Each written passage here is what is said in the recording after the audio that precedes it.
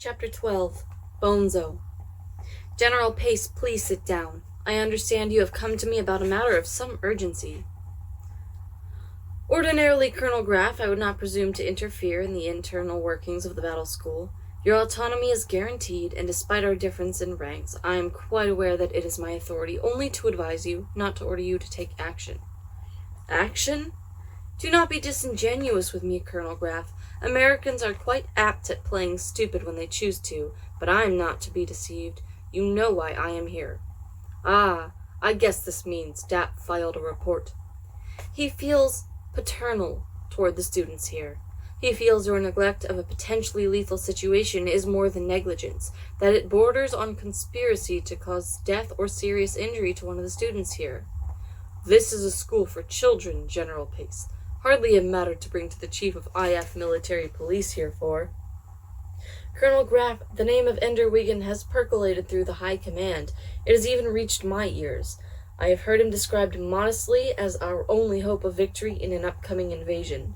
When it is his life or health that is in danger, I do not think it untoward that the military police take some interest in preserving and protecting the boy.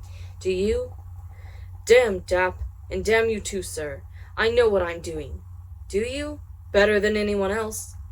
Oh, that is obvious, since no one else has the faintest idea what you're doing. You have known for 8 days that there is a conspiracy among some of the more vicious of these children to cause the beating of Ender Wiggin, if they can, and that some members of this conspiracy, notably the boy named Bonita de Madrid, commonly called Bonzo, are quite likely to exhibit no self-restraint when this punishment takes place, so that Ender Wiggin, an estimably important international resource, will be placed in serious danger of having his brains pasted on the walls of your orbiting schoolhouse. And you, fully warned of this danger, propose to do exactly nothing.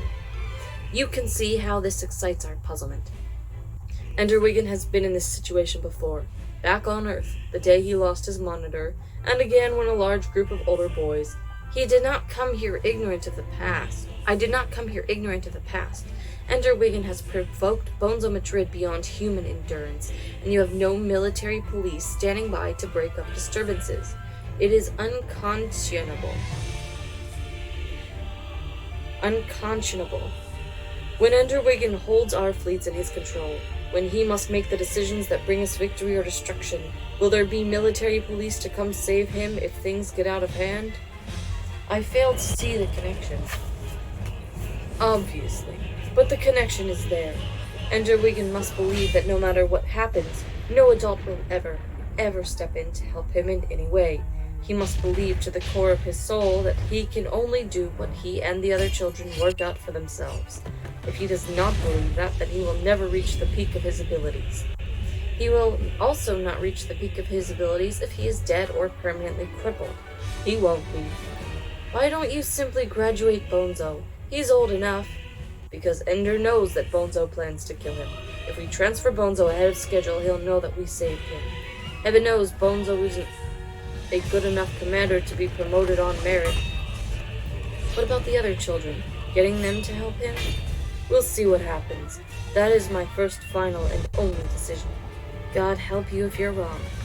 God help us all if I'm wrong. I'll have you before the Capitol Court-Martial. I'll have your name disgraced throughout the world if you're wrong.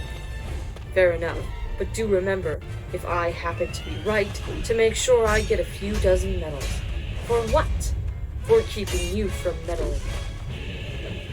Ender sat in the corner of the battle room, looked his arm hooked through a handhold, watching Bean practice with his squad. Yesterday they had worked on attacks without guns, disarming enemies with their feet. Ender had helped them with some techniques from gravity personal combat. Many things had to be changed, but inertia in flight was a tool that could be used against the enemy as easily in Molo as in Earth gravity. Today, though, Bean had a new tool. It was a deadline, one of the thin, almost invisible twines used during construction in space to hold two objects together. Deadlines were sometimes kilometers long. This one was just a bit longer than a wall of the battle room, and yet it looped easily, almost invisibly, around Bean's waist. He pulled it off like an article of clothing and handed one end to one of his soldiers. Hook it to a handhold and wind it a few times. Bean carried the other end across the battle room. As a tripwire it wasn't too useful, Bean decided. It was invisible enough, but one strand of twine wouldn't have much of a chance of stopping an enemy that could easily go above or below it. Then he got the idea of using it to change his direction of movement in mid-air. He fastened it around his waist, the other end still fastened to a handhold, slipped a few meters away, and launched himself straight out. The twine caught him, changed his direction abruptly, and swung him in an arc that crashed him brutally against the wall. He screamed and screamed. It took Ender a moment to realize that he wasn't screaming in pain. "Did you see how fast I went? Did you see how I changed direction?" Soon, all of Dragon Army stopped work to watch Bean practice with the twine. The changes in direction were stunning, especially when you didn't know where to look for the twine. When he used the twine to wrap himself around a star, he attained speeds no one had ever seen before. It was 21:40 when Ender dismissed the evening practice. Weary, but delighted at having seen something new, his army walked through the corridors back to the barracks. Ender walked among them, not talking, but listening to their talk. They were tired, yes, a battle every day for more than 4 weeks, often in situations that tested their abilities to the utmost, but they were proud, happy, close. They had never lost, and they learned to trust each other. They trusted their fellow soldiers to fight hard and well, trusted their leaders to use them rather than to waste their efforts. Above all, trusted Ender to prepare them for anything that might happen. As they walked to the corridor, Ender noticed several older boys seemingly engaged in conversations in branching corridors and ladderways. Some were in their corridor, walking slowly in the other direction.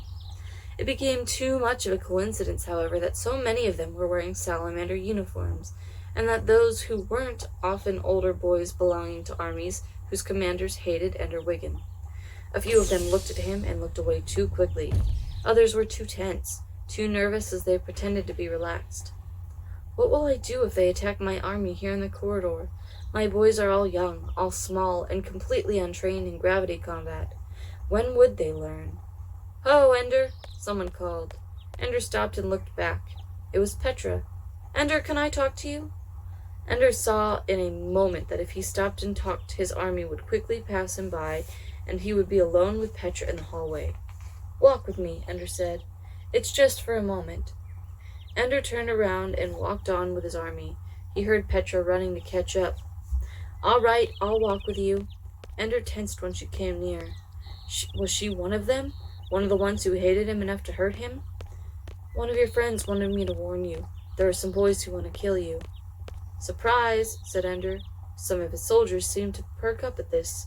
Plots against their commander were interesting news, it seemed. "Ender, they can do it. He said they've been planning it ever since you went commander. Ever since I beat Salamander Army, you mean?" "I hated you after you beat Phoenix Army too, Ender. I didn't say I blamed anybody." "It's true. He told me to take you aside today and warn you on the way from the battle room to be careful tomorrow because... Petra, if you had actually taken me aside just now, there are a dozen boys following along who could have taken me in the corridor. Can you tell me you didn't notice them?" Suddenly her face flushed. "No, I didn't. How can you think I did? Don't you know who your friends are?"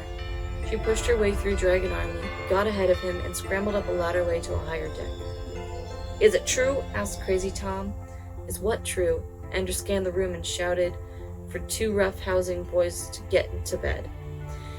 "That some of the older boys want to kill you." "All talk," said Ender. But he knew that it wasn't. Petra had known something, and what he saw on the way here tonight wasn't imagination. "It may be all talk, but I hope you'll understand when I say that you've got 5 toon leaders who are going to escort you to your room tonight. Completely unnecessary. Humor us. You owe us a favor. I owe you nothing." He'd be a fool to turn them down. "Do as you want." He turned and left. The toon leaders trotted along with him. One ran ahead, opened his door. They checked the room, made Ender promise to lock it, and left him just before lights out. There was a message on his desk. "Don't be alone. Ever. Dink." Ender grinned. So Dink was still his friend. "Don't worry. They won't do anything to me. I have my army."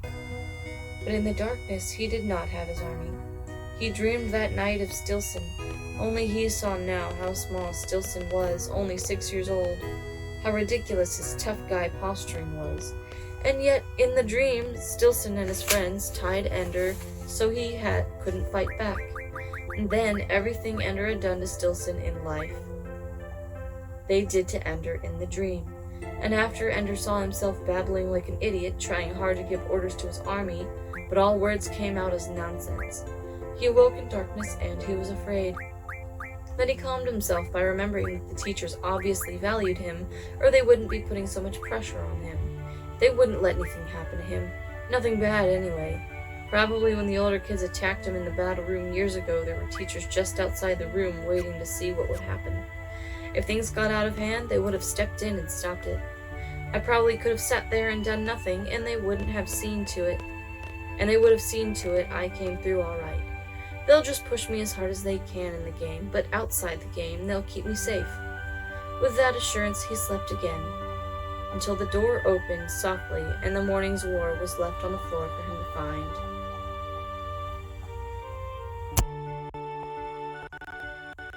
They won, of course, but it was a grueling affair, with the battle room so filled with a labyrinth of stars that hunting down the enemy during mop-up took 45 minutes. It was Paul Slattery's Badger army, and they refused to give up.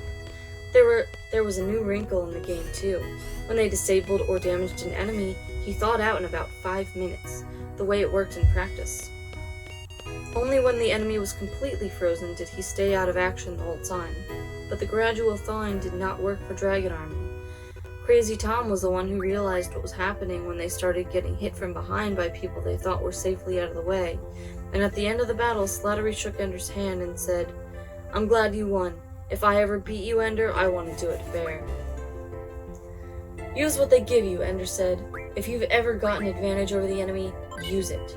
"Oh, I did," said Slattery. He grinned. "I'm only fair-minded before and after battles." The battle took so long that breakfast was over. Ender looked at his hot, sweating, tired soldiers waiting in the corridor and said, "Today you know everything. No practice. Get some rest, have some fun, pass a test." It was a measure of their weariness that they didn't even cheer, laugh, or smile. They just walked into the barracks and stripped off their clothes. They would have practiced if he had asked them to, but they were reaching the end of their strength, and going without breakfast was one unfairness too many. Ender meant to shower right away, but he was also tired. He lay down on his bed in his flash suit, just for a moment, and woke up at the beginning of lunchtime. So much for his idea of studying more about the buggers this morning. Just time to clean up, go eat, and head for class. He peeled off his flash suit, which stank from his sweat. His body felt cold, his joints oddly weak. Shouldn't have slept in the middle of the day. I'm beginning to slack off. I'm beginning to wear down. Can't let it get to me. So he jogged to the gym and forced himself to climb the rope 3 times before going to the bathroom to shower. It didn't occur to him that his absence in the commander's mess would be noticed, that showering during noon hour, when his own army would be wolfing down their first meal of the day, he would be completely, helplessly alone. Even when he heard them come into the battle room, he paid no attention. He was into the bathroom. Even when he heard them coming into the bathroom, he paid no attention. He was letting the water pour over his head, over his body. The muffled sound of footsteps was hardly noticeable. Maybe lunch was over, he thought. He started to soap himself again. Maybe somebody finished practice late. And maybe not. He turned around. There were 7 of them, leaning back against the metal sinks or standing closer to the showers, watching him. Bonzo stood in front of them. Many were smiling, the condescending leer of the hunter for his concerned victim. Bonzo was not smiling, however. "Ho, Ender," he said. Nobody answered. So Ender turned off the shower, even though there was still soap on him, and reached for his towel. It wasn't there. One of the boys was holding it. It was Bernard. All it would take for the picture to be complete was for Stilson and Peter to be there too. They needed Peter's smile. They needed Stilson's obvious stupidity. Ender recognized the towel as their opening point. Nothing would make him look weaker than to chase naked after the towel. That was what they wanted, to humiliate him, to break him down. He wasn't going to play. He refused to feel weak because he was wet and cold and unclothed. He stood strongly facing them, his arms at his sides, fastening his gaze on Bonzo. "Your move," Ender said. "This is no game," said Bernard. "We're tired of you, Ender. You graduate today, on ice." Ender did not look at Bernard. It was Bonzo who hungered for his death, even though he was silent. The others were along for the ride, daring themselves to see how far they might go. Bonzo knew how far he would go. "Bonzo," Ender said softly, "your father would be proud of you." Bonzo stiffened. "He would love to see you now, come to fight a naked boy in a shower, smaller than you, and you brought 6 friends. He would say, 'Oh, what honor.'" "Nobody came to fight you," said Bernard. "We came to talk you into playing fair with the games, maybe lose a couple now and then." The others laughed, but Bonzo didn't laugh, and neither did Ender. "Be proud, Bonito, pretty boy. You can go home and tell your father, 'Yes, I beat up Ender Wiggin, who was barely 10 years old, and I was 13, and I had only 6 of my friends to help me, and somehow we managed to defeat him, even though he was naked and wet and alone.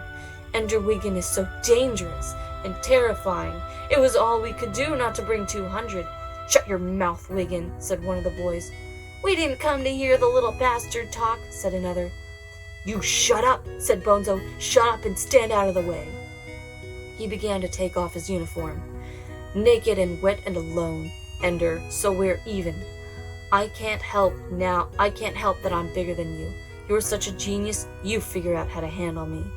He turned to the others. "Watch the door. Don't let anyone else in." The bathroom wasn't large, and plumbing fixtures protruded everywhere. It had been launched in one piece as a low-orbit satellite, packed full of water reclamation equipment. It was designed to have no wasted space. It was obvious what their tactics would have to be. Throw the other boy against the fixtures until one of them does enough damage that he stops. When Ender saw Bonzo's stance, his heart sank. Bonzo had also taken classes, and probably more recently than Ender. He was better, he was stronger, and he was full of hate. He would not be gentle. "He will go for my head," thought Ender. "He will try above all to damage my brain, and if this fight is long, he's bound to win. His strength can control me. If I am to walk away from here, I have to win quickly and permanently." If he could still feel again the sickening way Stilson's bones had given away. But this time it will be my body that breaks, unless I can break him first. Ender stepped back, flipped the shower head so it turned outward, and turned on pure hot water. Almost at once the steam began to rise. He turned on the next and the next. "I'm not afraid of hot water," said Bonzo. His voice was soft. I'll read that again. "I'm not afraid of hot water," said Bonzo. His voice was soft. But it wasn't the hot water that Ender wanted. It was the heat. His body still had soap on it, and his sweat moistened it, made his skin more slippery than Bonzo would accept. Suddenly there was a voice from the door. "Stop it!" For a moment Ender thought it was a teacher come to stop the fight. But it was only Dink Meeker. Bonzo's friend caught him at the door, held him. "Stop it, Bonzo," Dink cried. "Don't hurt him." "Why not?" asked Bonzo, and for the first time he smiled.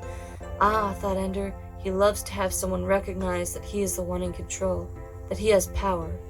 Because he's the best, that's why. Who else can fight the buggers?" "That's what matters to you, fool, the buggers." Bonzo stopped smiling. "That's what matters, you fool, the buggers." Bonzo stopped smiling. It was the thing he hated most about Ender, that Ender really mattered to other people, and in the end, Bonzo did not. "You've killed me with those words, Dink. Bonzo doesn't want to hear that I might save the world." "Where are the teachers?" thought Ender. "Don't they realize that the first contact between us in this fight might be the end of it? This isn't like the fight in the battle room, where no one had leverage to do any terrible damage. There's gravity in here, and the floors and wall are hard and jutted with metal. Stop this now, or not at all." "If you touch him, you're a bugger lover," cried Dink. "You're a traitor. If you touch him, you deserve to die." They jammed Dink's face backward into the door, and he was silent. The mist from the showers dimmed the room, and the sweat was streaming down Ender's body. Now before the soap is carried off me. Now while I'm still too slippery to hold. Ender stepped back, letting the fear he felt show in his face. "Bonzo, don't hurt me," he said. "Please." It was what Bonzo was waiting for, the confession that he was empowered. For other boys it might have been enough that Ender had submitted. For Bonzo, it was only a sign that his victory was sure. He swung his leg as if to kick, but changed it to a leap at the last moment. Ender noticed the shifting weight and stooped lower so that Bonzo would be more off balance when he tried to grab Ender or throw him. Bonzo's tight, hard ribs came against Ender's face and his hands slapped against his back, trying to grip him. But Ender twisted, and Bonzo's hand slipped. In an instant, Ender was completely turned, yet still inside Bonzo's grasp. The classic move at this moment would be to bring up his heel to Bonzo's crotch, but for that move to be effective required too much accuracy, and Bonzo expected it. He was already rising on his toes, thrusting his hips backwards to keep Ender from reaching his groin. Without seeing him, Ender knew it would bring his face closer, almost in Ender's hair. So instead of kicking, he lunged upward off the floor with a powerful lunge of the soldier,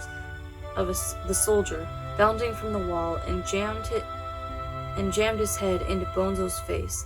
Ender whirled in time to see Bonzo stagger backward, his nose bleeding, gasping from surprise and pain. Ender knew that this moment he might be able to walk out the room and end the battle, the way he had escaped from the battle room after drawing blood. But the battle would only be fought again and again, until the fight was finished. The only way to end things completely was to hurt Bonzo enough that his fear was stronger than his hate. So Ender leaned back against the wall behind him, then jumped up and pushed off with his arms. His feet landed on Bonzo's belly and chest. Ender spun in the air and landed on his toes and hands. He flipped over, scooted under Bonzo, and this time when he kicked upward into Bonzo's crotch, he connected, hard and sure. Bonzo did not cry out in pain. He did not react at all, except that his body rose a little in the air. It was as if Ender had kicked a piece of furniture. Bonzo collapsed, fell to the side, and sprawled directly under the spray of steaming water from a shower. He made no movement whatever to escape the murderous heat. "My God!" someone shouted. Bonzo's friends leaped to turn off the water. Ender rose to his feet. Someone thrust his towel at him. It was Dink. "Come on out of here," he said. He led Ender away. Behind them they heard the heavy clatter of adults running down a ladderway. Now the teachers would come, the medical staff, to dress the wounds of Ender's enemy. Where were they before the fight, when there might have been no wounds at all? There was no doubt now in Ender's mind. There was no help for him. Whatever he faced, now and forever, no one would save him from it. Peter might be scum, but Peter had been right, always right. The power to cause pain is the only power that matters, the power to kill and destroy, because if you can't kill, then you are always subject to those who can, and nothing and no one will ever save you. Dink led him to his room, made him lie on the bed. "Are you hurt anywhere?" he asked. Ender shook his head. "You took him apart. I thought you were dead meat the way he grabbed you, but you took him apart. If he'd stood up longer, you would have killed him." "He meant to kill me. I know it. I know him. Nobody hates like Bonzo, but not anymore. They'll ice him for this and send him home. He'll never look you in the eye again, you or anybody. He had 20 centimeters on you, and you made him look like a crippled cow standing there chewing her cud." All Ender could see, though, was the way Bonzo looked as Ender kicked upward into his groin, the empty, dead look in his eyes. He was already finished then, already unconscious. His eyes were open, but he wasn't thinking or moving anymore. Just that dead, stupid look on his face. That terrible look. The way Stilson looked when I finished with him. "They'll ice him, though," Dink said. "Everybody knows he started it. I saw them get up and leave the commander's mess. Took me a couple of seconds to realize you weren't there either, and then a minute more to find out where you'd gone. I told you not to be alone." "Sorry." "They're bound to ice him, troublemaker. Him and his stinking honor." Then, to Dink's surprise, Ender began to cry, lying on his back, still soaking wet with sweat and water. He gasped, his sobs, tears seeping out of his closed eyelids and disappearing in the water on his face. "Are you all right?" "I didn't want to hurt him," Ender cried. "Why didn't he just leave me alone?"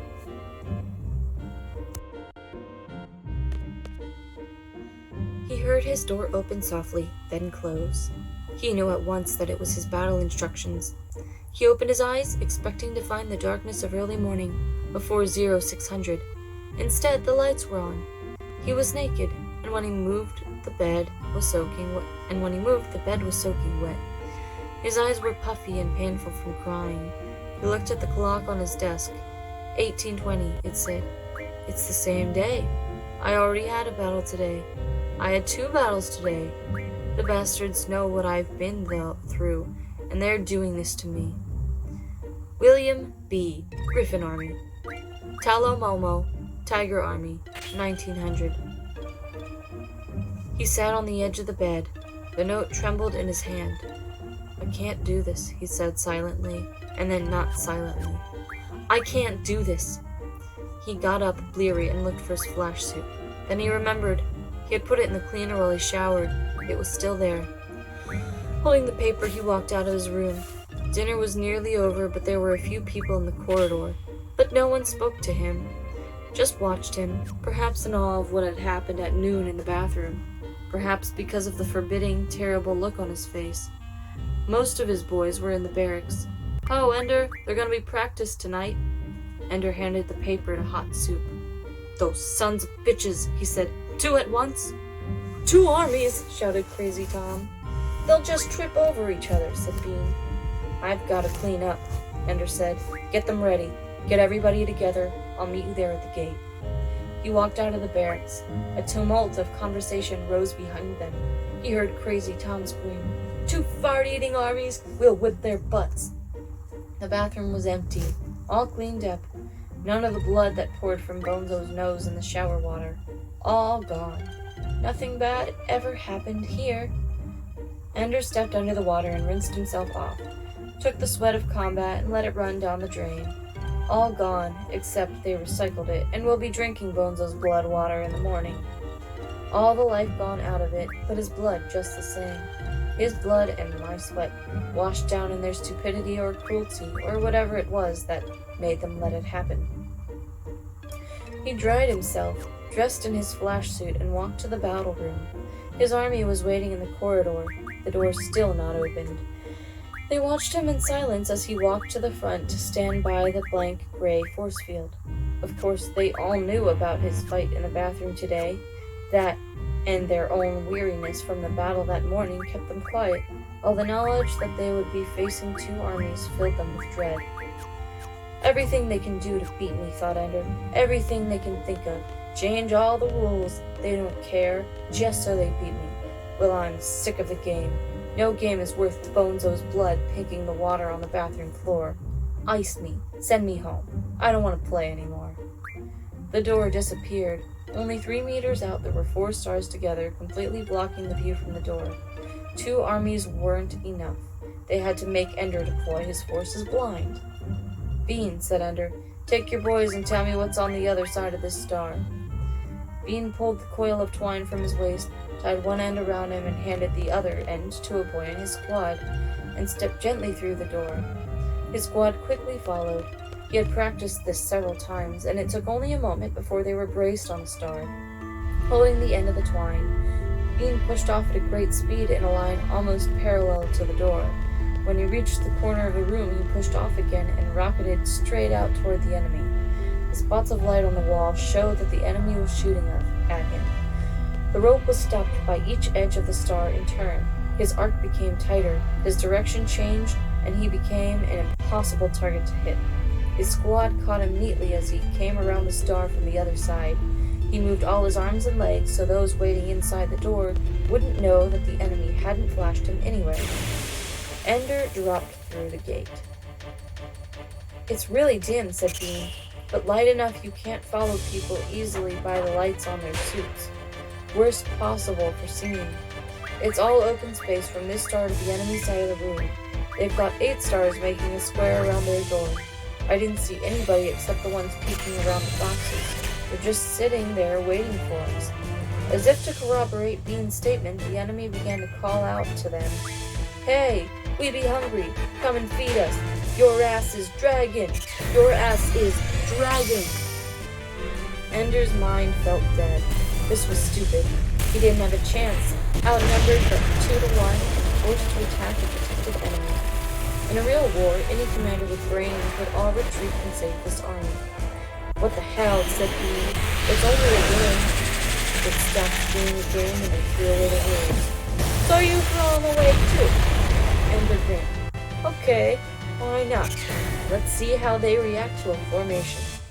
Bean was appalled. A formation? We've never done a formation in the whole time we've been an army. We've still got a month before our training period is normally supposed to end.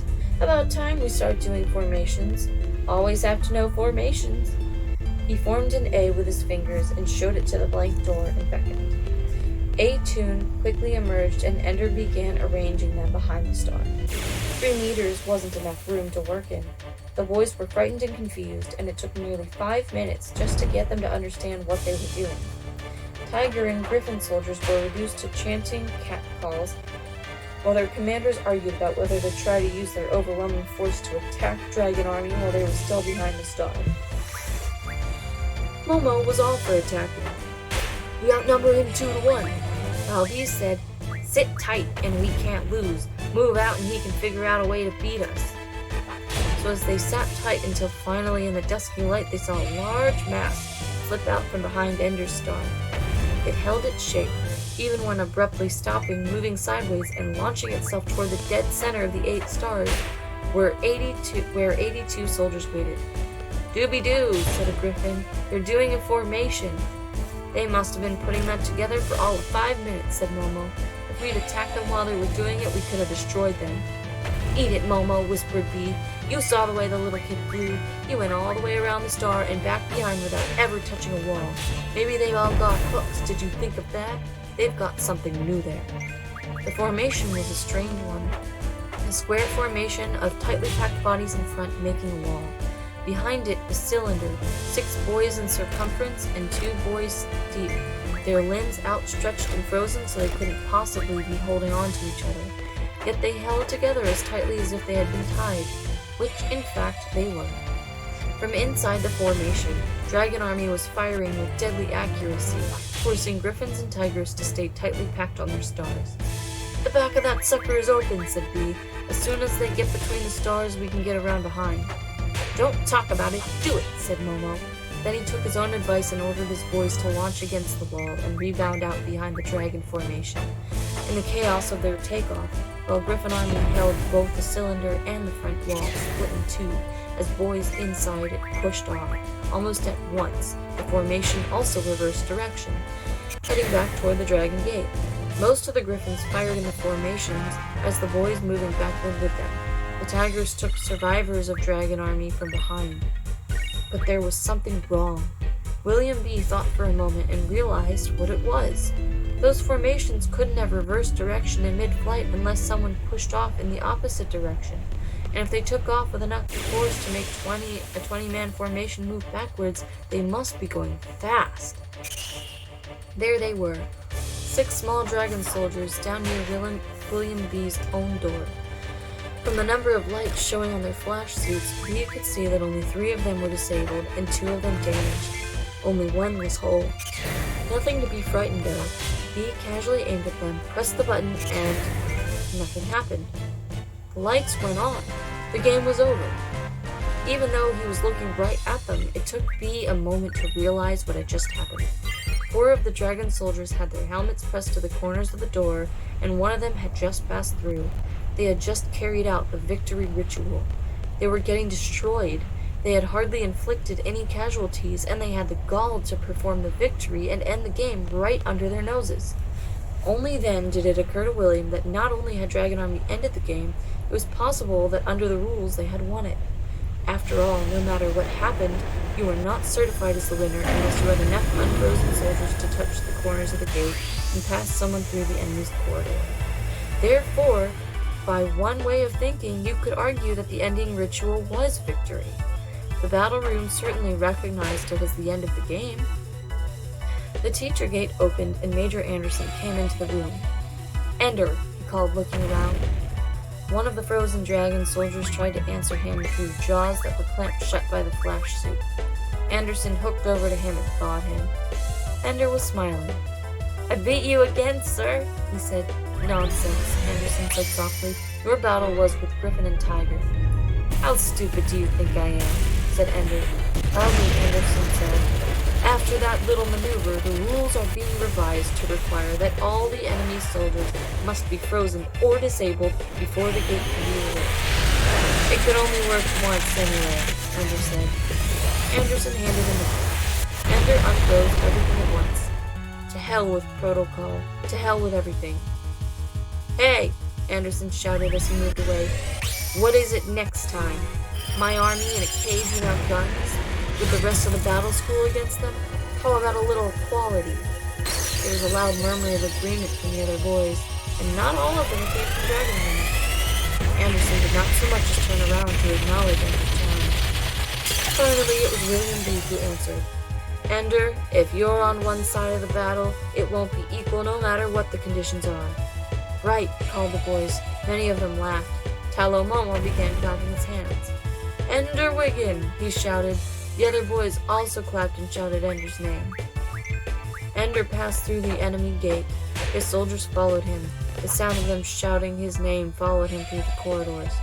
Practice tonight? Asked Crazy Tom. Ender shook his head. Tomorrow morning, then. No. Well, when? Never again, as far as I'm concerned. He could hear the murmurs behind him. Hey, that's not fair, said one of the boys. It's not our fault the teachers are screwing up the game. You can't just stop teaching us stuff because... Ender slammed his open hand against the wall and shouted at the boy.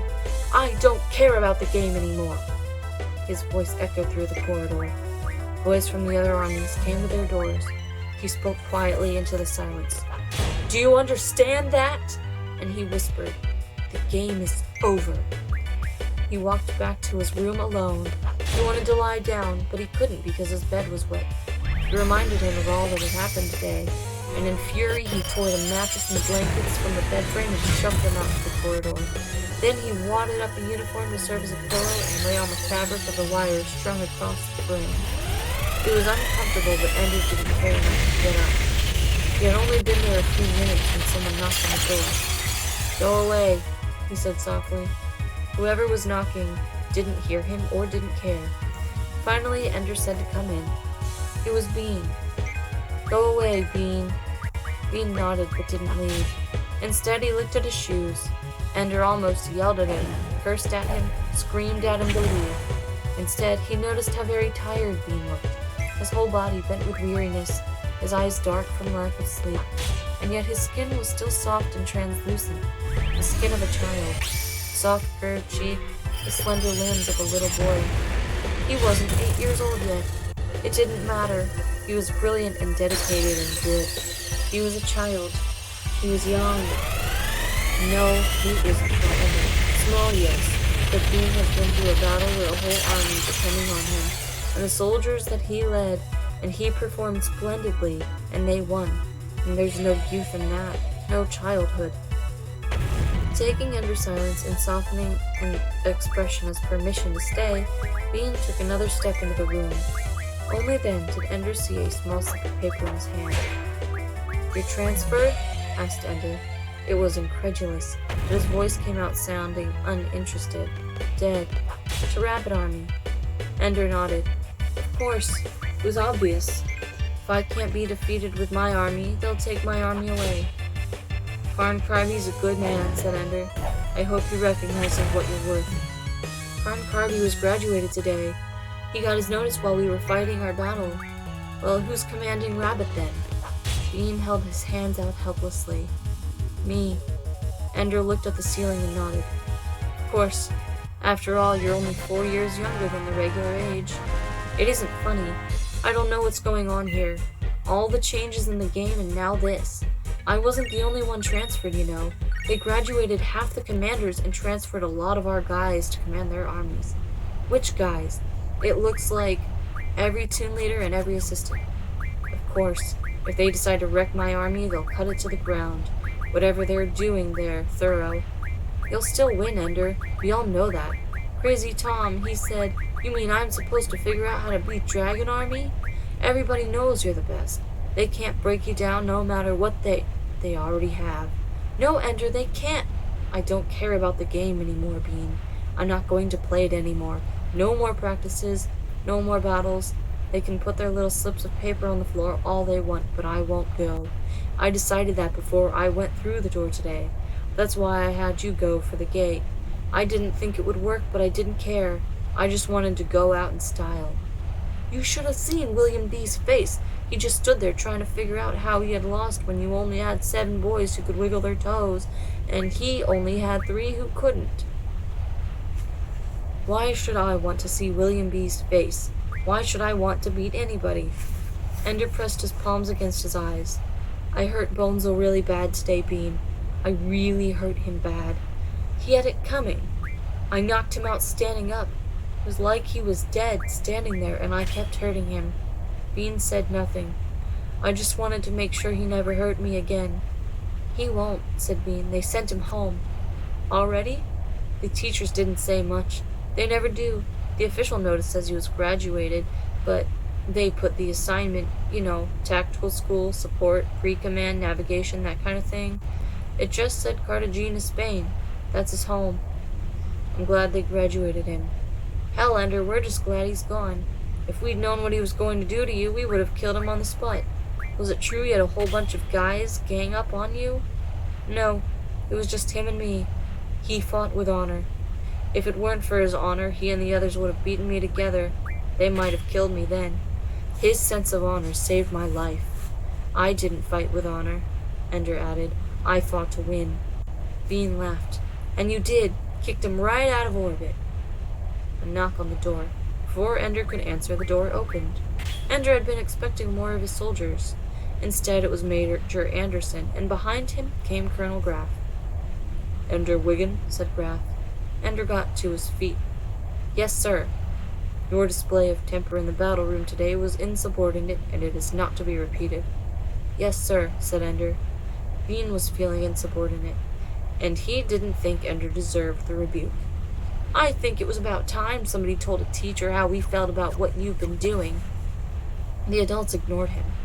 Anderson handed Ender a sheet of paper, a full-sized sheet, not one of the little slips of paper that served for internal orders within the battle school. It was a full-fledged set of orders. Bean knew what it meant.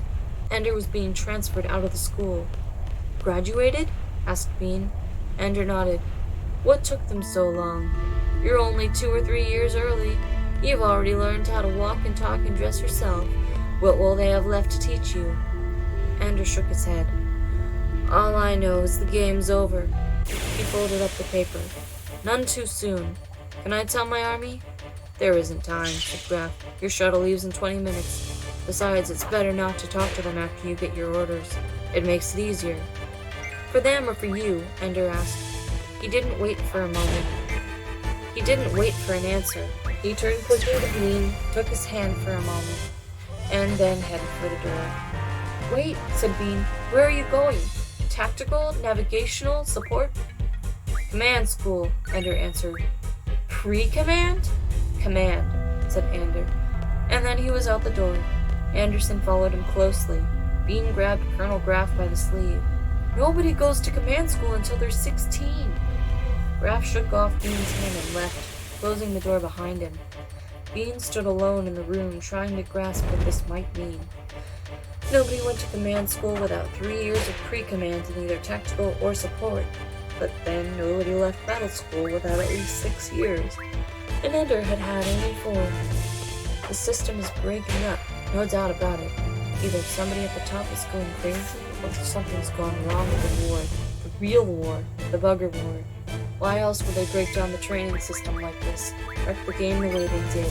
Why else would they put a little kid like me in command of an army? Bean wondered about it as he walked back down the corridor to his own bed. The lights went out just as he reached his bunk. He undressed in the darkness, fumbling to put his clothes in a locker he couldn't see. He felt terrible. At first he thought he felt bad because he was afraid of leading an army, but it wasn't true. He knew he'd make a good commander. He felt himself wanting to cry. He hadn't cried since the first few days of homesickness after he got here. He tried to put a name on the feeling that put a lump in his throat and made him sob silently. However much he tried to hold it down. He bit down on his hand to stop the feeling, to replace it with pain. It didn't help. He would never see Ender again. Once he named that feeling, he could control it. He lay back and forced himself to go through the relaxing routine until he didn't feel like crying anymore. Then he drifted off to sleep. His hand was near his mouth. It lay on his pillow hesitantly, as if Bean couldn't decide whether to bite his nails or suck on his fingertips.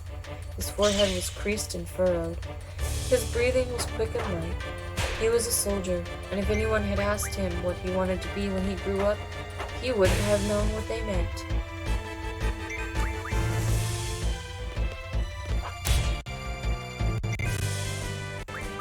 When he was crossing into the shuttle, Ender noticed for the first time that the insignia on Major Anderson's uniform had changed. "Yes, he's a colonel now," said Graf. "In fact, Major Anderson has been placed in command of Battle School. As of this afternoon, I've been reassigned to other duties." Ender did not ask him what they were. Graf strapped himself into a seat across the aisle from him. There was only one other passenger, a quiet man in civilian clothes who was introduced as General Pace. Pace was carrying a briefcase, but Graf carried no more luggage than Ender did. Somehow that was comforting to Ender, that Graf also came away empty. Ender spoke only once on the voyage home. "Why are we going home?" he asked. "I thought command school was in the asteroid somewhere." "It is," said Graf, "but the battle school has no facilities for docking long-range ships, so you get a short landside leave."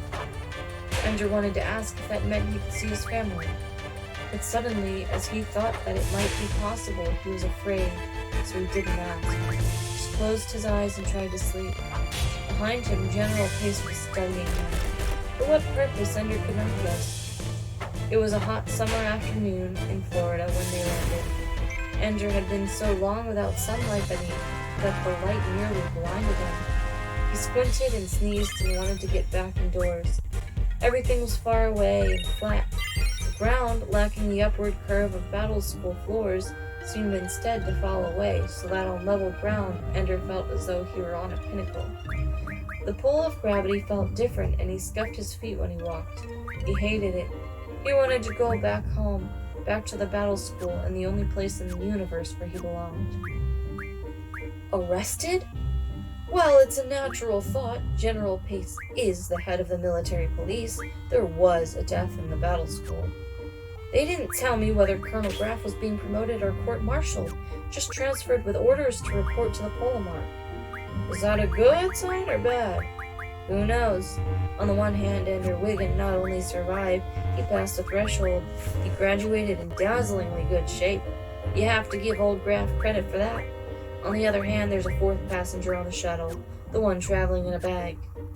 Only the second death in the history of the school. At least it wasn't a suicide this time. How is murder better, Major Imbu? It wasn't murder, Colonel. We have it on video from 2 angles. No one can blame Ender. But they might blame Graf. After all this is over, the civilians can rake over our files and decide what was right and what was not. Give us medals where they think we were right and take away our pensions and put us in jail where they decide we were wrong. At least they had the good sense not to tell Ender that the boy died. It's the second time, too. They didn't tell him about Stilson either. The kid is scary. Ender Wiggin isn't a killer. He just wins, thoroughly. If anybody's going to be scared, let it be the buggers. Makes you almost feel sorry for them, knowing Ender's going to be coming after them. The only one I feel sorry for is Ender, but not sorry enough to suggest that they ought to let up on him. I just got access to the material that Graf's been getting all this time, about fleet movements, that sort of thing. I used to sleep easy at night. Time's getting short? I shouldn't have mentioned it. I can't tell you secured information. I know. Let's leave it at this. They didn't get him to command school a day too soon, and maybe a couple of years too late.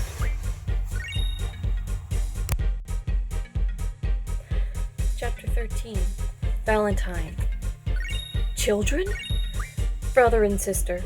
They layered themselves 5 times through nets, writing for companies that paid for their memberships, that sort of thing. Devil of a time tracking them down. What are they hiding? Could be anything. The most obvious thing to hide, though, is their ages. The boy is 14 and the girl is 12. Which one is Demosthenes? The girl, the 12-year-old. Pardon me, I don't really think it's funny, but I can't help but laugh. All this time we've been worried, all the time we've been trying to persuade the Russians not to take Demosthenes too seriously. We held up Locke as proof that Americans weren't all crazy warmongers. Brother and sister pubescent, and their last name is Wiggin. Ah, coincidence? VIII is a third. They are 1 and 2. Oh, excellent! The Russians will never believe that Demosthenes and Locke aren't as much under our control as VIII.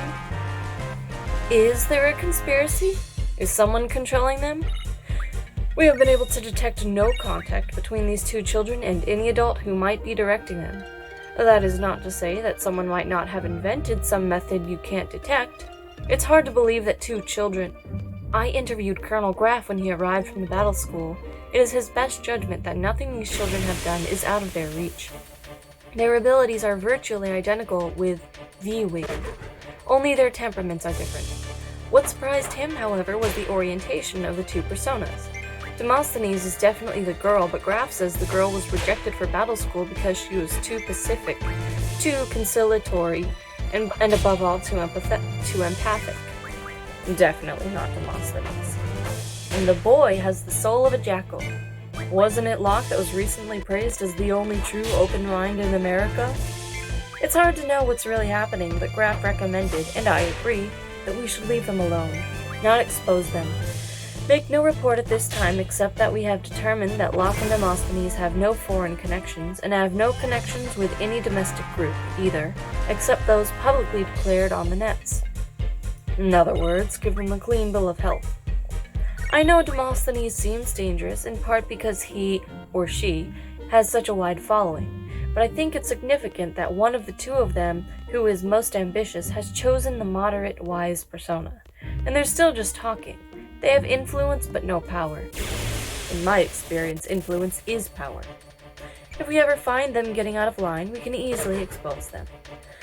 Only in the next few years. The longer we wait, the older they'll get, and the less shocking it is to discover who they are. You know what the Russian troop movements have been. There's always a chance that Demosthenes is right, in which case, we'd better have Demosthenes around. Alright, we'll show them clean for now, but watch them. And I, of course, have to find ways of keeping the Russians calm. In spite of all her misgivings, Valentine was having fun being Demosthenes. Her calm was now being carried on practically every newsnet in the country, and it was fun to watch the money pile up in her attorney's accounts. Every now and then, she and Peter would, in Demosthenes' name, donate a carefully calculated sum to a particular candidate or cause. Enough money that the donation would be noticed, but not so much that the candidate would feel she was trying to buy a vote.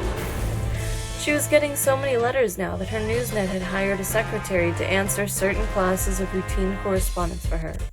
The fun letters from national and international leaders, sometimes hostile, sometimes friendly, always diplomatically trying to pry into Demosthenes' mind, those she and Peter read together, laughing in delight, sometimes that people like this were writing to children and didn't know it. Sometimes, though, she was ashamed. Father was reading Demosthenes regularly. He never read Locke, or if he did, he said nothing about it. At dinner, though, he would often regale them with some telling point Demosthenes had made in that day's column. Peter loved it when Father did that. See how it shows that the common man is paying attention? But it made Valentine feel humiliated for Father. If he ever found out that all this time I was writing the columns he told us about, and that I didn't even believe half the things I wrote, he would be angry and ashamed. At school, she once nearly got in trouble when her history teacher assigned the class to write a paper contrasting the views of Demosthenes and Locke as expressed in two of their early columns. Valentine was careless and did a brilliant job of analysis. As a result, she had to work hard to talk the principal out of having her essay published on the very newsnet that carried Demosthenes' column. Peter was savage about it. You write too much like Demosthenes. You can't get published. I should kill Demosthenes now. You're getting out of control. If he raged about that blunder, Peter frightened her still more when he went silent.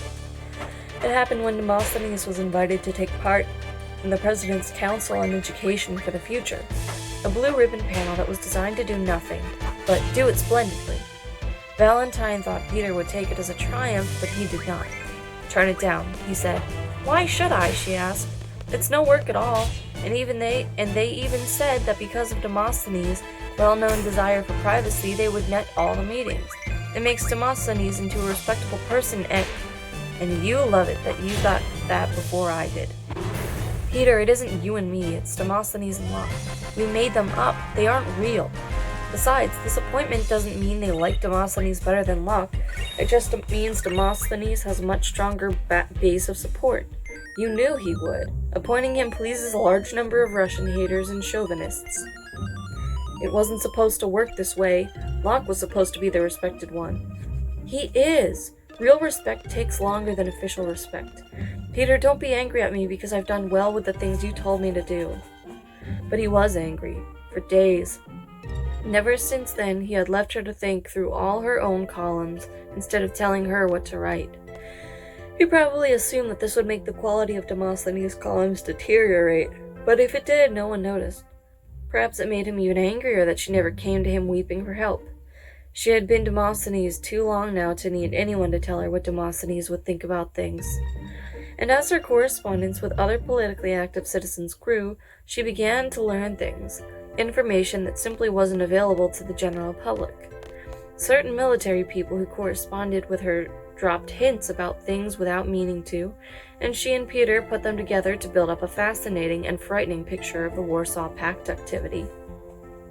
They were indeed preparing for war, a vicious and bloody earthbound war. Demosthenes wasn't wrong to suspect that the Second Warsaw Pact was not abiding by the terms of the League, and the character of Demosthenes gradually took on a life of his own. At times, she found herself thinking like Demosthenes at the end of a writing session, agreeing with the ideas that were supposed to be calculated poses. And sometimes she read Peter's Locke essays and found herself annoyed at his obvious blindness to what was really going on. Perhaps it's impossible to wear an identity without becoming what you pretend to be. She thought of that, worried about it for a few days, and then wrote a column using that as a premise, to show that politicians who toadied to the Russians in order to keep the peace would inevitably end up subservient to them in everything. It was a lovely bite at the party in power, and she got a lot of good mail about it. She also stopped being frightened of the idea of becoming, to a degree, Demosthenes. He's smarter than Peter than I ever gave him credit for, she thought. Graf was waiting for her after school. He stood leaning on his car. He was in civilian clothes, and he had gained weight, so she didn't recognize him at first, but he beckoned to her, and before he could introduce himself, she remembered his name. I won't write another letter, she said. I should have never written that one. You don't like medals then, I guess. Not much. Come for a ride with me, Valentine. I don't ride with strangers. He handed her a paper. It was a release form and her parents had signed it. I guess you're not a stranger. Where are we going? To see a young soldier who was in Greensboro on leave. She got in the car. Andrew's only 10 years old, she said. I thought you told me last time he'd be eligible for a leave when he was 16. He skipped a few grades. So he's doing well? Ask him when you see him. Why me? Why not the whole family? Graf sighed. Andrew sees the world his own way. We had to persuade him to see you. As for Peter and your parents, he was not interested. Life at the battle school was intense. What do you mean? He's gone crazy? On the contrary, he's the sanest person I know. He's sane enough to know that his parents are not particularly eager to reopen a book of affection that was closed quite tightly 4 years ago. As for Peter, we didn't even suggest a meeting, and so he didn't have a chance to tell us to go to hell. They went out to Lake Brant Road and turned off just past the lake, following a road that wound down and up until they came to a white clapboard mansion that sprawled along the top of a hill. It looked over Lake Brant on one side and a 5-acre private lake on the other. This is the house that Medley's Mist E. Rubb built, said Graf. The IF picked it up in tax sale about 20 years ago. Ender insisted that its conversation with you should not be bugged. I promised him it wouldn't be, and to help inspire his confidence, the two of you are going out on a raft he built himself. I should warn you, though, I intend to ask you questions about your conversation when it is finished. You don't have to answer, but I hope you will. I didn't bring a swimming suit. We can provide one. One that isn't bugged? At some point there must be trust. For instance, I know who Demosthenes really is. She felt a thrill of fear running through her, but said nothing. I've known since I landed from battle school. There are perhaps 6 of us in the world who know his identity, not counting the Russians. God only knows what they know. But Demosthenes has nothing to fear from us. Demosthenes can trust our discretion, just as I trust Demosthenes not to tell Locke what's going on here today. Mutual trust. We tell each other things. Valentine couldn't decide whether it was Demosthenes they approved of or Valentine Wigan. If the former, she would not trust them. If the latter, then perhaps she could. The fact that they did not want her to discuss this with Peter suggested that perhaps they knew the difference between them. She did not stop to wonder whether she herself knew the difference anymore. You said he built the raft. How long has he been here? 2 months. We meant his leave to last only a few days, but you see, he doesn't seem interested in going on with his education. Oh, so I'm therapy again. This time we can't censor your letter. We're just taking our chances. We need your brother badly. Humanity is on the cusp. This time Val had grown up enough to know just how much danger the world was in, and she had been Demosthenes long enough that she didn't hesitate to do her duty. Where is he? Down at the boat slip. Where is the swimming suit? Ender didn't wave when she walked down the hill toward him, didn't smile when she stepped onto the floating boat slip, but she knew that he was glad to see her. Knew it because of the way his eyes never left her face. You're bigger than I remembered, she said stupidly. You too, he said. I also remembered that you were beautiful. Memory does play tricks on us. No, your face is the same, but I don't remember what beautiful means anymore. Come on, let's go out into the lake. She looked at the small raft with misgivings. Don't stand up on it, that's all, he said. He got on by crawling spider-like, on toes and fingers. It's the first thing I built with my own hands since you and I used to build with blocks. Peter-proof buildings. She laughed. They used to take pleasure in building things that would stand up even when a lot of obvious supports had been removed. Peter, in turn, liked to remove a block here or there so the structure would be fragile enough that the next person to touch it would knock it down. Peter was an ass, but he did provide some focus to their childhood. Peter's changed, she said.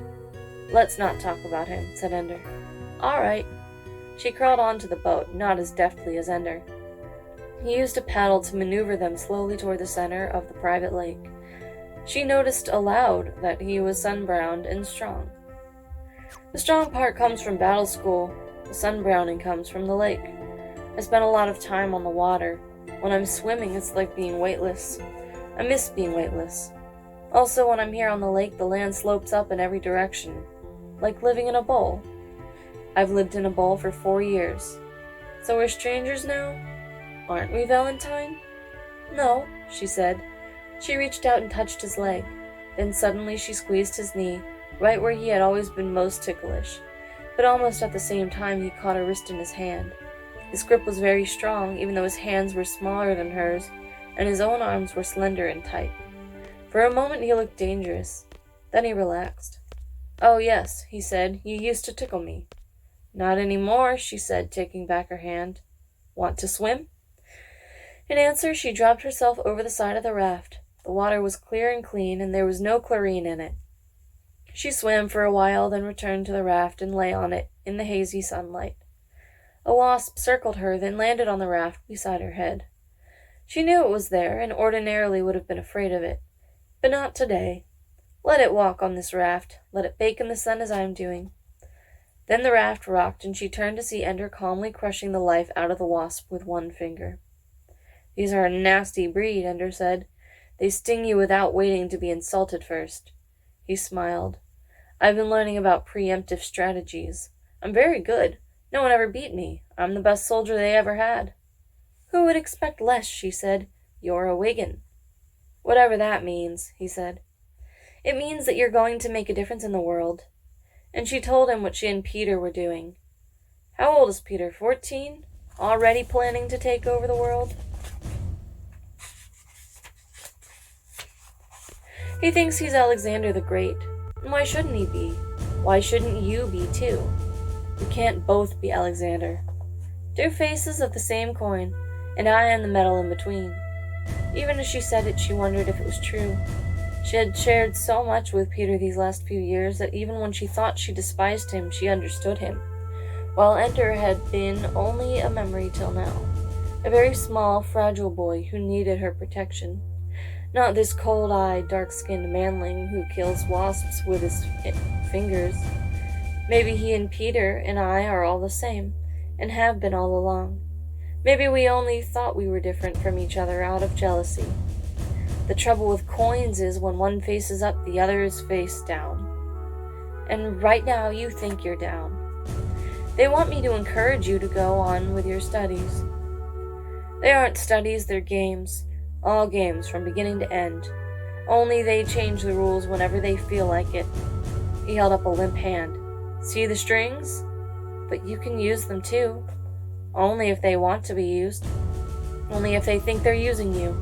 No, it's too hard. I don't want to play anymore. Just when I start to be happy, just when I think I can handle things, they stick in another knife. I keep having nightmares now that I'm here. I dream I'm in the battle room. Only instead of being weightless, they're playing games with gravity. They keep changing its direction, so I never end up on the wall I launched for.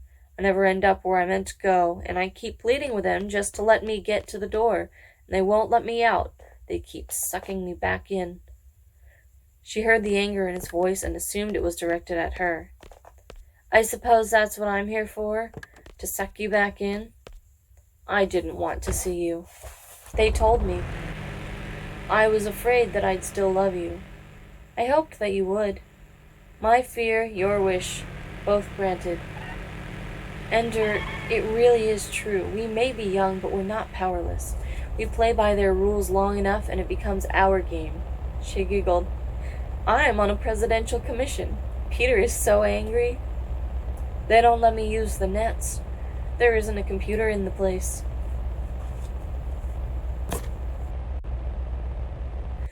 They don't let me use the nets. There isn't a computer in the place except the household machines that run the security system and the lighting. Ancient things, installed back a century ago when they made computers that didn't hook up with anything. They took away my army.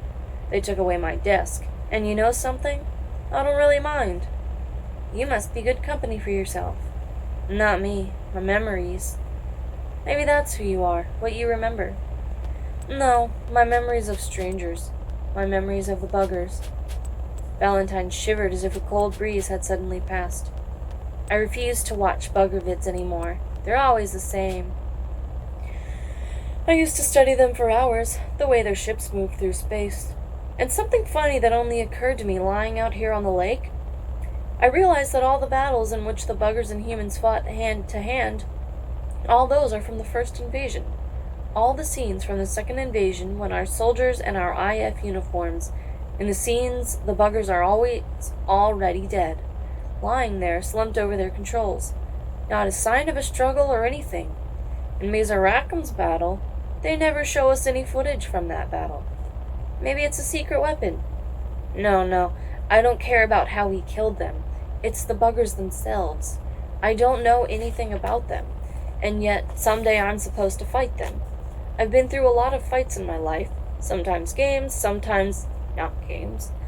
Every time I've won because I could understand the way my enemy thought, from what they did. I could tell what they thought I was doing, how they wanted the battle to take shape, and I played off of that. I'm very good at that, understanding how other people think. The curse of the Wigan children, she joked, but it frightened her that Ender might understand her as completely as he did his enemies. Peter always understood her, or at least thought he did, but he was such a moral sinkhole that she never had to feel embarrassed when he guessed even her worst thoughts. But Ender, she did not want him to understand her. It would make her naked before him. She would be ashamed. You don't think you can beat the buggers unless you know them. It goes deeper than that.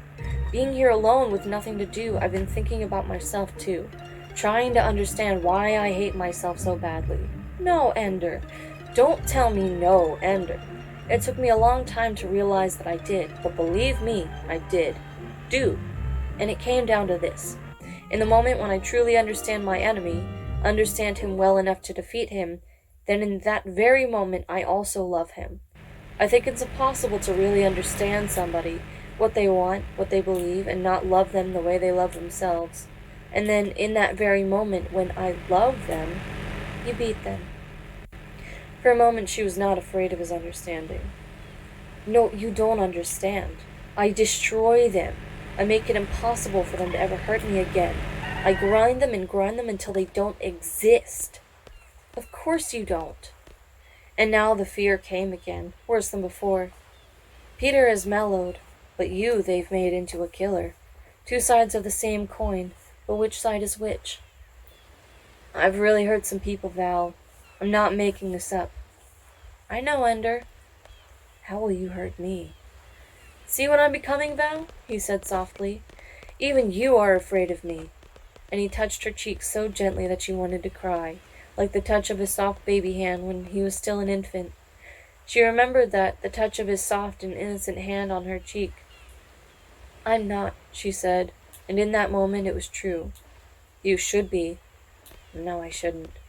You're going to shrivel up if you stay in this water. Also, the sharks might get you. He smiled. The sharks learned to leave me alone a long time ago. But he pulled himself onto the raft, bringing a wash of water across it as it tipped. It was cold on Valentine's back. Ender, Peter's going to do it. He's smart enough to take the time it takes. But he's going to win his way into power. And if not right now, then later. I'm not sure yet whether that'll be a good thing or a bad thing. Peter can be cruel, but he knows the getting and keeping of power. There are signs that once the Bugger War is over, and maybe even before it ends, the world will collapse into chaos again. The Russian Empire was on its way to hegemony before the first invasion. If they try for it afterward, so even Peter might be a better alternative. You've been discovering some of the destroyer in yourself, Ender. Well, so have I. Peter didn't have a monopoly on that, whatever the testers thought, and Peter has some of the builder in him. He isn't kind, but he doesn't break every good thing he sees anymore. Once you realize that, power will always end up with the sort of people who crave it. I think that there are worse people who could have it than Peter. With that strong recommendation, I could vote for him myself. Sometimes it seems absolutely silly. A 14-year-old boy and his kid sister plotting to take over the world. She tried to laugh. It wasn't funny. We aren't just ordinary children, are we? None of us. Don't you sometimes wish we were? She tried to imagine herself being like the other girls at school.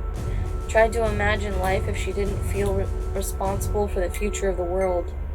It would be so dull.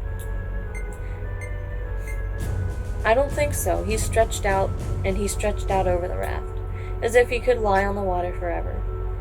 It was true. Whatever they did to Ender in the battle school, they had spent his ambition. He really did not want to leave the sun-warmed waters of this bowl. No, she realized. No, he believes that he doesn't want to leave here, but there is still too much of Peter in him, or too much of me. None of us could be happy for long, doing nothing.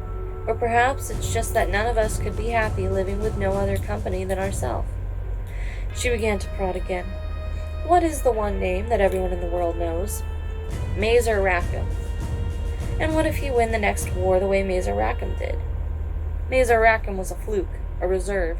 Nobody believed in him. He just happened to be in the right place at the right time. But suppose you do it.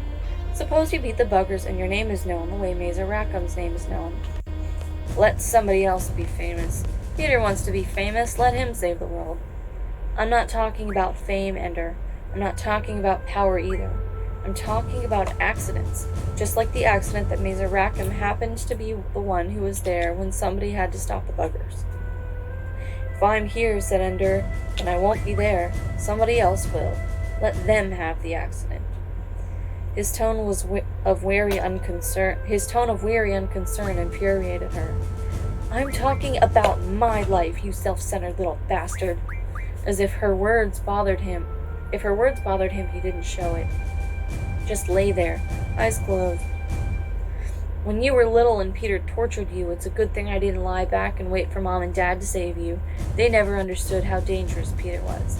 I knew you had the monitor, but I didn't wait for them either.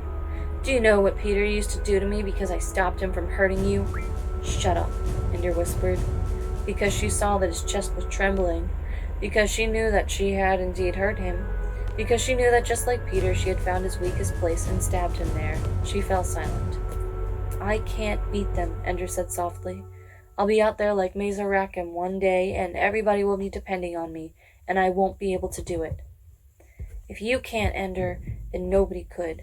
If you can't beat them, then they deserve to win because they're stronger and better than us. It won't be your fault. Tell it to the dead." "If not you, then who?" "Anybody." "Nobody, Ender. I'll tell you something. If you try and lose, then it isn't your fault. But if you don't try and we lose, then it's all your fault. You killed us all. I'm a killer no matter what. What else should you be? Human beings didn't evolve brains in order to lie around on lakes. Killing's the first thing we learned, and a good thing we did or we'd be dead, and the tigers would own the earth. I could never beat Peter no matter what I said or did. I never could." So it came back to Peter. He was years older than me, and stronger. So were the buggers. She could see his reasoning, or rather his unreasoning. He could win all he wanted, but he knew in his heart that there was always someone who could destroy him. He always knew that he had not really won because there was Peter, undefeated champion. "You want to beat Peter?" she asked. "No," he answered. "Beat the buggers, then come home and see who notices Peter winning anymore. Look him in the eye when all the world loves you and reveres you. That'll be defeat in his eyes, Ender. That's how you win." "You don't understand," he said. "Yes, I do." "No, you don't. I don't want to beat Peter." "Then what do you want?" "I want him to love me." She had no answer. As far as she knew, Peter didn't love anybody. Ender said nothing more, just lay there, and lay there. Finally, Valentine, the sweat dripping off her, the mosquitoes beginning to hover as the dusk came, took one final dip in the water and then began to push the raft into shore. Ender showed no sign that he knew what she was doing, but his irregular breathing told her he was not asleep. When they got to the shore, she climbed onto the dock and said, "I love you, Ender, more than ever, no matter what you decide." He didn't answer.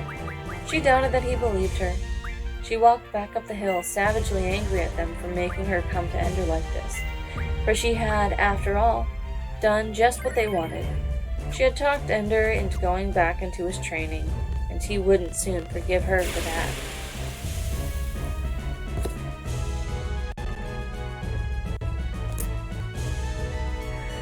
Ender came in the door, still wet from his last dip in the lake. It was dark outside, and dark in the room where Graf waited for him. "Are we going now?" asked Ender. "If you want to," Graf said. "When?" "When you're ready." Ender showered and dressed. He was finally used to the way civilian clothes fit together, but he still didn't feel right without a uniform or a flash suit. "I'll never wear a flash suit again," he thought. "That was a battle school game, and I'm through with that." He heard the crickets chirping madly in the woods. In the near distance he heard the crackling sound of a car driving slowly on gravel. What else should he take with him? He had read several of the books in the library, but they belonged to the house, and he couldn't take them. The only thing he owned was the raft he had made with his own hands. That would stay here too. The lights were on now in the room where Graf waited. He too had changed clothing. He was back in uniform. They sat in the back seat of the car together, driving along country roads to come at the airport from the back. "Back when the population was growing," said Graf, "they kept this area in woods and farms. Watershed land. The rainfall here starts a lot of the rivers flowing, a lot of the underground water moving around. The earth is deep, and right to the heart it's alive, Ender. We people only live on top, like the bugs that live on the scum of the still water near the shore." Ender said nothing. "We train our commanders the way we do because that's what it takes. They have to think certain ways. They can't be distracted by a lot of things, so we isolate them. Keep you separate, and it works. But it's so easy when you never meet people. when you never know the Earth itself, when you live with metal walls keeping out the cold of space. It's easy to forget why Earth is worth saving, why the world of people might be worth the price you pay. So that's why you brought me here, thought Ender. With all your hurry, that's why you took 3 months to make me love Earth? Well, it worked. All your tricks worked. Valentine too. She was another one of your tricks to make me remember that I'm not going to school for myself. Well, I remember. I may have used Valentine, said Graf, and you may hate me for it, Ender, but keep in mind, it only works because what's between you, that's real. That's what matters. Billions of those connections between human beings, that's what you're fighting to keep alive. Ender turned his face to the window and watched the helicopters and dirigibles rise and fall. They took a helicopter to the IF spaceport at Stumpy Point. It was officially named for a dead hegemon, but everybody called it Stumpy Point after the pitiful little town that had been paved over, where they made the approaches to the vast islands of steel and concrete that dotted Pimlico Sound. There were still water birds taking their fastidious little steps in the salt water, where mossy trees dripped down as if to drink. It began to rain lightly, and the concrete was black and slick. It was hard to tell where it left off and the sound began. Graf led him through a maze of clearances. Authority was a little plastic ball that Graf carried. He dropped it into chutes, and doors opened, and people stood up and saluted, and the chutes spat out the ball, and Graf went off. Ender noticed at first that everyone first watched Graf. As they penetrated deeper into the spaceport, people began watching Ender. At first, it was the man of real authority they noticed, but later, where everyone had authority, it was his cargo they cared to see. Only when Graf strapped himself to the shuttle seat beside Ender did Ender realize Graf was going to launch with him. "How far?" Ender asked. "How far are you going with me?" Graf smiled thinly. "All the way, Ender." "Are they making you administrator of command school?" "No." So they had removed Graf from his post at battle school solely to accompany Ender to his next assignment. How important am I, he wondered. And like a whisper of Peter's voice inside his mind, he heard the question, how can I use this? He shuddered and tried to think of something else. Peter could have fantasies about ruling the world, but Ender didn't have them. Still thinking back on his life in battle school, it occurred to him that although he had never sought power, he had always had it. But he decided that it was a power born of excellence, not manipulation. He had no reason to be ashamed of it. He had never, except perhaps with Bean, used his power to hurt someone, and with Bean things had worked well after all. Bean had become a friend, finally to take the place of the lost ally, who in turn took the place of Valentine. Valentine who was helping Peter in his plotting, Valentine who still loved Ender no matter what happened. And following that train of thought led him back to Earth, back to the quiet hours in the center of the clear water ringed by a bowl of tree-covered hills. That is the Earth, he thought, not a globe of thousands of kilometers around, but a forest with a shining lake, a house hidden at the crest of a hill, high in the trees, a grassy slope leading upward from the water, fish leaping and birds strafing to take the bugs that lived in the border between water and sky. Earth was the constant noise of crickets and winds of birds, and the voice of a girl who spoke to him out of his far-off childhood. The same voice that had once protected him from terror, the same voice that he would do anything to keep alive, even return to school, even leave Earth behind again for another 40 or 44,000 years, even if she loved Peter more. His eyes were still closed, and he had not made any sound but breathing. Still, Graf reached out and touched his hand across the aisle. Ender stiffened in surprise, and Graf soon withdrew. But for a moment, Ender was struck with the startling thought that perhaps Graf felt some affection for him. But no, it was just another calculated gesture. Graf was creating a commander out of a little boy. No doubt Unit 17 and the course studies included an affectionate gesture from a teacher. The shuttle reached the IPL satellite in only a few hours. Interplanetary Launch was a city of 3,000 inhabitants, breathing oxygen from the plants that also fed them, drinking water that had already passed through their bodies 10,000 times, living only to service the tugs that did all the ox work in the solar system and the shuttles that took their cargoes and passengers back to Earth or the moon. It was a world where, briefly, Enter felt at home, since its floors sloped upwards as they did in the battle school. Their tug was fairly new. The IF was constantly casting off its old vehicles and purchasing the latest models. It had just brought a vast load of drawn steel processed by a factory ship that was taking apart minor planets in the asteroid belt. The steel would be dropped to the moon, and now the tug was linked to 14 barges. Graf dropped his ball into the reader again, however, and the barges were uncoupled from the tug. It would be making a fast run this time to a destination of Graf's specification, not to be stated until the tug had cut loose from its IPL. "It's no great secret," said the tug's captain. "Whenever the destination is unknown, it's for ISL." But the analogy with IPL, Ender decided, the letters meant interstellar launch. "What time is it?" "What time it isn't." "This time it isn't," said Graf. "Where then?" "IF command." "I don't have security clearance even to know where that is, sir." "Your ship knows," said Graf.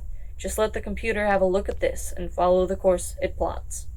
He handed the captain a plastic ball. "And I'm supposed to close my eyes during the whole voyage so I don't figure out where we are?" "Oh no, of course not. IF command is on the minor planet Eros, which should be about 3 months away from here at the highest possible speed, which is the speed you'll use, of course." "Eros? But I thought that the buggers burned that to a radioactive—" "Ah. When did I receive security clearance to know this?" "You didn't, so when we arrive at Eros, you will undoubtedly be assigned to permanent duty there."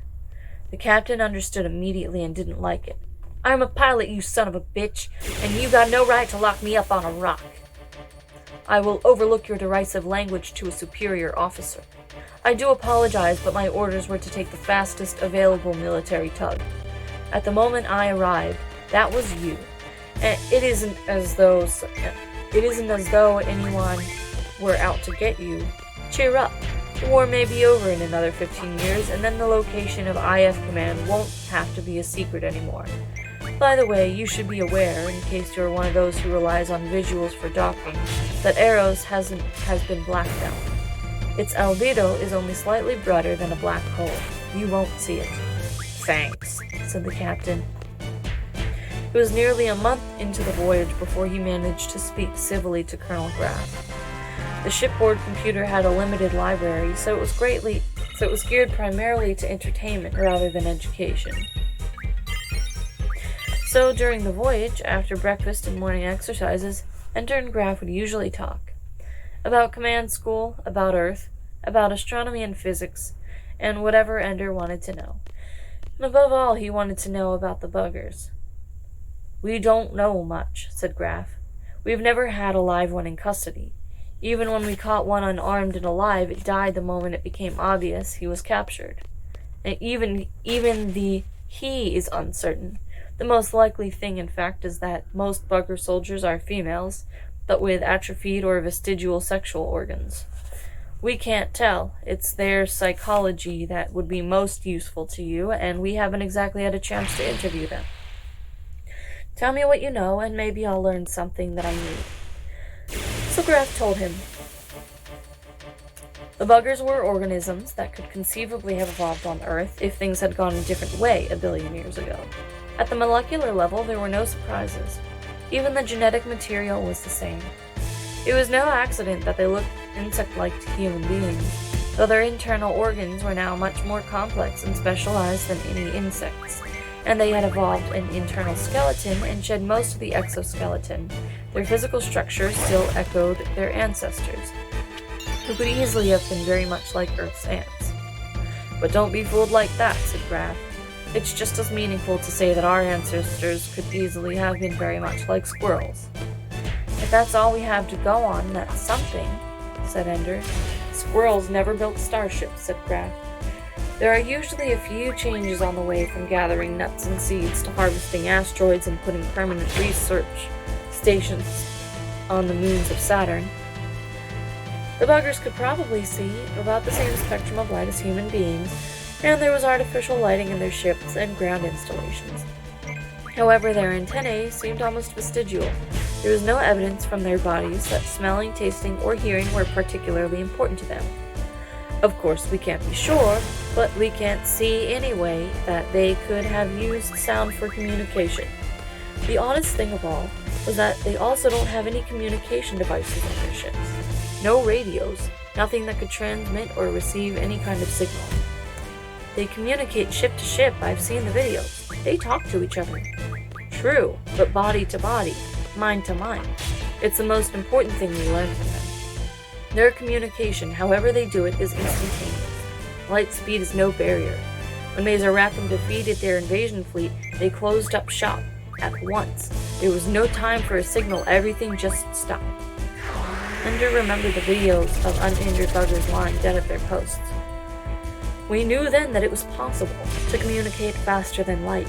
That was 70 years ago, and once we knew what could be done, we did it. Not me, mind you, I wasn't born then. How is it possible? I can't explain philodic physics to you. Half of it nobody understands anyway. What matters is that we built the Ansible. The official name is Philodic Parallax Instantaneous Communicator, but somebody dredged the name Ansible out of an old book somewhere and it caught on. Not that most people even know the machine exists. That means the ships could talk to each other even when they were across the solar system, said Ender. It means, said Graf, that ships could talk to each other even when they're across the galaxy, and the buggers can do it without machines. So they knew about their defeat the moment it happened, said Ender. I always figured, everybody always said that they probably only found out they lost the battle 25 years ago. It keeps people from panicking, said Graf. I'm telling you things that you can't know, by the way, if you're ever going to leave IF Command, before the war is over. Ender was angry. If you know me at all, you know I can't keep a secret. It's a regulation. People under 25 are assumed to be a security risk. It's very unjust to a good many responsible children, but it helps narrow the number of people who might let something slip. What's all the secrecy for, anyway? Because we've taken some terrible risks, Ender, and we don't want to have every net on the Earth second-guessing those decisions. You see, as soon as we had a working Ansible, we tucked it into our best starships and launched them to attack the buggers' home systems. Do we know where they are? Yes. So we're not waiting for the third invasion. We are the third invasion. We're attacking them. Nobody says that. Everybody thinks we have a huge fleet of warships waiting in the Comet Shield. Not one. We're quite defenseless here. What if they sent a fleet to attack us? Then we're dead. But our ships haven't seen such a fleet. Not a sign of one. Maybe they gave up and they're planning to leave us alone. Maybe. You've seen the videos. Would you bet the human race on a chance of them giving up and leaving us alone? Ender tried to grasp the amount of times that had gone by, and the ships have been traveling for 70 years. Some of them, and some for 30 years, and some for 20. We make better ships now. We're learning how to play with space a little better. But every starship that is not still under construction is on its way to a bugger world or outpost. Every starship with cruisers and fighters tucked into its belly is out there approaching the buggers, decelerating because they're almost there. The first ships we sent to the most distant objectives, the most recent ships to the closer ones. Our timing was pretty good. They'll all be arriving in combat range within a few months of each other. Unfortunately, our most primitive, outdated equipment will be attacking their home world. Still, they're armed well enough. We have some weapons the buggers never saw before. When will they arrive? Within the next 5 years, Ender. Everything is ready at IF Command. The Master Ansible is there, in contact with all our invasion fleet. The ships are all working, ready to fight. All we lack, Ender, is the battle commander. Someone who knows what the hell to do with those ships when they get there. And what if no one knows what to do with them? We'll just do our best with the best commander we can get. Me, thought Ender. They want me to be ready in 5 years. Colonel Graff, there isn't a chance I'll be ready to command a fleet. Graff shrugged. So, do your best. If you aren't ready, we'll make do with what we've got. That eased Ender's mind, but only for a moment. Of course, Ender, what we've got right now is nobody.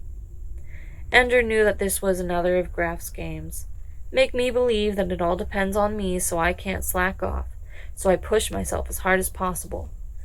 Game or not, though, it might also be true, and he would work as hard as possible.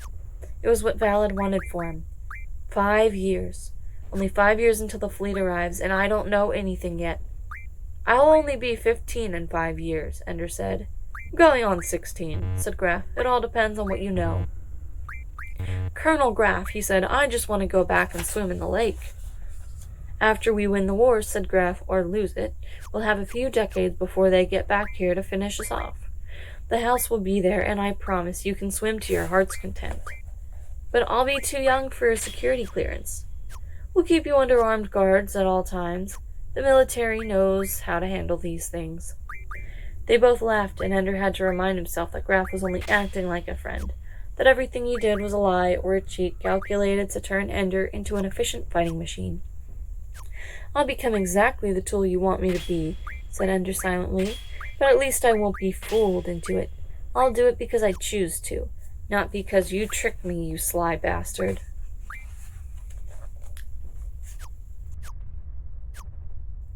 The tug reached Eros before they could see it. The captain showed them the visual scan, then superimposed the heat scan on the same screen. They were practically on top of it, only 4,000 kilometers out, but Eros, only 24 kilometers long, was invisible if it didn't shine with the reflected sunlight. The captain docked the ship on one of the 3 landing platforms that circled Eros. It could not land directly because Eros had enhanced gravity, and the tug, designed for towing cargoes, could never escape the gravity well. He bade them an irritable goodbye, but Ender and Graff remained cheerful. The captain was bitter at having to leave his tug. Ender and Graff felt like prisoners finally paroled from jail. When they boarded the shuttle that would take them to the surface of Eros, they repeated perverse misquotations of lines from the videos that the captain had endlessly watched, and laughed like madmen. The captain grew surly and withdrew by pretending to go to sleep. Then, almost as an afterthought, Ender asked Graff one last question. Why are we fighting the buggers? I've heard all kinds of reasons, said Graff. Because they have an overcrowded system and they've got to colonize.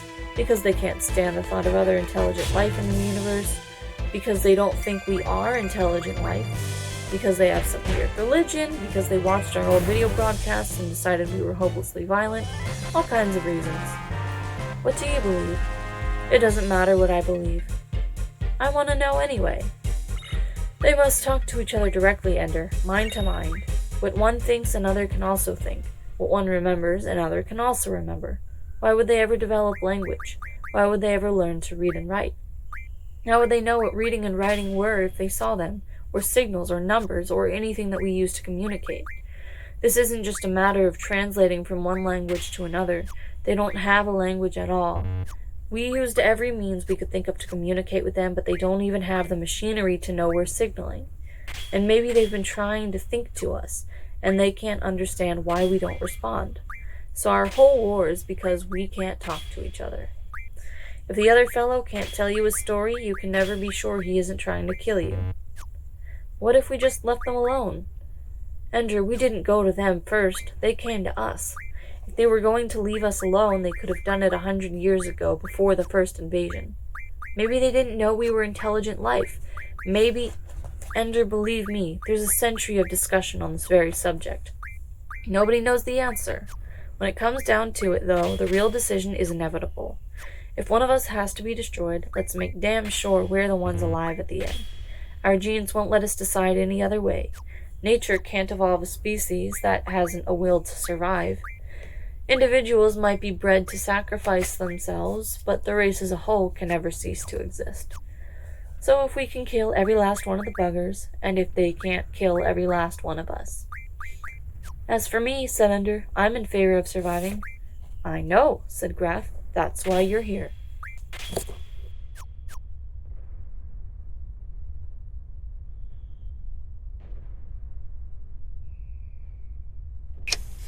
Until that.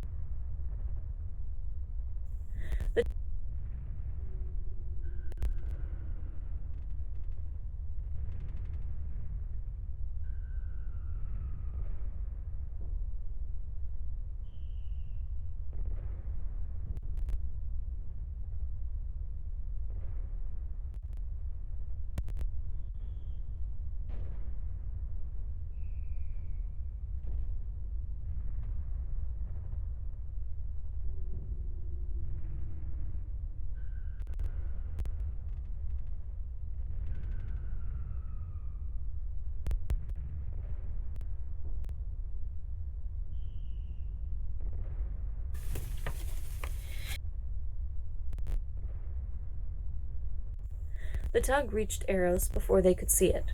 The captain showed them the visual scan, the superimposed. From then on, Ender was either with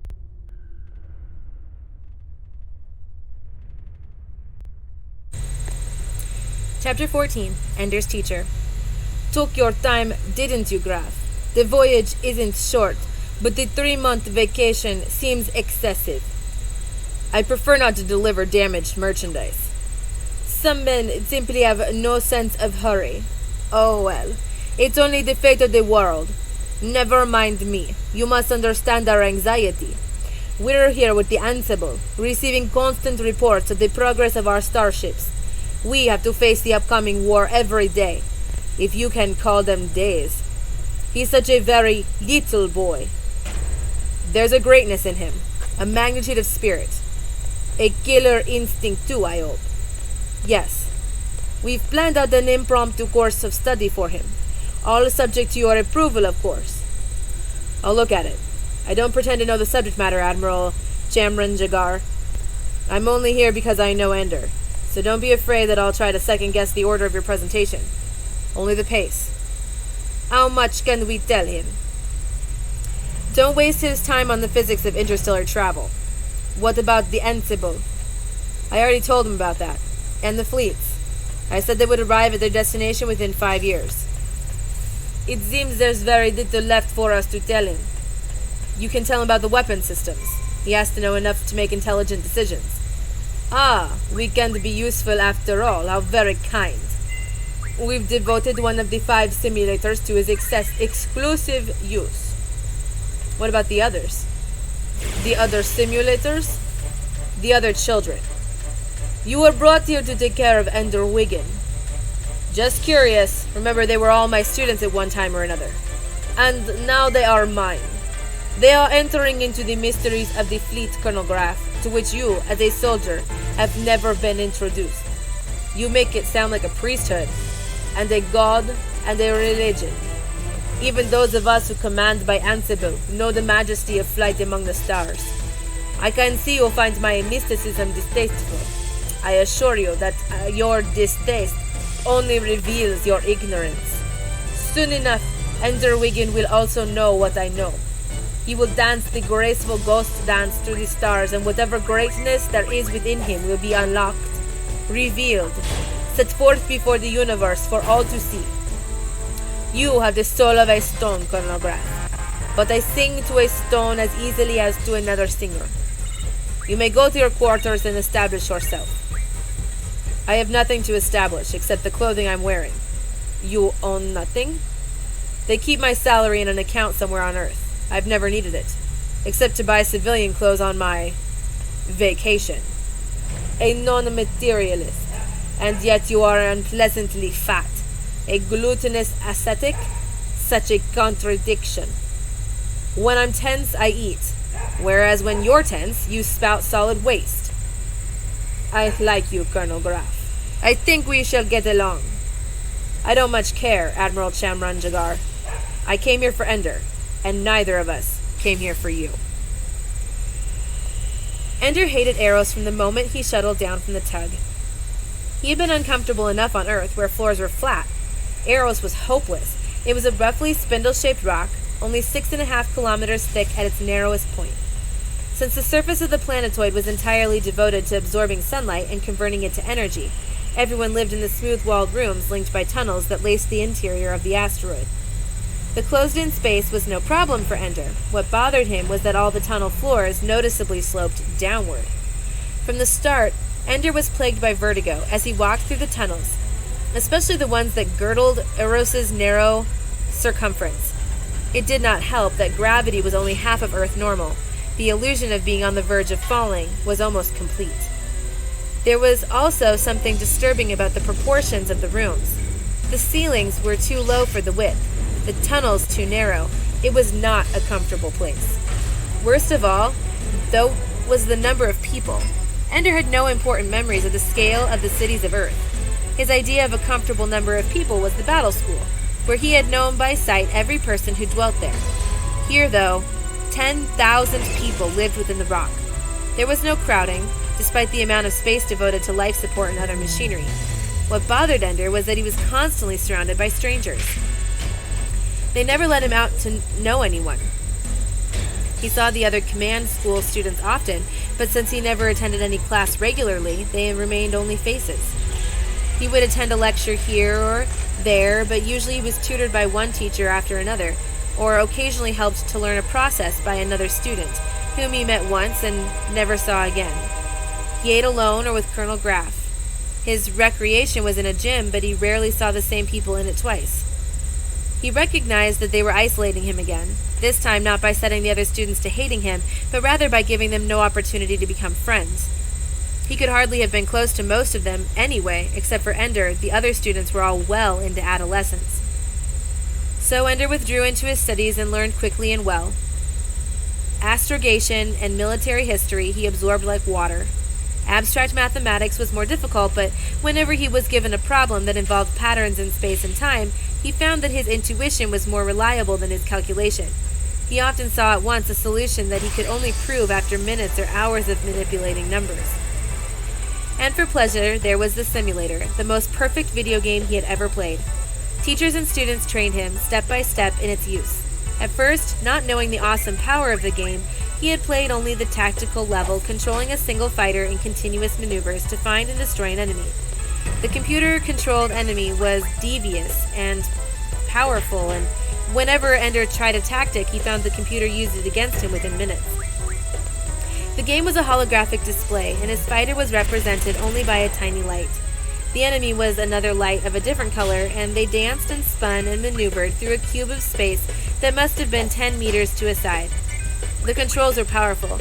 He could rotate the display in any direction, so he could watch from any angle, and he could move the center so that the duel took place nearer or farther from him.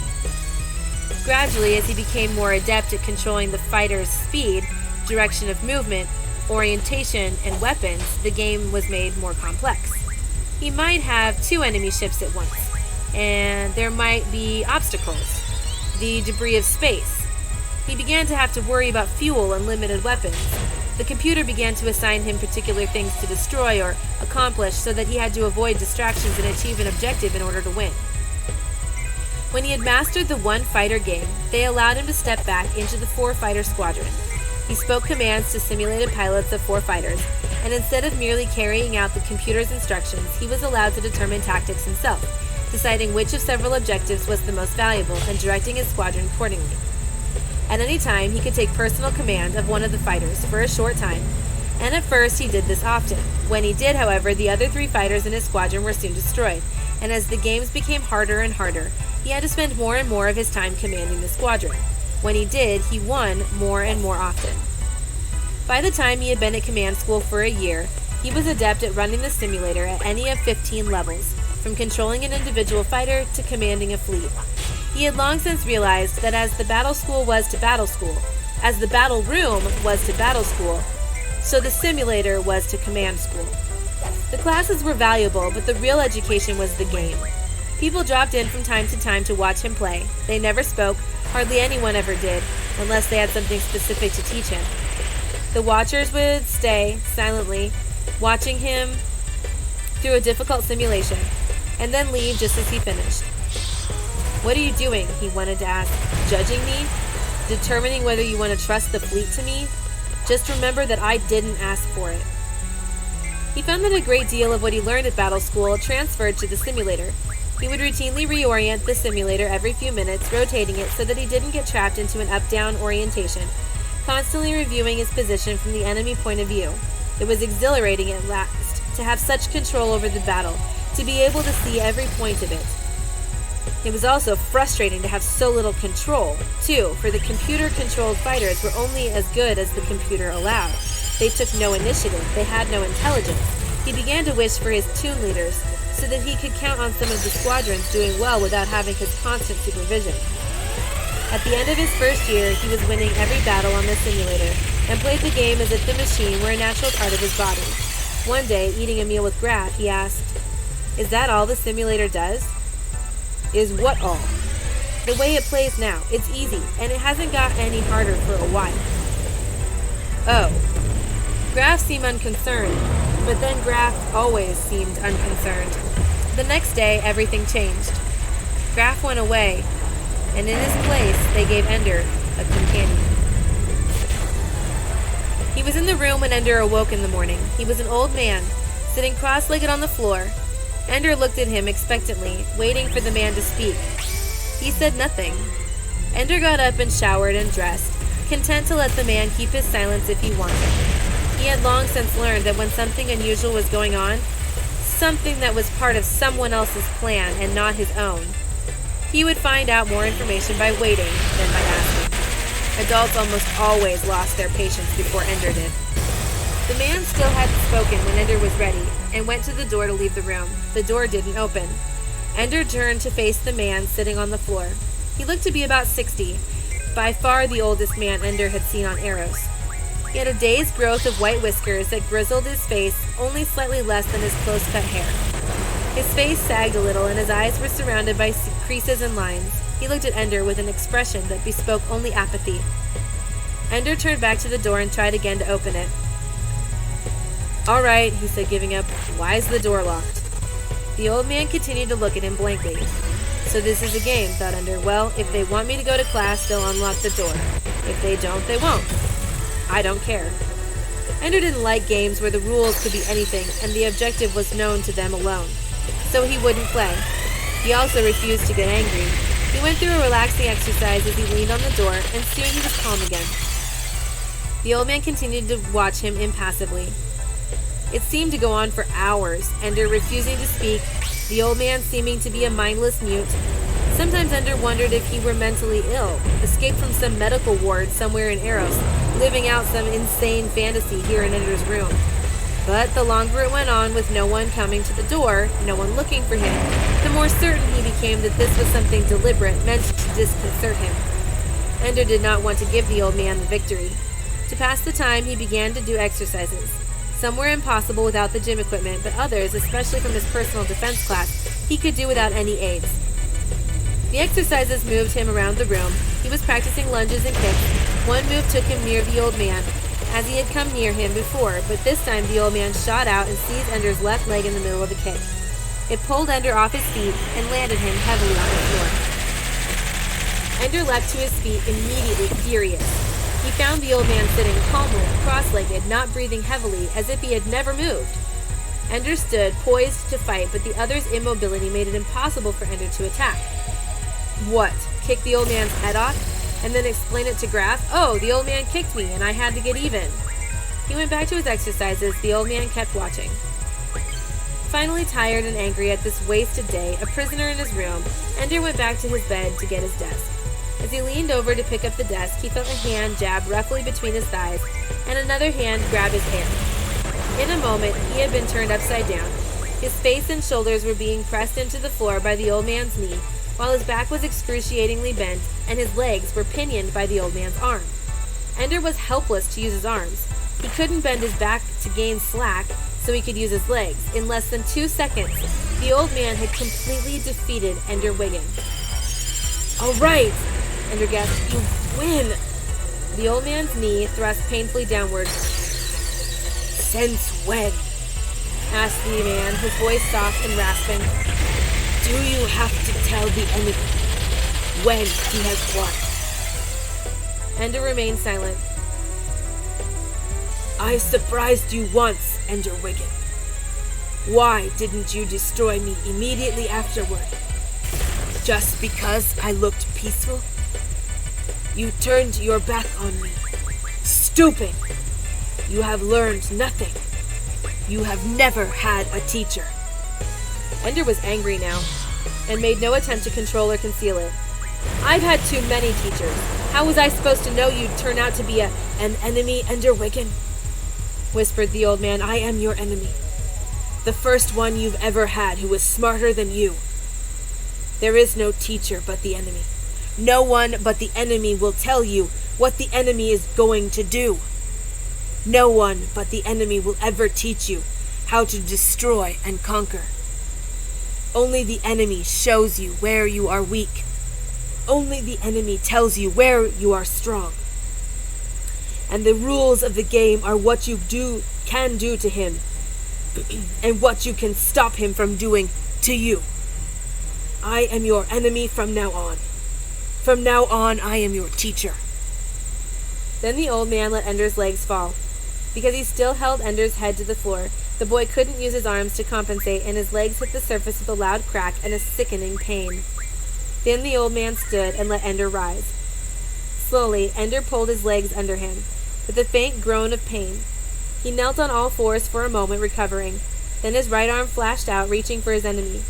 The old man quickly danced back, and Ender's hand closed on air as his teacher's foot shot forward to catch Ender on the chin. Ender's chin wasn't there. He was lying flat on his back, spinning on the floor, and during the moment that his teacher was off balance from his kick, Ender's feet smashed into the old man's other leg. He fell in a heap, but close enough to strike out and hit Ender in the face. Ender couldn't find an arm or a leg that held still long enough to be grabbed, and in the meantime, blows were landing on his back and arms. Ender was smaller.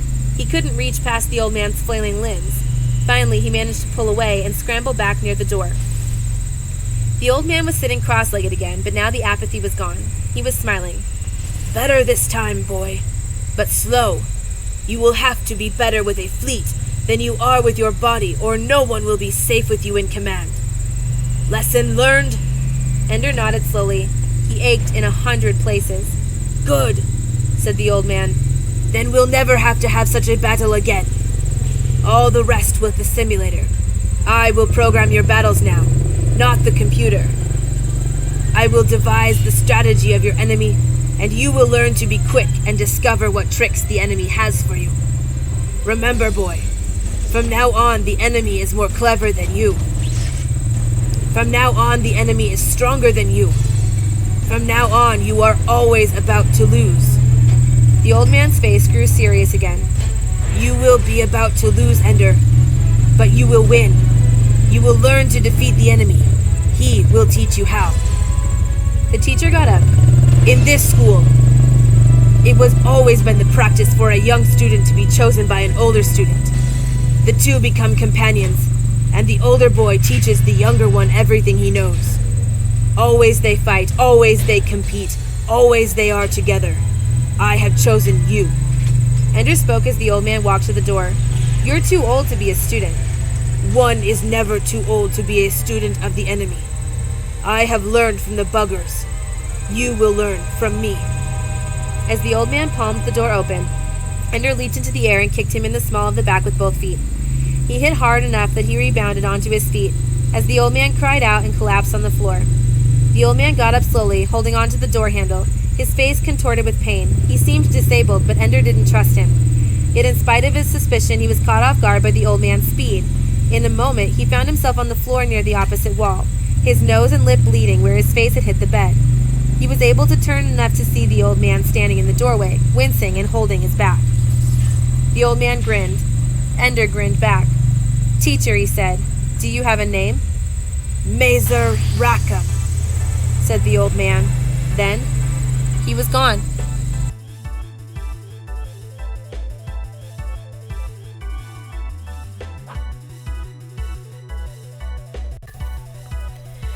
From then on, Ender was either with Mazer Rackham or alone. The old man rarely spoke, but he was there, at meals, at tutorials, at the simulator, in his room at night.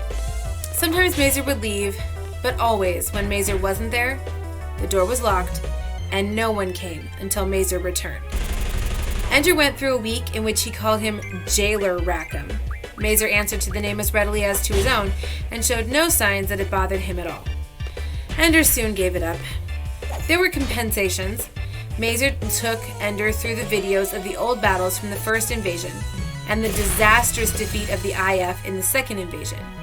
These were not pieced together from the censored public videos, but whole and continuous.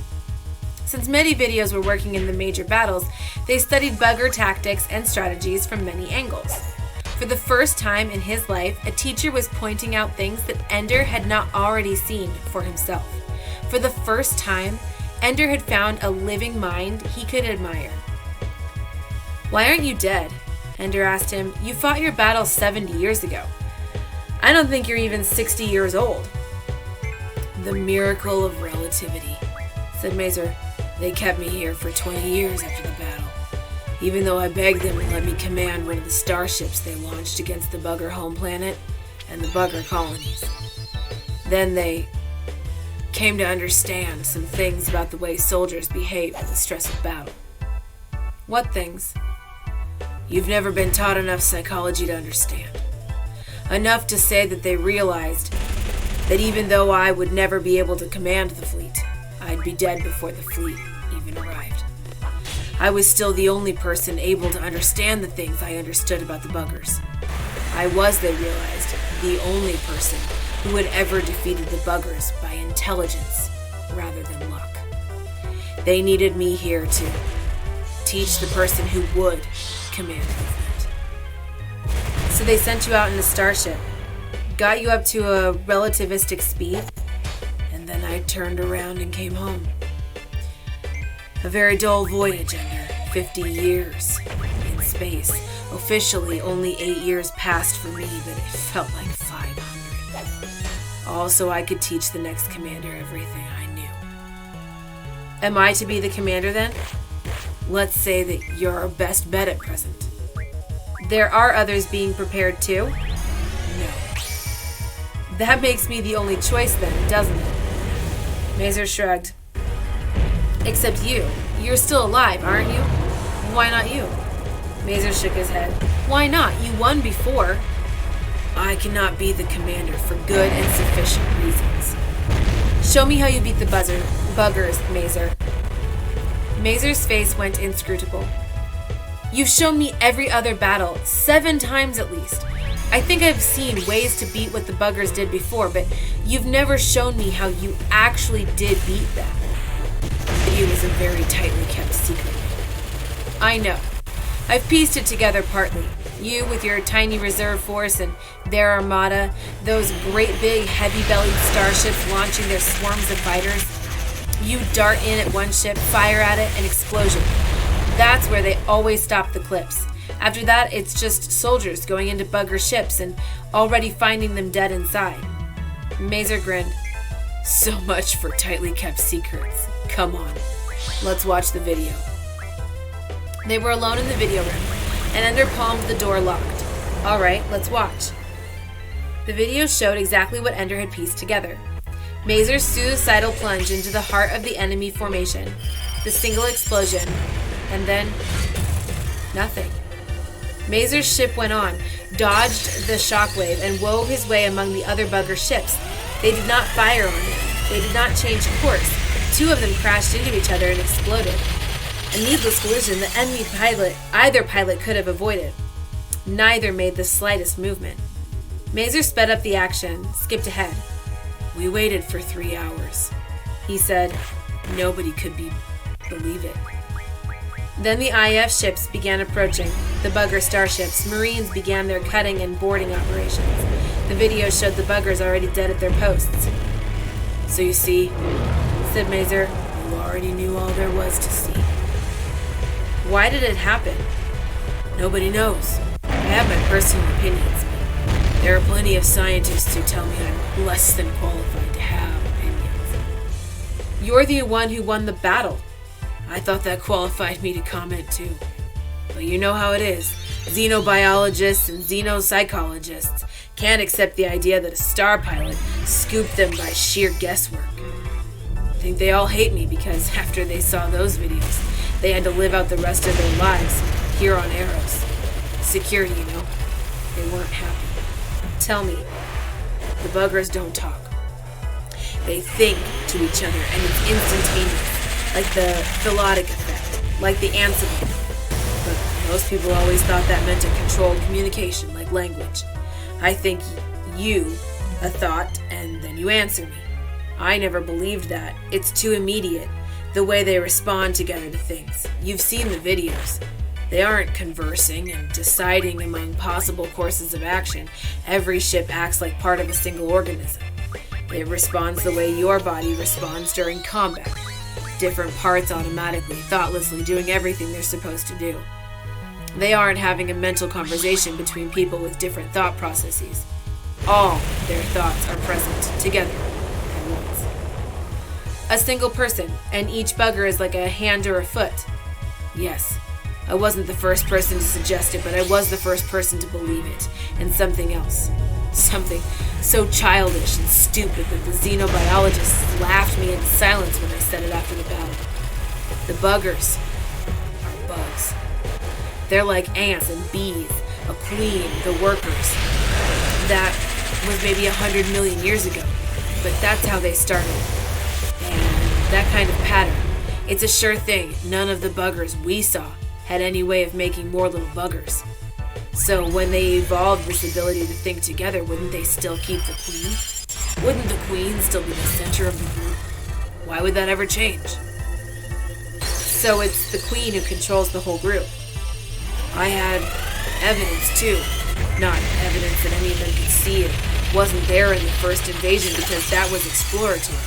But the second invasion was a colony. To set up a new hive or whatever. And so they brought a queen.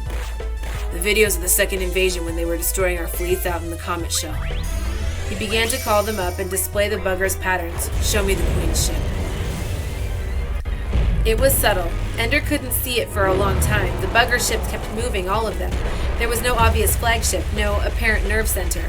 But gradually, as Mazer played the videos over and over again, Ender began to see the way that all the movements focused on radiated from a center point. The center point shifted, but it was obvious after he looked long enough that the eyes of the fleet, the eye of the fleet, the perspective from which all decisions were being made, was one particular ship. He pointed it out. You see it. I see it. That makes two people out of all of those who have seen this video. But it's true, isn't it? They make that ship move just like any other ship. They know it's their weak point. But you're right, that's the queen. But then you'd think that when you went for it, they would have immediately focused all their power on you. They could have blown you out of the sky. I know. That part I don't understand. Not that they didn't try to stop me. They were firing at me, but it's as if they really couldn't believe until it was too late that I would actually kill the queen. Maybe in their world, queens are never killed, only captured or only checkmated. I did something that they didn't think an enemy would ever do. And then she died. The others all died. No, they just went stupid. The first ships we boarded, the buggers were still alive. Organically, they didn't move, didn't respond to anything. Even when our scientists vivisected some of them to see if we could learn a few more things about the buggers. After a while, they all died. No will. There's nothing in those little bodies when the queen is gone. Why don't they believe you? Because we didn't find a queen. She got blown to pieces. Fortunes of war. Biology takes second place to survival, but some of them are coming around to my way of thinking. You can't live in this place without the evidence staring you in the face. What evidence is there on Eros? Ender, look around you. Human beings didn't carve this place. We like taller ceilings, for one thing. This was the buggers' advanced post in the first invasion. They carved this place out before we even knew they were here. We're living in a bugger hive. But we already paid our rent. It cost the Marines 1,000 lives to clear them out of its honeycombs, room by room. The buggers fought for every meter of it. Now Ender understood why the rooms had always felt wrong to him. I knew this place wasn't a human place. This was the treasure trove. If they had known we would win that first war, they probably would never have built this place. We learned gravity manipulation because they enhanced the gravity here. We learned efficient use of stellar energy because they blacked out this planet. In fact, that's how we discovered them. In a period of 3 days, arrows gradually disappeared from telescopes. We sent a tug to find out why. It found out. The tug transmitted its videos, including the buggers boarding and slaughtering the crew. It kept right on transmitting through the entire bugger extermination of the boat. Not until they finally dismantled the entire tug did the transmission stop. It was their blindness. They never had to transmit anything by machine, and so with the crew dead, it didn't occur to them that anybody could be watching. Why did they kill the crew? Why not? To them, losing a few crew members would be like clipping your nails. Nothing to get upset about. They probably thought they were routinely shutting down our communications by turning off the workers running the tug. Not murdering living, sentient beings with an independent genetic future. Murder's no big deal to them. Only queen killing, really, is murder because only queen killing closes off a genetic path. So they didn't know what they were doing. Don't start apologizing for them, Ender. Just because they didn't know they were killing human beings doesn't mean they weren't killing human beings. We do have a right to defend ourselves as best we can, and the only way we found that works is killing the buggers before they kill us. Think of it this way. In all the bugger wars so far, they've killed thousands and thousands of living, thinking beings, and in all those wars we've killed only one. If you hadn't killed the Queen Mazer, would we have lost the war? I'd say the odds would have been 3-2 against us. I still think I could have trashed their fleet pretty badly before they burned us out. They have great response time and a lot of firepower, but we have a few advantages too. Every single one of our ships contains an intelligent human being who's thinking for himself. Every one of us is capable of coming up with a brilliant solution to a problem. They can only come up with one brilliant solution at a time. The buggers think fast, but they aren't smart all over. But on our side, even when some incredibly timid and stupid commanders lost the major battles of the second invasion, some of their subordinates were able to do real damage to the bugger fleet. What about when our invasion reaches them? Will we just get the Queen again? The buggers didn't learn interstellar travel by being dumb. That was a strategy that could work only once. I suspect that we'll never get near a Queen unless we actually make it to their home planet. After all, the Queen doesn't have to be with them to direct a battle. The Queen only has to be present to have little baby buggers. The second invasion was a colony. The Queen was coming to populate the Earth. But this time, no, that won't work. We'll have to beat them fleet by fleet, and because they have the resources of dozens of star systems to draw on, my guess is they'll outnumber us by a lot in every battle. Ender remembered his battle against 2 armies at once, and I thought they were cheating. When the war real begins, it'll be like that every time, and there won't be any gate I can go for. We've only got 2 things going for us, Ender. We don't have to aim particularly well. Our weapons great spread. Then we aren't using the nuclear missiles from the first and second invasions? Dr. Device is much more powerful. Nuclear weapons, after all, were weak enough to be used on Earth at one time. The little doctor could never be used on a planet. Still, I wish I'd had one during the second invasion. How does it work? I don't know. Not well enough to build one. At the focal point of 2 beams, it sets up a field in which molecules can't hold together anymore. Electrons can't be shared. How much physics do you know at that level? We spend most of our time on astrophysics, but I know enough to get the idea. The field spreads out in a sphere, but it gets weaker the farther it spreads. Except that where it actually runs into a lot of molecules, it gets stronger and starts over. The bigger the ship, the stronger the new field. So each time the field hits a ship, it sends out a new sphere. And if our ships are too close together, it can set up a chain that wipes them all out. Then the field dies down. The molecules come back together. And where you had a ship, you now have a lump of dirt with a lot of iron molecules in it. No radioactivity, no mess. Just dirt. We may be able to trap them close together on the first battle, but they learn fast. They'll keep their distance from each other. So Dr. Device isn't a missile. I can't shoot around corners. That's right. Missiles wouldn't do any good now. We learned a lot from them in the first invasion, but they also learned from us how to set up the ecstatic shield, for instance.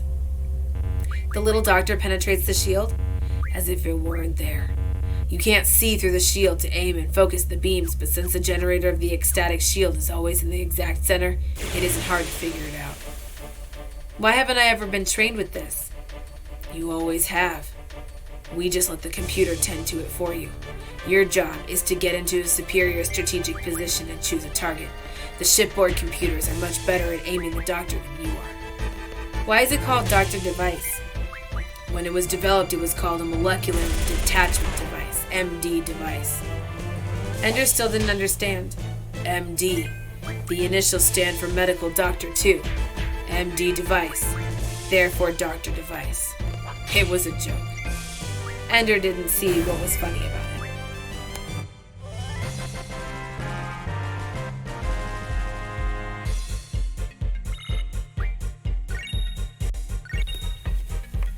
They had changed the simulator.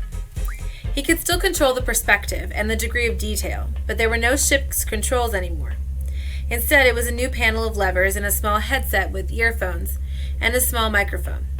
The technician who was waiting there quickly explained how to wear the headset. But how do I control the ships? Asked Ender. Mazer explained.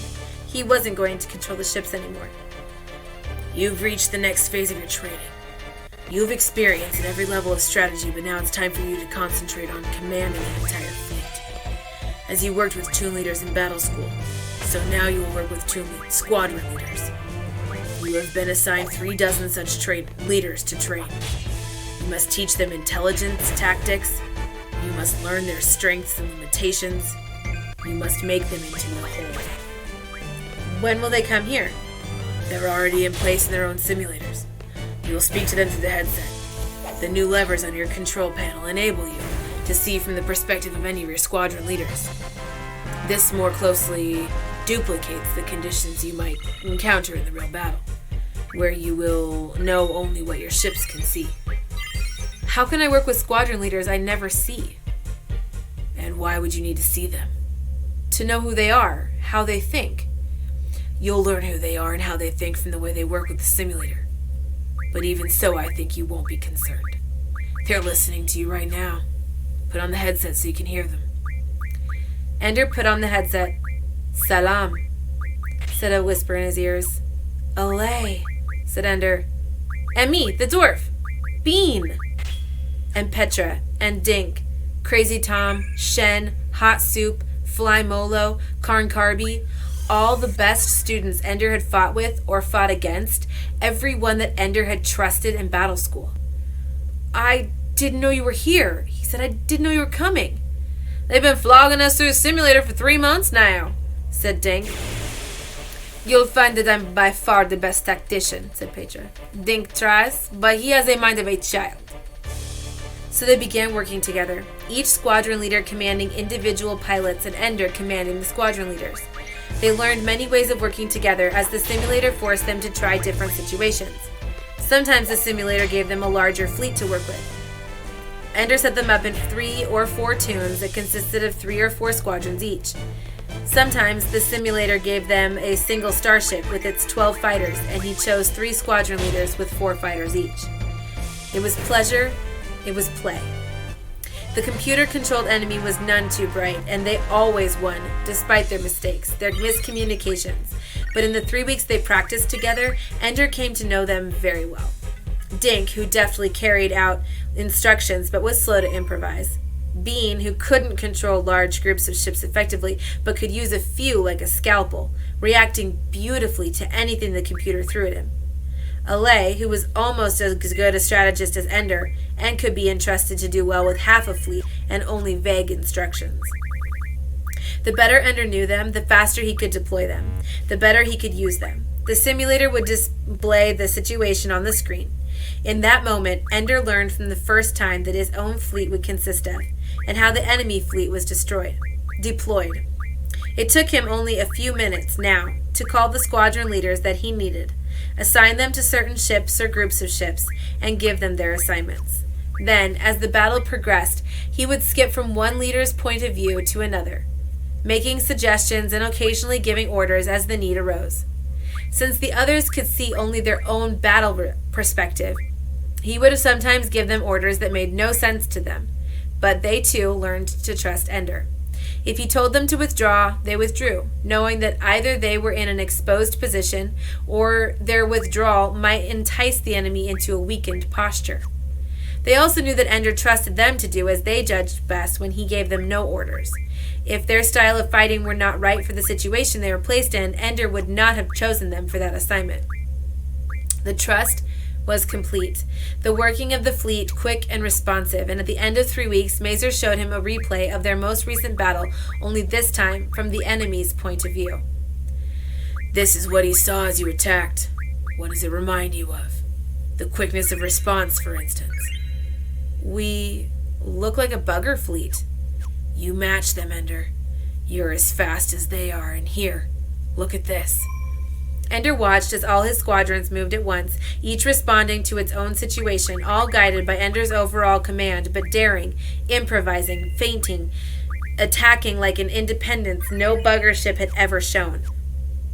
The bugger hive is very good, but it can only concentrate on a few things at once. All your squadrons can concentrate keen intelligence on what they're doing, and what they've been assigned to do is also guided by a clever mind. So you see that you do have some advantages. Superior, though not irresistible, weaponry, comparable speed, and greater available intelligence. These are your advantages. Your disadvantage is that you will always be outnumbered. And after each battle, your enemy will learn more about you, how to fight you, and those changes will be put into effect instantly. Ender waited for his conclusion. So, Ender, we will now begin your education. We have programmed the computer to simulate the kinds of situations we might expect in encounters with the enemy. We are using the movement patterns we saw in the second invasion. But instead of mindlessly following these same patterns, I'll be controlling the enemy simulation. At first, you'll see easy situations that you're expected to win handily. Learn from them, because I will always be there, one step ahead of you. Programming more difficult and advanced patterns into the computer so that your next battle is more difficult, so that you are pushed to the limit of your abilities. And beyond, the time is short. You must learn as quickly as you can. When I give myself to starship travel, just so I could still be alive when you appeared, my wife and children all died. And my grandchildren were my own age when I came back. I had nothing to say to them.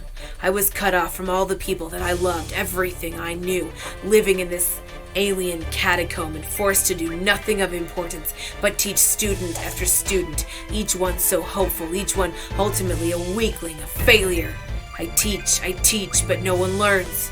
You too have great promise, like so many students before you. But the seeds of failure may be in you too. It's my job to find them, to destroy them if you can. And believe me, Ender, if you can be destroyed, I can do it. So I'm not the first. No, of course you're not. But you're the last. If you don't learn, there will be no time to find someone else.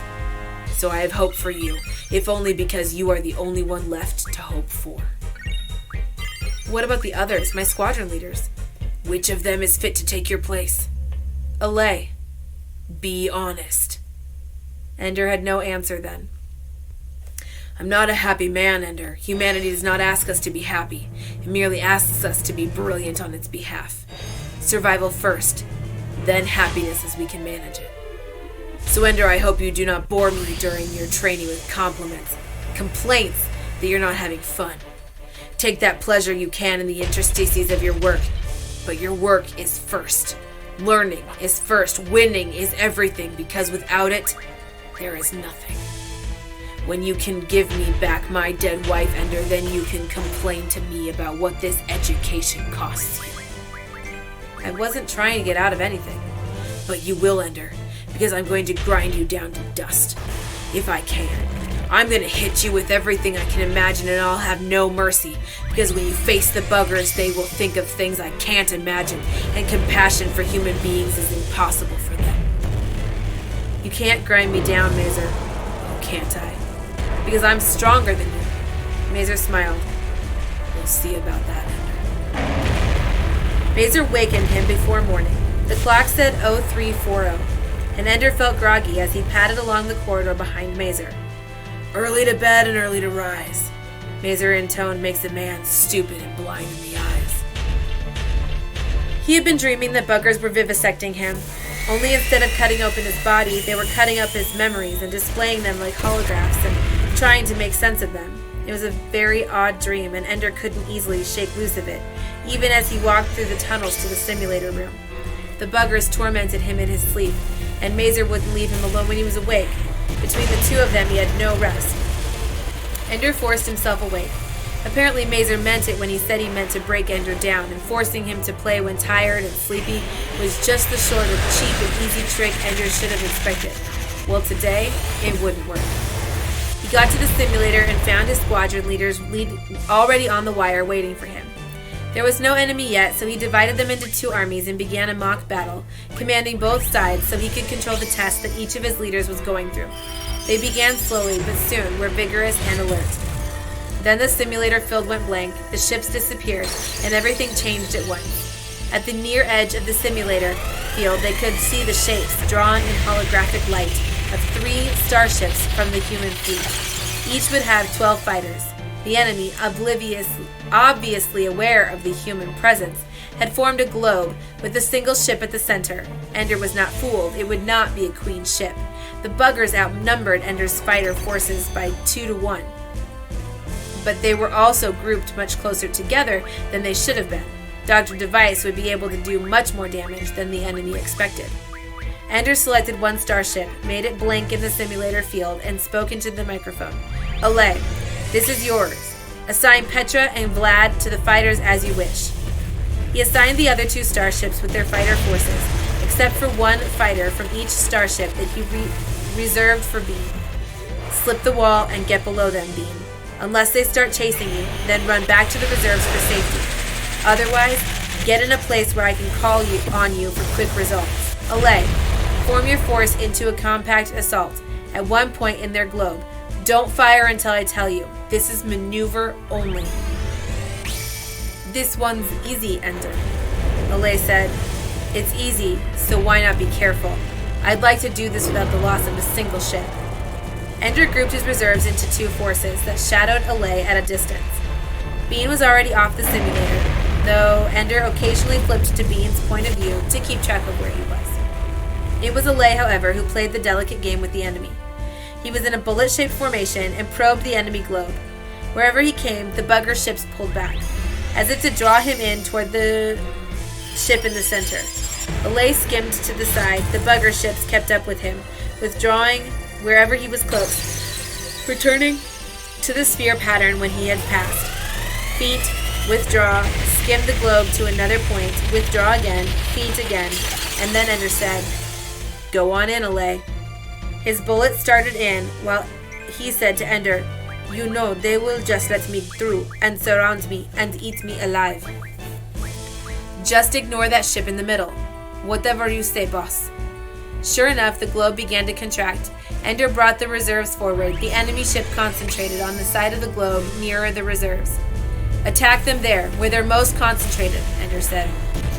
This defies 4,000 years of military history, said Alay, moving his fighter forward. We're supposed to attack where we outnumber them.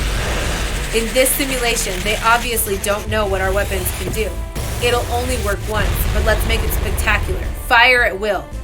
Alay did. The simulation responded beautifully. First 1 or 2, then a dozen, then most of the enemy ships exploded in dazzling light as the field leapt from ship to ship in the tight formation. Stay out of the way, Ender said. The ships on the far side of the globe formation were not affected by the chain reaction, but it was a simple matter to hunt them down and destroy them. Bean took care of stragglers that tried to escape toward his end of the space. The battle was over. It had been easier than most of their recent exercises. Mazer shrugged when Ender told him so. This is a simulation of a real invasion. There had to be one battle in which they didn't know what we could do. Now, your work begins. Try not to be too arrogant about the victory. I'll give you the real challenges soon enough. Ender practiced 10 hours a day with his squadron leaders, but not all at once. He gave them a few hours in the afternoon to rest. Simulated battles under Mazer's supervision came every 2 or 3 days, and as Mazer had promised, they were never so easy again. The enemy quickly abandoned its attempt to surround Ender, and never again grouped its forces closely enough to allow a chain reaction. There was something new every time, something harder. Sometimes Ender had only a single starship and 8 fighters. Once the enemy dodged through an asteroid belt, sometimes the enemy left stationary traps, large installations that blew up if Ender brought one of his squadrons too close, often crippling or destroying some of Ender's ships. You cannot absorb losses, Mazer shouted at him after one battle. When you get into a real battle, you won't have the luxury of an infinite supply of computer-generated fighters. You'll have what you've brought with you, and nothing more. Now get used to fighting without unnecessary waste. It wasn't unnecessary waste, Ender said. I can't win battles if I'm so terrified of losing a ship that I never take any risks. Mazer smiled. Excellent, Ender. You're beginning to learn. But in a real battle, you would have superior officers, and worst of all, civilians shouting things at you.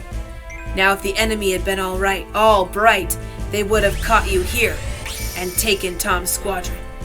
Together they went over the battle. In the next practice, Ender would show his leaders what Mazer had shown him, and they'd learn to cope with it the next time they saw it. They thought they had been ready before, that they had worked smoothly together as a team. Now, though, having fought together through real challenges, they all began to trust each other more than ever, and battles became exhilarating. They told Ender that the ones who weren't actually playing would come into the simulator rooms and watch. Ender imagined what it would be like to have his friends there with him, cheering or laughing or gasping with apprehension. Sometimes he thought it would be a great distraction, but other times he wished for it with all his heart. Even when he had spent his days lying out in the sun on a raft in a lake, he had not been so lonely. Mazer Rackham was his companion, was his teacher, but was not his friend. He had made no complaint, though. Mazer had told him there would be no pity, and his private unhappiness meant nothing to anyone. Most of the time, it meant nothing even to Ender. He kept his mind on the game, trying to learn from the battles, and not just the particular lessons of that battle, but what the buggers might have done if they had been more clever, and how Ender would react if they did it in the future. He lived with past battles and future battles both, waking and sleeping, and he drove his squadron leaders with an intensity that occasionally provoked rebelliousness. You're too kind to us, said Alay one day. Why don't you get annoyed with us for that being brilliant every moment of every practice? If you keep coddling us like this, we'll think you like us. Some of the others laughed into their microphones. Ender recognized the irony, of course, and answered with a long silence. When he finally spoke, he ignored Alay's comment. Again, he said, and this time without self-pity. They did it again, and did it right. But as their trust in Ender as a commander grew, their friendship, remembered from the battle school days, gradually disappeared. It was to each other that they became close. It was with each other that they exchanged confidences. Ender was their teacher and commander, as distant from them as Mazer was from him, and as demanding. They fought all the better for it, and Ender was not distracted from his work. At least, not while he was awake. As he drifted off to sleep each night, it was with thoughts of the simulator playing through his mind, but in the night he thought of the other things. Often he remembered the corpse of the giant decaying steadily. He did not remember it, though, in the pixels of the picture on his desk. Instead, it was real, the faint odor of death still lingering near it. Things were changed in his dreams. The little village that had grown up between the giant's ribs was composed of buggers now, and they saluted him gravely, like gladiators greeting Caesar before they died for his entertainment. He did not hate the buggers in his dream, and even though he knew that they had hidden their queen from him, he did not try to search for her. He always left the giant's body quickly, and when he got to the playground, the children were always there, woven and mocking. They wore faces that he knew, sometimes Peter and sometimes Bonzo, sometimes Stilson and Bernard. Just as often, though, the savage creatures were Olay and Shen, Dink and Petra. Sometimes one of them would be Valentine, and in his dreams he also shoved her under the water and waited for her to drown. She writhed in his hands, fought to come up, but at last was still. He dragged her out of the lake and onto the raft where she lay, with her face in the rictus of death. He screamed and wept over her, crying again and again. It was a game, a game. He was only playing. Then Mazer Rackham shook him awake. "You were calling out in your sleep," he said. "Sorry," Ender said. "Never mind, it's time for another battle."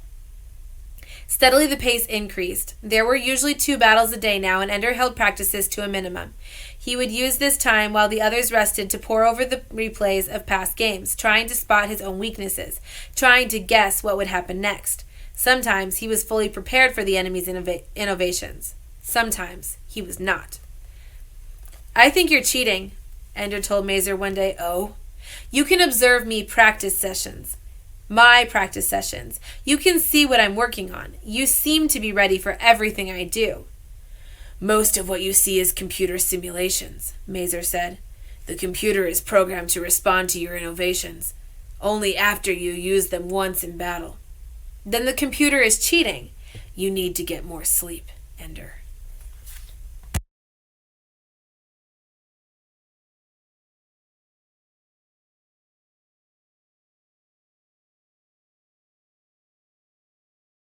Okay, chapter 14, Ender's Teacher. Next to last chapter of the book. Ender is on Eros with... They had changed the simulator. He could still control the perspective and the degree of detail, but there were no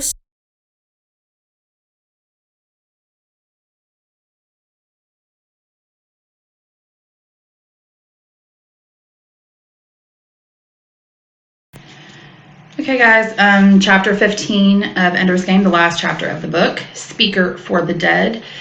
The last few chapters, everything wrapped up really quickly. Ender basically saved humanity by attacking the buggers. However, he went a little overboard, and he was kind of tricked into it as well as the other children. So, yeah, there's that. Speaker for the Dead is actually the name of the sequel following Ender. There's like 2 paths of sequels with this book. You can go the Ender path or the Being path. The Ender path, I'm pretty sure, is the Speaker for the Dead path, and I think it's better. I don't like the Being version. It's a little boyish, but I mean, it's very similar to this book. Speaker for the Dead is a bit more philosophical, you know, like that kind of thing. Anyway, here we go. We start off with 2 people speaking at the lake, and it's Anderson and Graf, and we're going to find out the aftermath after the battle, the invasion.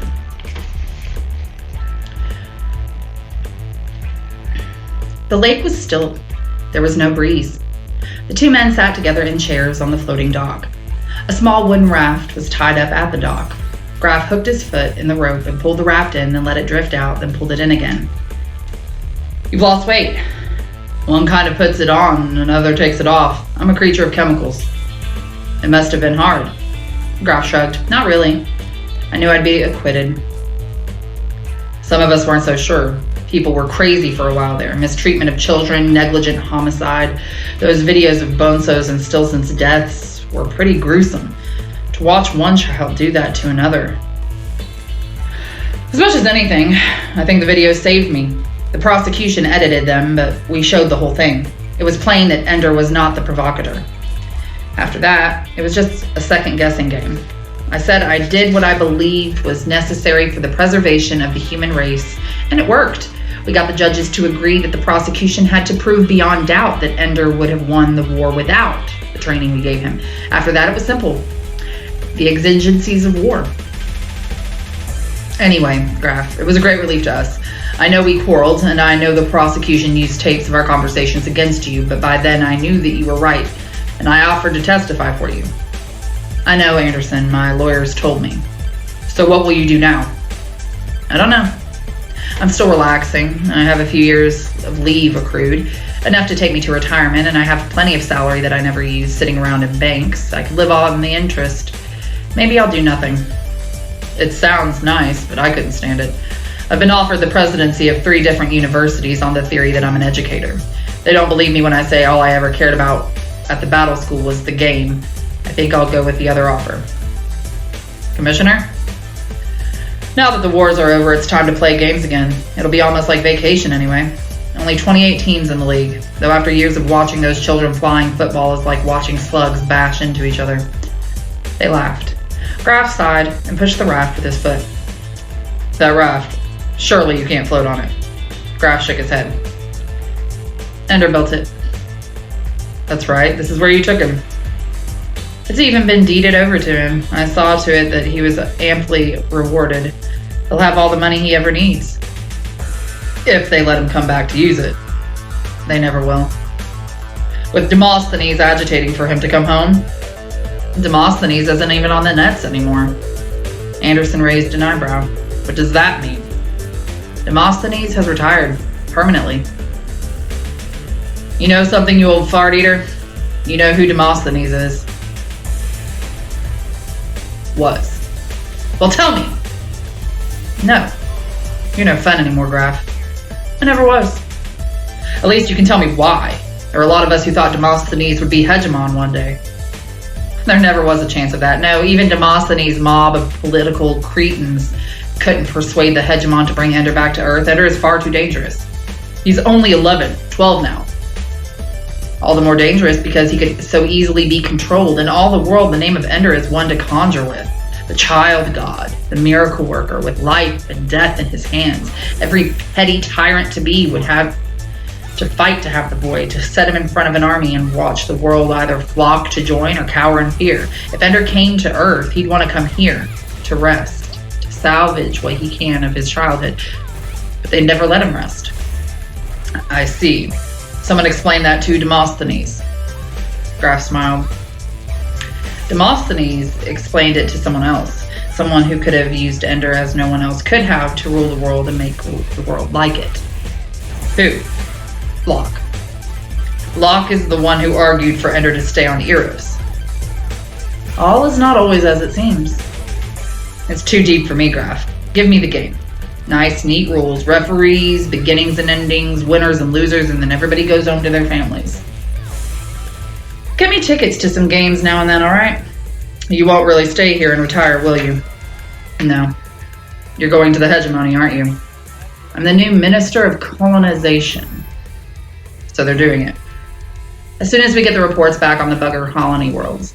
I mean, there they are, already fertile, with housing and industry in place and all the buggers dead. Very convenient.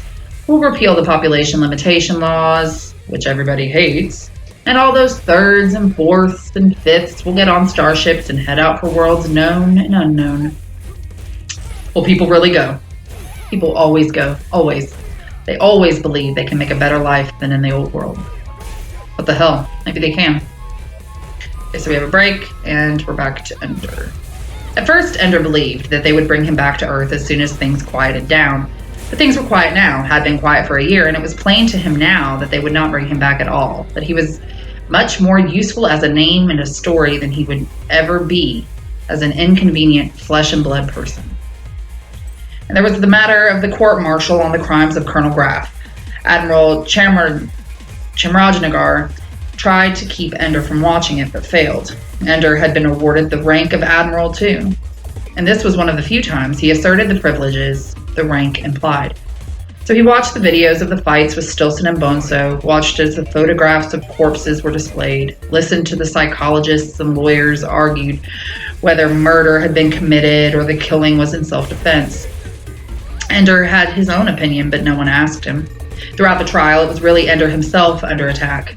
The prosecution was too clever to charge him directly, but there were attempts to make him look sick, perverted, and criminally insane. Never mind, said Mazer Rackham. "The politicians are afraid of you, but they can't destroy your reputation yet. That won't be done until the historians get at you in 30 years." Ender didn't care about his reputation. He watched the videos impassively, but in fact, he was amused. "In battle, I killed 10 million buggers whose queens at least were as alive and wise as any man, who had not even launched a third attack against us, and no one thinks to call it a crime." All his crimes weighed heavy on him. The deaths of Stilson and Bonso no heavier and no lighter than the rest. And so, with that burden, he waited through the empty months until the world that he had saved decided he could come home. One by one, his friends reluctantly left him, called home to their families to be received with heroes' welcomes in hometowns they barely remembered. Ender watched the videos of their homecomings and was touched when they spent much of their time praising Ender Wiggin, who taught them everything, they said, who taught them and led them into victory. But if they called for him to be brought home, the words were censored from the videos, and no one heard the plea. For a time, the only work in Eros was cleaning up after the Bloody League War and receiving the reports of the starships, once warships, that were now exploring the bugger colony worlds. But now Eros was busier than ever, more crowded than it had ever been during the war, as colonists were brought here to prepare for their voyages to the empty bugger worlds. Ender took part in the work, as much as they would let him. It did not occur to them that this 12-year-old boy might be as gifted at peace as he was at war. But he was patient with their tendency to ignore him, and learned to make his proposals and suggest his plans through the few adults who listened to him and let them present them as their own. He was concerned not about getting credit, but about getting the job done.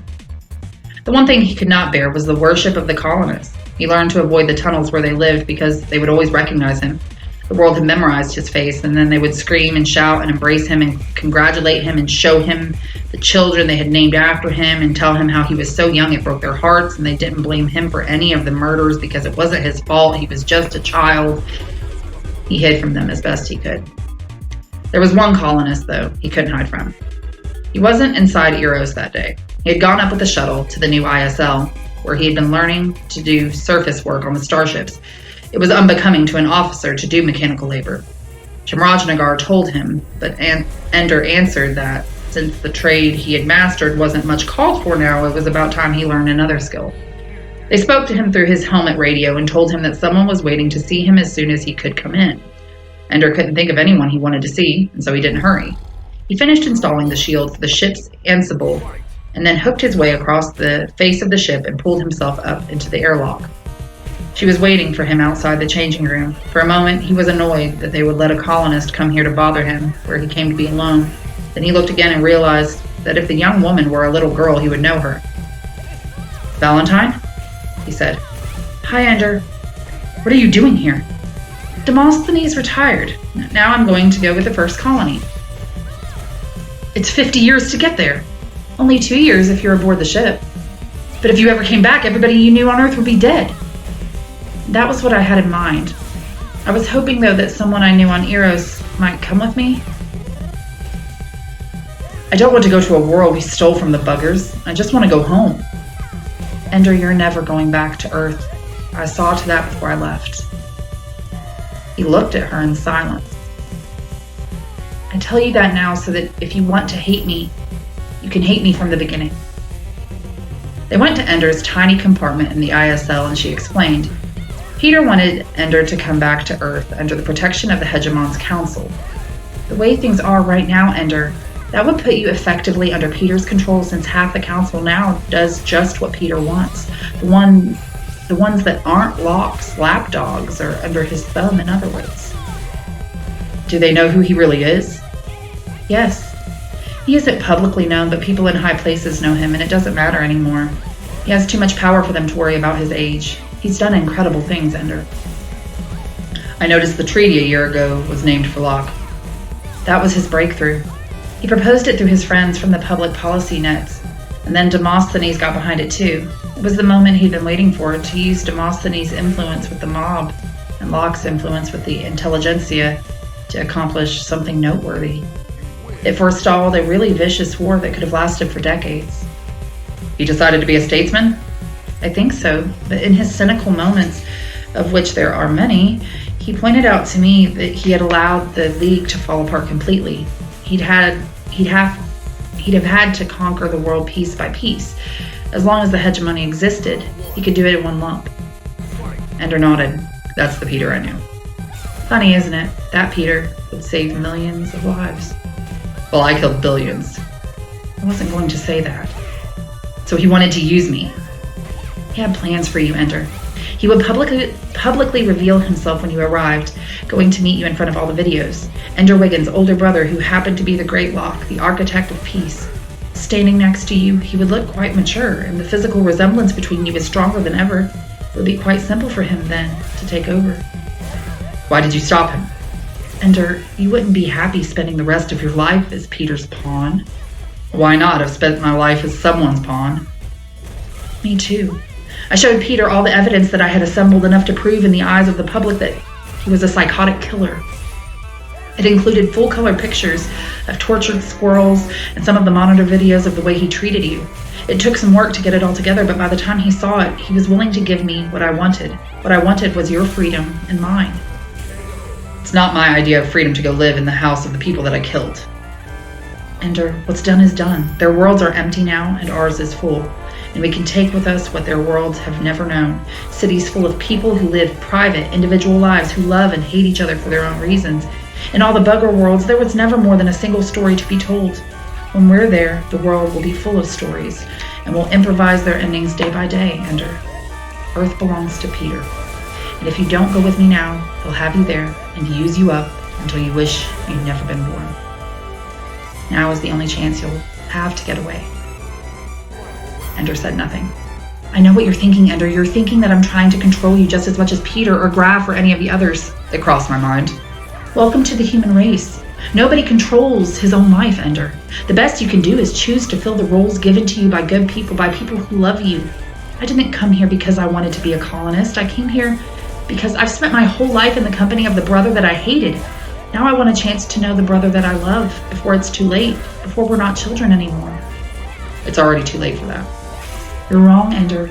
You think you're a grown-up, and that you're tired and jaded with everything, but in your heart, you're just as much a kid as I am. We can keep it secret from everyone else. While you're governing the colony and I'm writing political philosophy, they'll never guess that in the darkness of night we sneak into each other's rooms and play checkers and have pillow fights. Ender laughed, but he had noticed some things she dropped too casually for them to be accidental. Governing? I'm Demosthenes, Ender. I went out with a bang. A public announcement that I believed so much in the colonization movement that I was going in the first ship myself. At the same time, the Minister of Colonization, a former colonel named Graf, announced that the pilot of the colony ship would be the great Mazer Rackham, and the governor of the first colony it established would be Ender Wiggin. They might have asked me. I wanted to ask you myself. But it's already announced. No, they'll be announcing it tomorrow if you accept. Mazer accepted a few hours ago back on Eros. You're telling everyone that you're Demosthenes, a 14-year-old girl. We're only telling them that Demosthenes is going with the colony. Let them spend the next 50 years poring over the passenger list, trying to figure out which one of them is the great demagogue of the Age of Locke. Ender laughed and shook his head. You're actually having fun, Val. I can't think why I shouldn't. All right, said Ender. I'll go. Maybe even as governor, as long as you and Mazer are there to help me. My abilities are a little underused at present. She squealed and hugged him, for all the world like a typical teenage girl who just got the present she wanted from her little brother. Val, he said, I just want to make one thing clear. I'm not going for you. I'm not going in order to be governor or because I'm bored here. I'm going because I know the buggers better than any other living soul. Maybe if I go there, I can understand them better. I stole their future from them. I can only begin to repay by seeing what I can learn from their past. You have a break?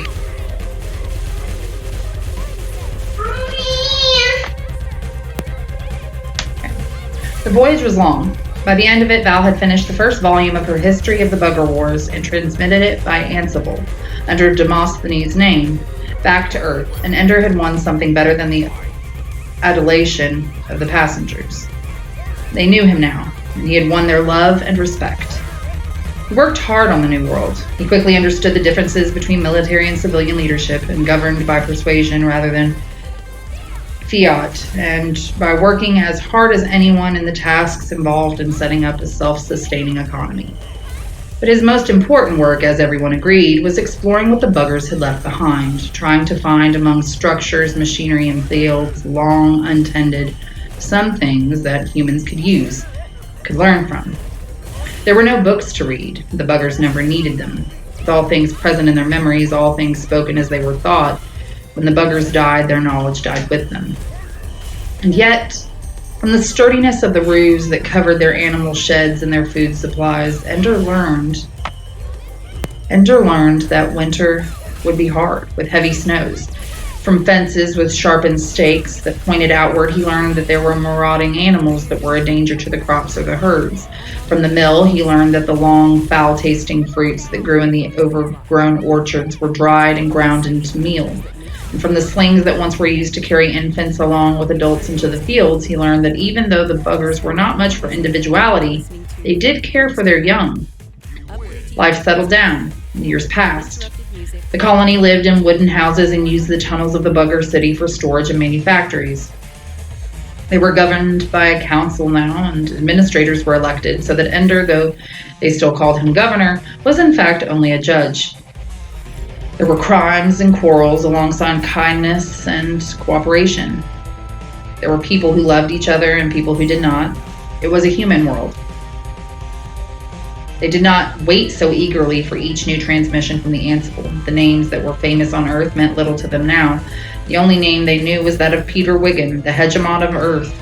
The only news that came was news of peace, of prosperity, of great ships leaving the littoral of Earth's solar system, passing the comet shield and filling up the bugger worlds. Soon there would be other colonies in this world, Ender's world. Soon there would be neighbors. Already they were halfway there, but no one cared. It would help the newcomers when they came, teach them what they had learned, and what mattered in life now was who would marry whom, and who was sick, and when was planting time, and why should I pay him when the calf died 3 weeks after I got it.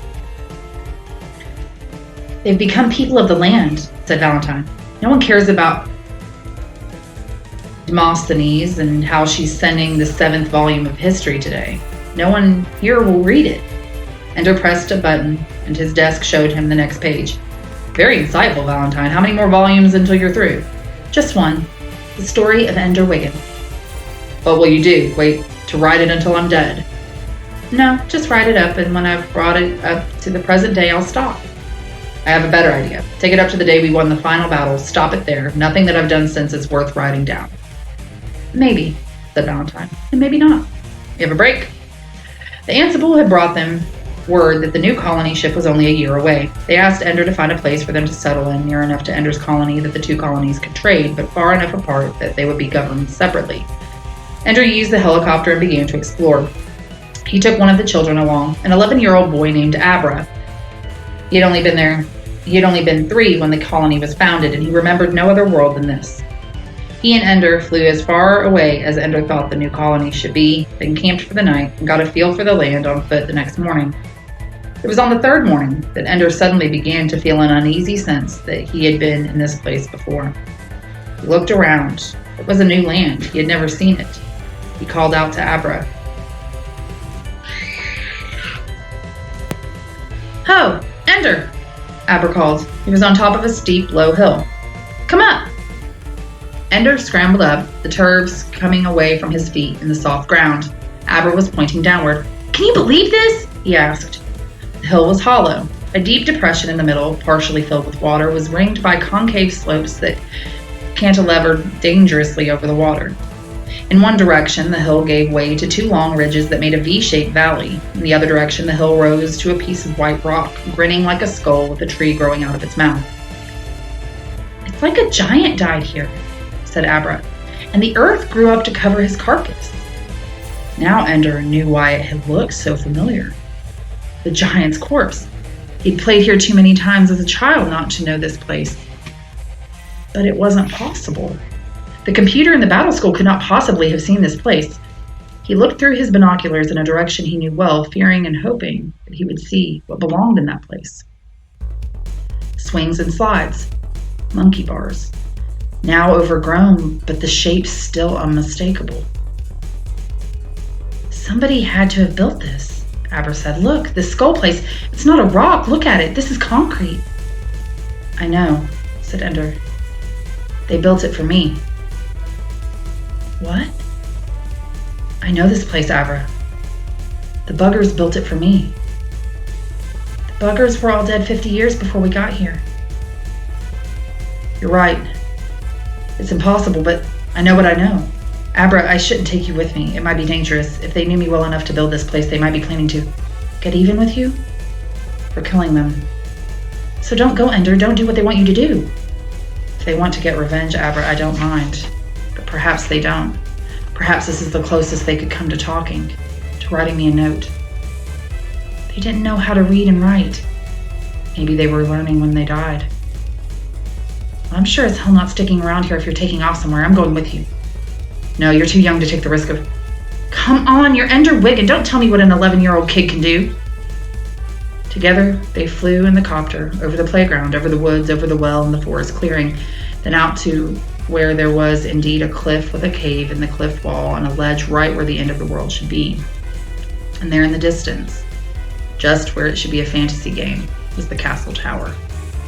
He left Abra with the copter. Don't come after me, and go home in an hour if I don't come back. Eat it, Ender. I'm coming with you. Eat it yourself, Abra, or I'll stuff you with mud. Abra could tell, despite Ender's joking tone, that he meant it, so he stayed. The walls of the tower were notched and ledged for easy climbing. They meant him to get in. The room was as it always had been. Ender remembered well enough to look for a snake on the floor, but there was only a rug with a carved snake's head at one corner. Imitation, not duplication. For people who made no art, they had done pretty well. He must have dragged these images from Ender's own mind, finding him and learning his darkest dreams across the light years. But why? To bring him to this room, of course, to leave a message for him, but where was the message and how could he understand it? The mirror was waiting for him on the wall. It was a dull sheet of metal in which a rough shape of a human face had been scratched. They tried to draw the image I should see in the picture. And looking at the mirror, he could remember breaking it, pulling it from the wall, and snakes leaping out of the hidden place, attacking him, biting him wherever their poisonous fangs could find purchase. How well do they know me? Wondered Ender.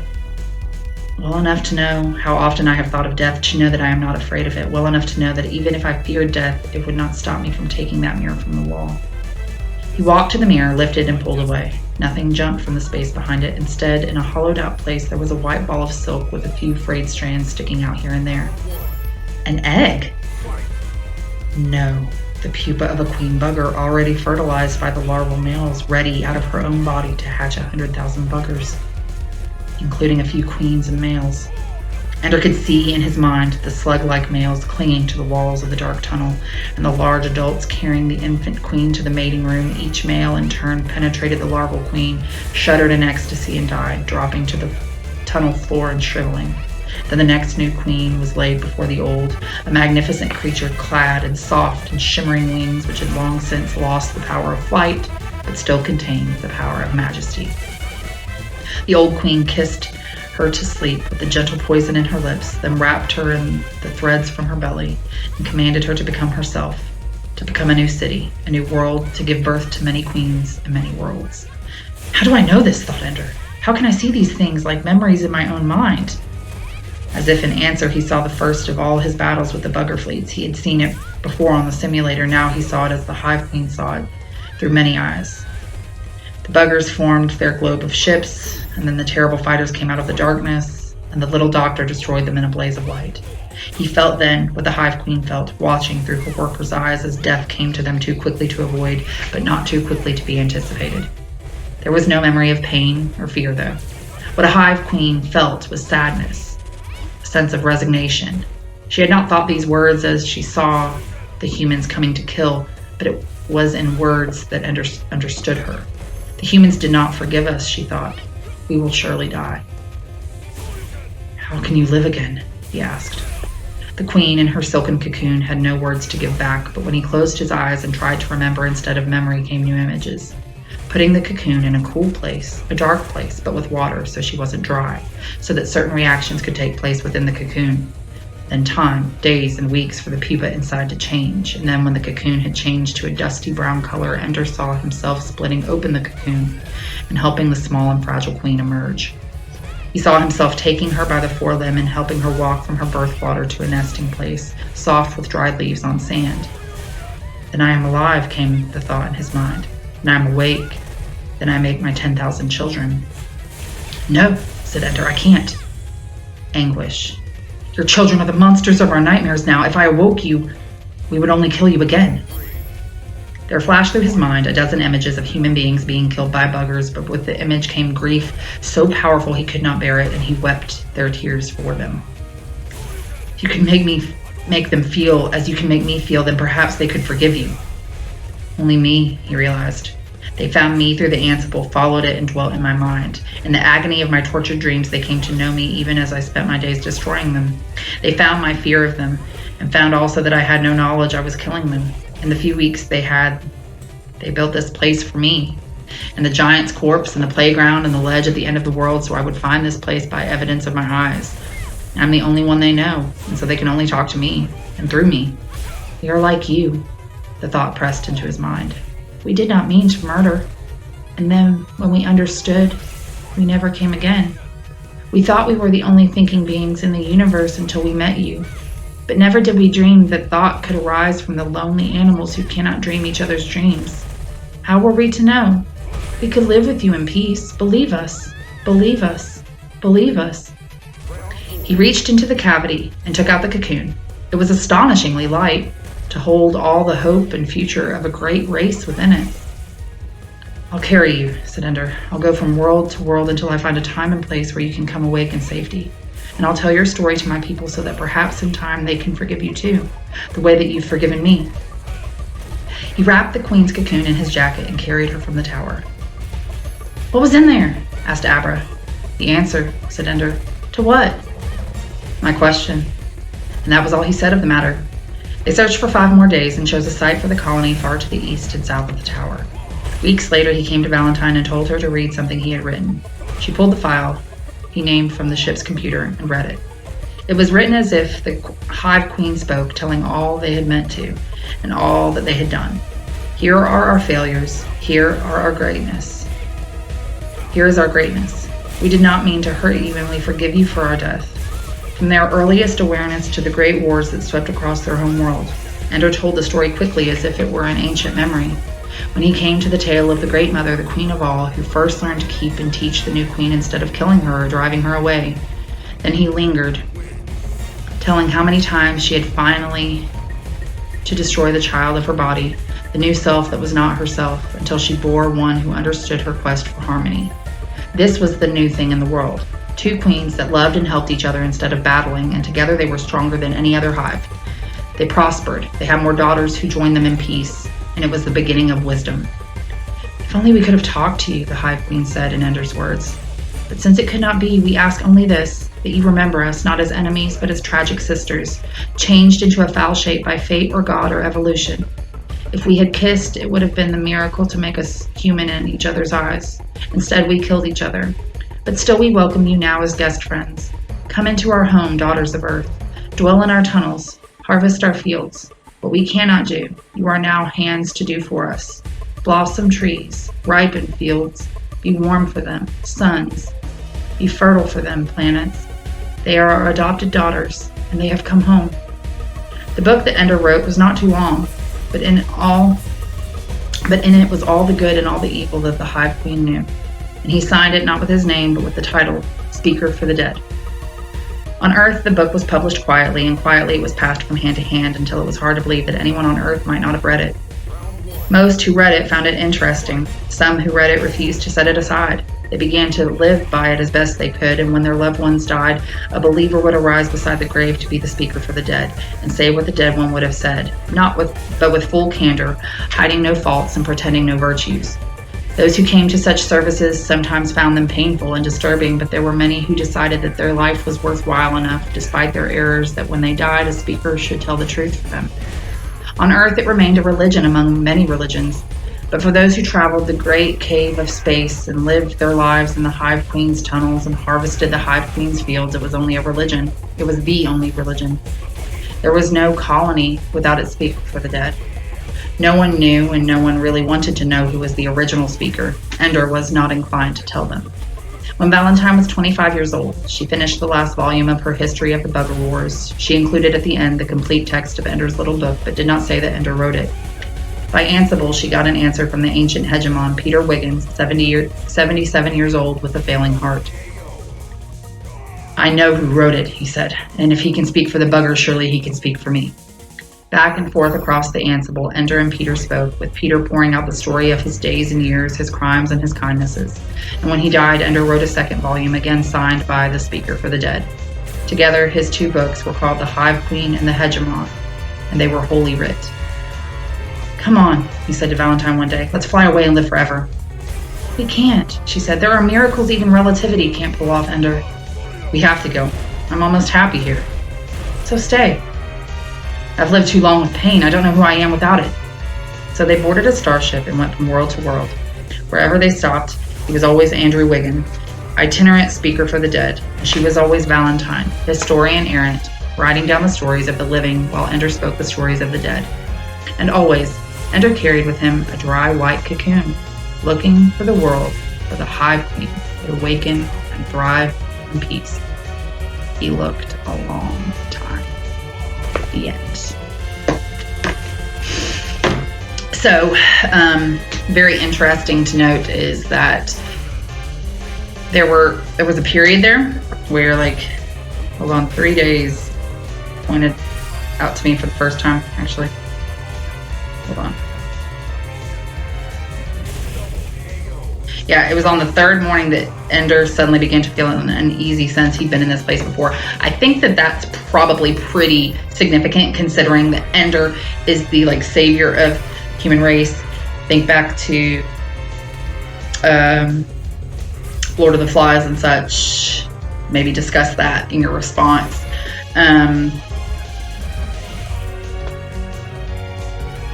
So you have the speaker for the living, speaker for the dead, Valentine, Ender. Ooh, and their names. Valentine, like love, loves the human race, loves life. Ender, end of things, speaker for the dead. I like it. Never thought of that before either. Okay. Yeah. Deuces.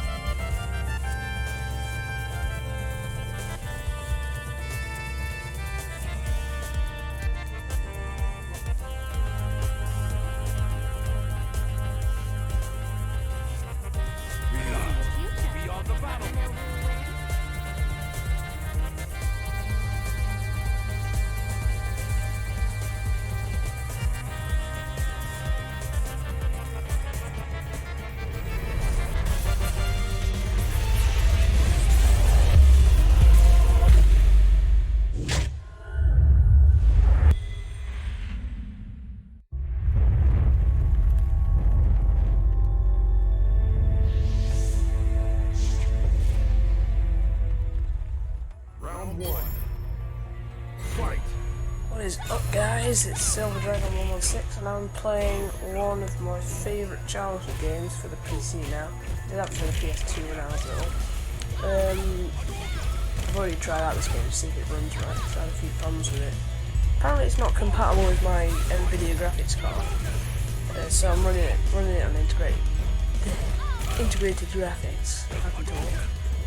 Forgive me, it is 5 to midnight, so yeah, without further ado, I'll start the game. But just if you want, the characters don't look like the ones from the film, and the voice actors aren't the same because they're based on Tolkien's descriptions, basically. And I think this is that before the film.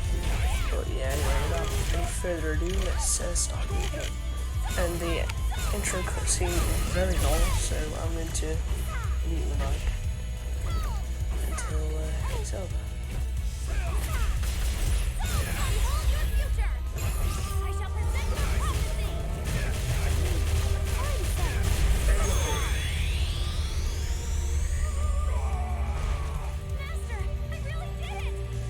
In the shadows of Mordor, the Dark Lord Sauron forged the One Ring to enslave all elves, dwarves, and men of Middle-earth. The free people of Middle-earth overthrew Sauron, but lost the ring.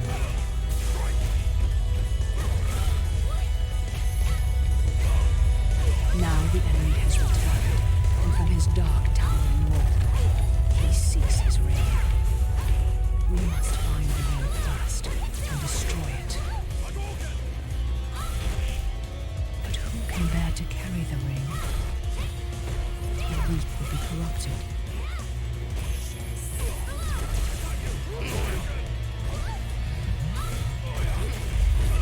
The powerful would become as great a threat as Sauron. But who can bear the ring?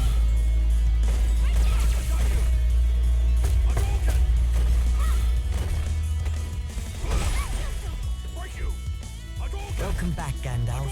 Will we have fireworks, elvish lessons, tales of ancient Numenor? Today, we must talk about a shadow of the past. The ring you inherited may be very dangerous. Uncle Bilbo's magic ring? Magic rings, as you call them, were made by elves. But this ring, I think, was made by another. Give me the ring.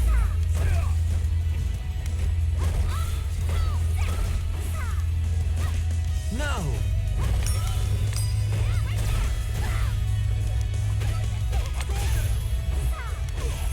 Look closely. I see fine lines. Lines of fire. In a flowing script. What does it say? One ring to rule them all. One ring to find them. One ring to bring them all. And in the darkness, bind them. This is the one ring to rule them all. The ancient kings of elves, dwarves, and men used the rings of power to rule their lands. The Dark Lord Sauron created this ring to rule all the others. When he fell in battle, he lost it. A strange creature called Gollum found the ring and was corrupted by it. Bilbo won it from Gollum, and now it is yours. But the Lord of the Rings has returned, and all his thought is bent on finding the ring. Let's destroy it. It can only be destroyed when it was forged, in Mount Doom, the Fire Mountain in Mordor. Take it there. Take it. No, do not tempt me. If I bore the ring, I would become like the Dark Lord himself. Then I must guard the ring. And I will help you bear this burden, as long as it is yours to bear. I'm a danger to the Shire. I must leave. I could set out on the road just like Bilbo. My dear Frodo, hobbits really are amazing creatures. But you need not go alone, if there are any you can trust. But take care. The enemy has many spies.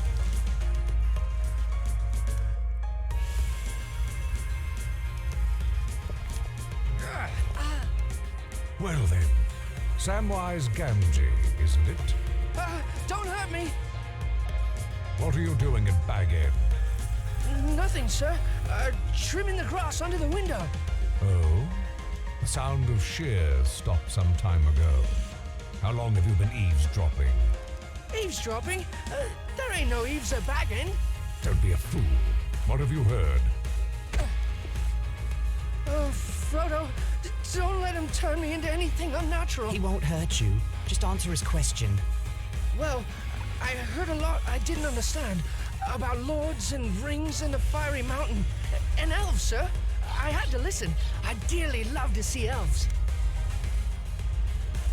Keep it a secret, Sam, or I hope Gandalf turns you into a spotted toad.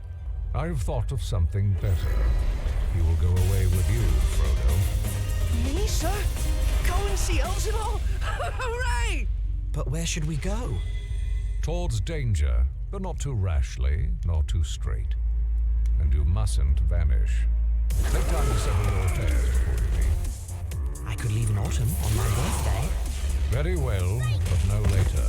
Make for Rivendell in the east, and seek the counsel of Elrond and Elrond. East. I'll tell everyone I'm buying a house in Crickhollow near my relatives in Buckland. I'll have to sell Bag End. The Sackville Bagginses have been trying to take over this place for years. A shame to let them have it. Indeed.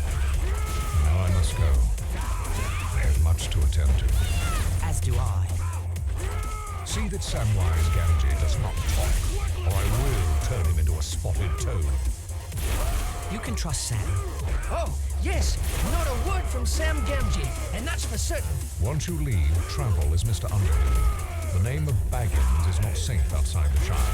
And do not use the ring, for it can corrupt the most innocent heart. I understand. Farewell, Gandalf. Elves! I'm going to see elves! Farewell, Frodo. I'll return by your birthday. But Gandalf did not come back, and as the nights grew longer, I decided I might have to leave without him. On the morning of my birthday, September 22nd, I set out for one final stroll around the Shire. I had to say farewell to my neighbours and sell my home to Lobelius Sackville Baggins. I know what you're thinking. The characters look and sound very weird. Well, if you don't like it, then click off. But I'd say stay with it because it does get really cool. The games.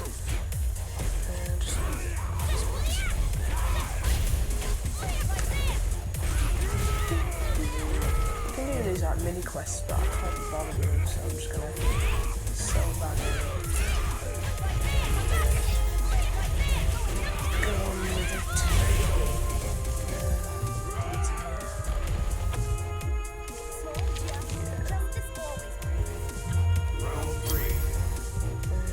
God, you can get lost in this house.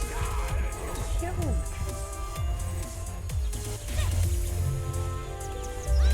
I love the soundtrack of this game as well.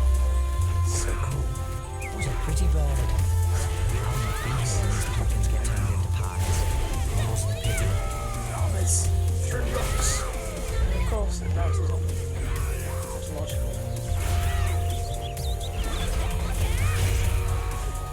I mean, you don't get anything for helping people, so. Hope you don't mind. Now we need to head towards Bywater, which is over the bridge. Sandyman's Mill. It looks a lot more cheerful than 10 Sandyman. The bridge to Bywater. The same path Bilbo took when he began his adventure long ago. There's the pretty bird. I bet I should use the screenshot button then, because Q's the screenshot button. Damn it. So every time I press Q, I'll get a screenshot. Oh well. Take a much memory video.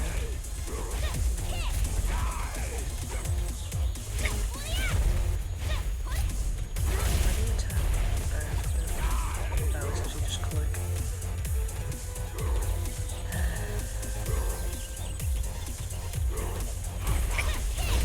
I can't remember if I think you can play the Green Dragon. I'm not sure if it's anything you can do.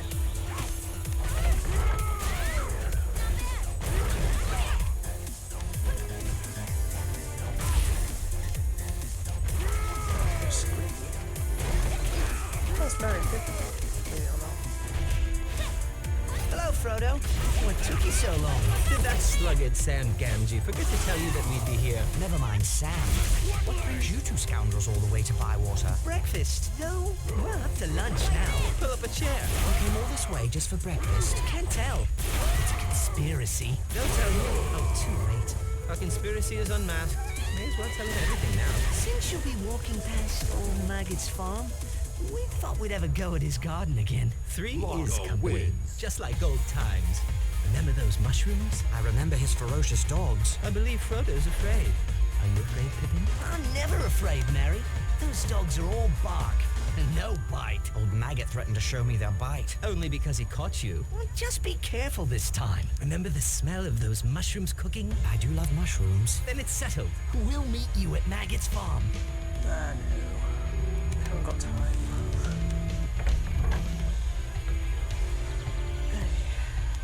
From afar, the graphics aren't that bad. Lobelia's here. Let's talk to her. Hello, Lobelia. Where's the sheriff? Sheriff. Where's that lazy Robin Smallborough? I couldn't say. Now about Bag End. Never you mind all that. There are wolves in the Shire. I'm sure the sheriff is keeping everyone safe. How could he? I haven't told him about the wolves yet. Go away, Frodo. I need the sheriff. Just ring the warning bell. If he's anywhere in Bywater, he'll come running. Don't just hang about then. Ring the warning bell. Bitch, I'm selling you my house. Show me some respect.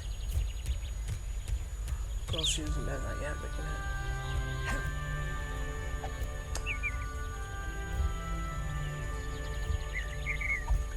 know.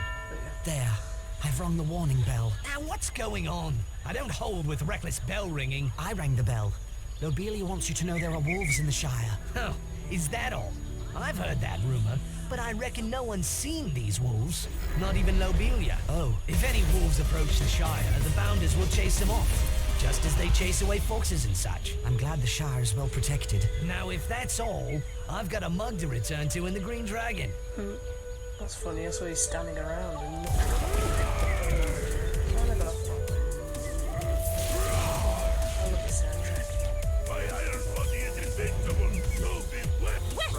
Someone finally came to his senses and rang that bell.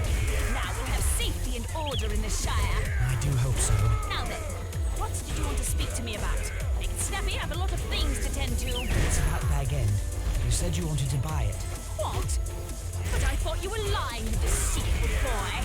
I believe that when I have the deed in my hand. Did you believe it? Here's the deed to Bag End. Oh, I can scarcely believe it. The deed to Bag End. I shall need to remove a few belongings. I'll leave the Bag End key with Master Gamgee of number 3 Bagshot Row, if you don't mind. What? Gamgee? That dirty potato grubber and his son might plunder all of Bag End in the dead of night. Good day, Lobelia. Yes, yes, a very good day indeed. My sweet little Lothar will be so happy.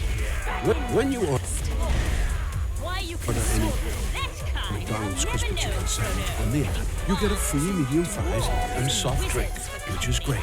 Because after all, who orders just a sandwich anyway? McDonald's crispy chicken sandwich. when her voice reaches a certain pitch, it kind of squeaks a bit. I don't know what its term is, but kind of ultrasonic. It hurts my ears. So I'm glad I'm done with it. I'm trying to find mushrooms. So I could do with some mushrooms. Please jump over the fence.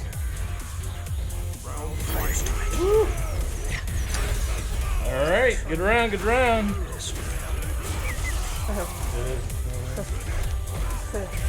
Oh, I'm gonna have to catch up with chat 1 second. Oh wait. Will I see another springtime festival around this maypole? I'm sure I already said that. If you want, I will make it like a episode 1.5 or go into like Maggot's farm and stuff. Oh, I went right up for it. See if the guys with mushrooms on the way back. Stick it.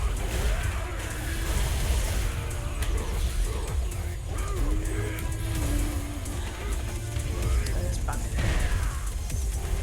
No wonder they wanted it. It's like the house of poverty.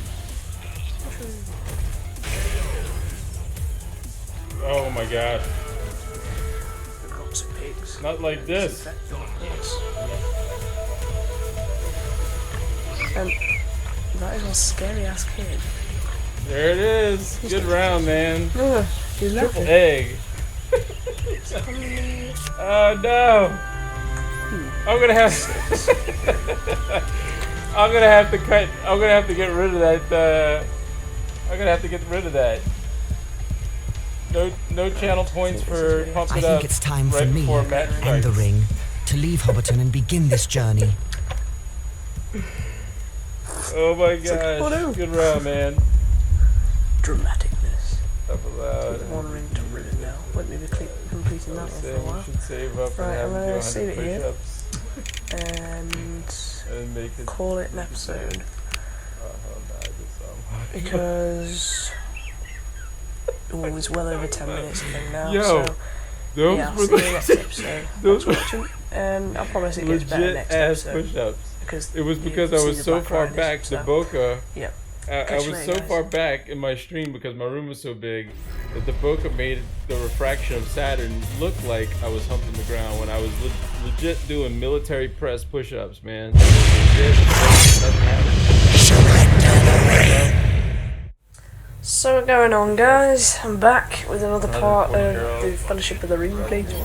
First thing I need to do is, if I Out can, of stock. lower the volume. I'm about to change this shit. I'm about to Because do. that was a cool noise. I'm about to do like stick to the beat and change them channel points.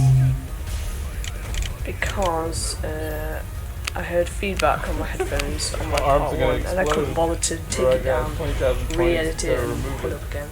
It's sitting So- too long. Stand up. All right. Yeah. Stand up. Right, I think we're going against the Black Riders now.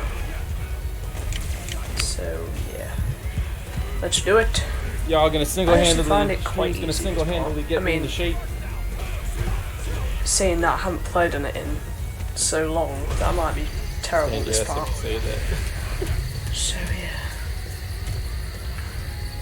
I'm up. I'm up.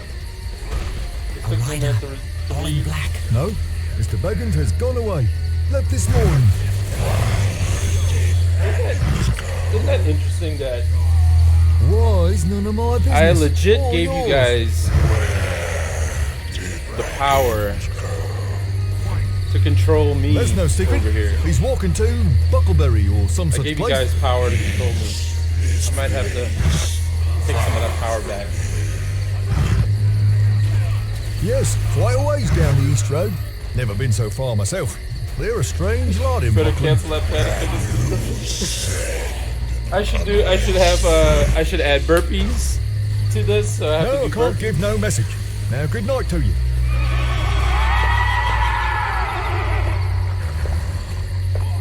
Wouldn't it be something like do burpees while you street fighting around? Evening, Master Gamgee. Good evening to you, Frodo. A peculiar rider How came would you asking do? after you. I don't wish to make his acquaintance. Nor me.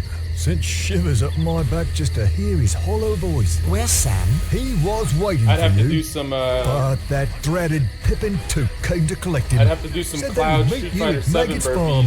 and Something about not a go to shortcut. full- What are they up to? Go all the They way didn't down say. and just do the But dips. Pippin seemed Come up and quite do the pleased dips, with then come himself, and Sam was none too happy about it.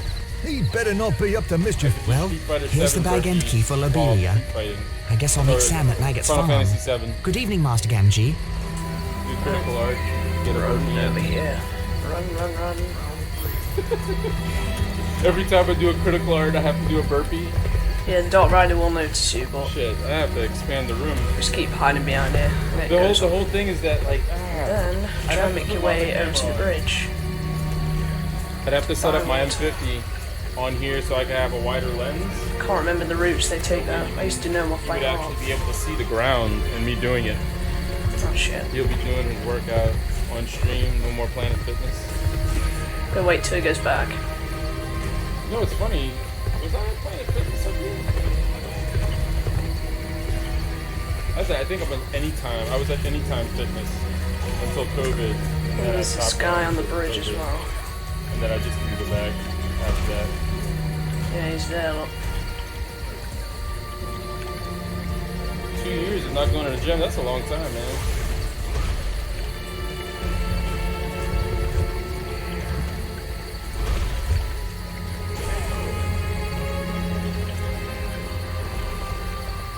How's it going, chat? Welcome on in. If If you like what you see, please consider dropping a follow. That way you can find your way back to my streams. I usually stream 10 p.m. Pacific, Monday through Saturday, till about 2 a.m. Maybe 3 a.m. depending on the crowd. Although the one just before Maggots Farm is Street harder Fighter to get 5 player past. currently. I play Street Fighter 5 on Mondays, Wednesdays, Thursdays, Fridays. And on Tuesdays and Saturdays, I usually switch in a different game. Right now I'm on Monster Hunter World. But I will be on Tuesday, tomorrow, 9 p.m. playing Mario Kart 8 32. Hold on, Robin. What was it? Like a 32 extravaganza? 32 track extravaganza? So check me out tomorrow at 9 p.m. I'm gonna take it out. Robin alone. He's a human. Should I join this? Sure you should, man. 32 Frodo, tracks back I to am back. in There your you debt. go. If That's you how hadn't I come should along, say it. 32 I'd be a tracks midnight back to back. morsel for that beast. I'm glad you're all right, Robin. We've not seen Come on wolves in, for Eduardo, 100 invite you in, years. bud. So I hear. Well, it's an ill omen. What could it mean? That I'd better get going. I wish I could show you. Oh, Look, I'm right gonna you put it are, on my Frodo. Discord. Hold on. And I should get back on patrol. Yes, but tell the other sheriffs to watch for more dangers in the Shire. Yes, of course. I'm still shaking from that beast, you know. I have to go, Robin. I have to go and get my ass handed to me. I do like the cutscene that shows when the ring rates catch you though, it's quite awesome. Put it back on. That's why I missed your chats on Discord, because I don't have it on my phone currently. Let me install that. I want to get tripped out Put a picture of tonight. my Discord of my setup. Find some mushrooms. But no, seriously, I need mushrooms. Man, this match is going to the end.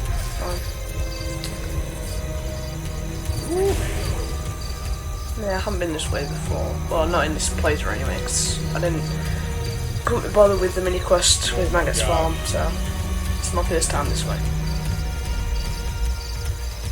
I think this is where you meet the wolves. Oh wow, nice man. Let's check something.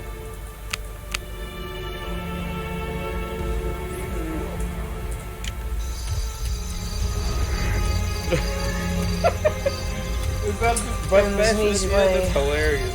Past these There's one guys. over there breathing heavy.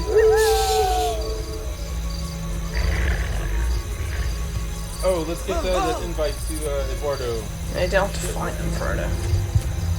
No. Just run away. I don't think they can. Ah, he's not running. Oh, you can see his eyes. That's really freaky. How are we gonna invite you? You're not online.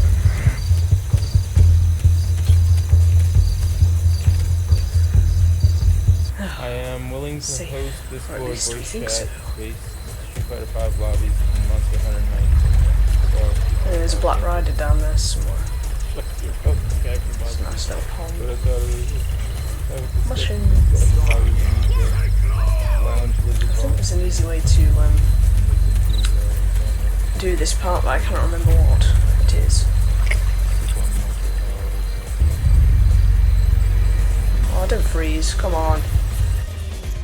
Get in here, Eduardo. Stop talking cheese, dog.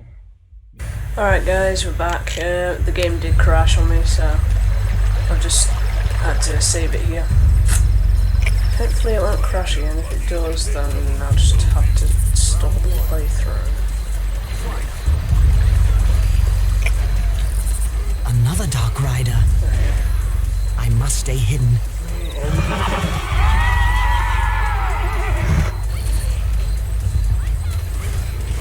How do you... that's sneak. What I do? The way I did it, I either hid in a log or hid behind this rock. And threw rocks to distract him.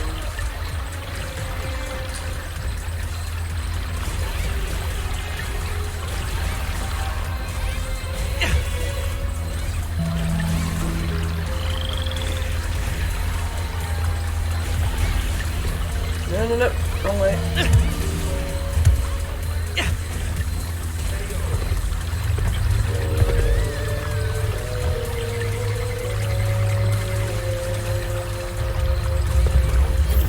I know we can run.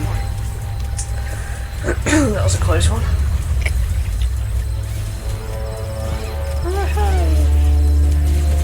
And then we meet Thingy and Thingy in here.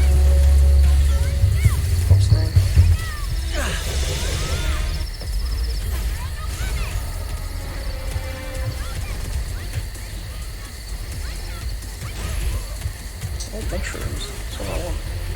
Oh, fine.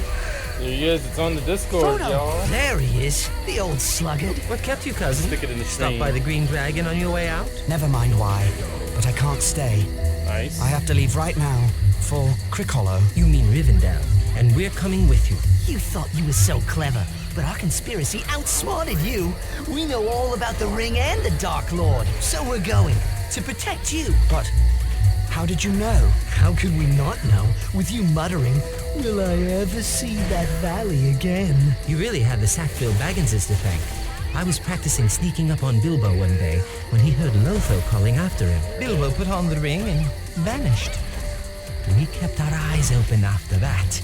We spied on you and Gandalf. How? Through our chief conspirator, until he got caught. And Gandalf did say, take those as you can trust. It seems I can't trust anyone. You can trust us to stick with you to the bitter end. We've kept your secret better than you did. But you can't trust us to let you face danger alone. Even though we're horribly afraid, we're coming with you. Or following after like hounds. Dogs! No, Sam. Hounds. Maggots, dogs! They're coming! Rip! Bang! Woof! Come on, lad! An old maggot, too, by the sound of it. So much for stealing some mushrooms before we go. What's all this chatter at this hour of the night? Speak up! Good evening, Mr. Maggot. Well, if it isn't Peregrine Took. You're lucky I know you. I was about to set my dogs loose. The most outlandish fellow rode through here, asking strange questions. Here, who's that with you, Pippin? You remember Meriadoc Brandybuck. Allow me to introduce Samwise Gamgee and Frodo Baggins. Everybody. Good to see you again, sir. Baggins. Now, isn't that strangest of all?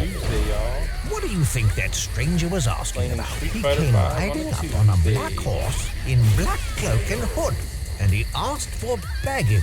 Oh, that would be a different Baggins. I told him all the Bagginses are inhabitant. He says Baggins is heading east on foot. And now Frodo Baggins shows up on my farm. The same Frodo Baggins who was one of the worst young rascals around, I might add. Frodo's much better behaved these days. Where are you headed? To my new home in Crick Hollow. I can see you're in trouble, Frodo. You should never have gotten mixed up with those strange Hobbiton folk. I wager that outlander has come for the gold Bilbo brought back from foreign parts. Well, I think it's time we were going. No, he'll be waiting. You will ride out in my wagon, hidden from sight. Thank you, sir. It's a pity I've been in terror of your dogs. I've missed a good friend. Indeed. Shall we go now? I'll ready the wagon. Farmer Maggot's wagon carried us safely away from his farm and into the borders of Buckland. But the Black Rider was still thundering along the East Road. We decided to go south and cut through the Old Forest. Merry had been in the Old Forest and knew a little of its ways. It's a dark, mysterious place, but not as dangerous as a Black Rider. You're better safe in a forest where trees can move around. Hello? Merry? Pippin? Sam? Where are you? Oi! Frodo! We're over here. And lost by the looks of it.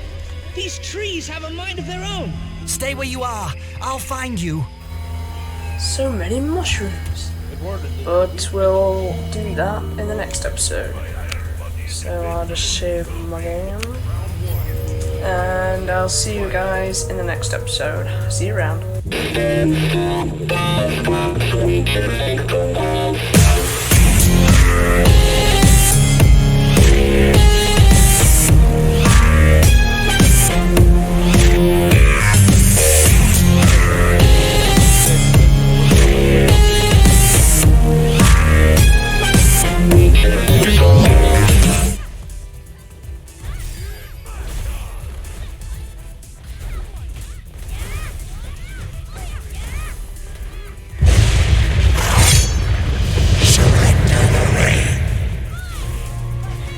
How's it going, guys? This is another episode of the Fellowship of the Ring playthrough. So let's get straight into it and load it up. It's been a while since the last part because I've been busy mainly, but yeah, I think we need to find Merry, Pippin and Sam. There's a tree blocking my path. I wonder if it'll move when I go back to it. Oh, I have to go right back to the start now. Gay.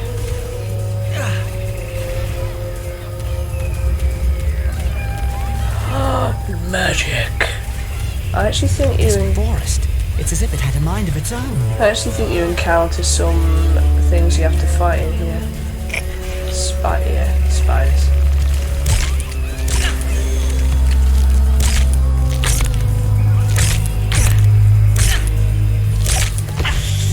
I'm not sure how you actually defend in this one.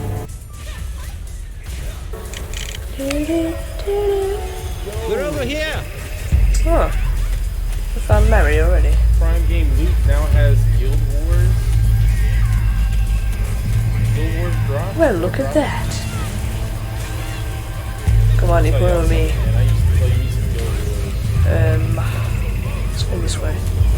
The good thing is that the bodies of the spiders don't fade, so you can see where you've been in the forest. And what's more, these guys actually help you fight you. No, that sucks.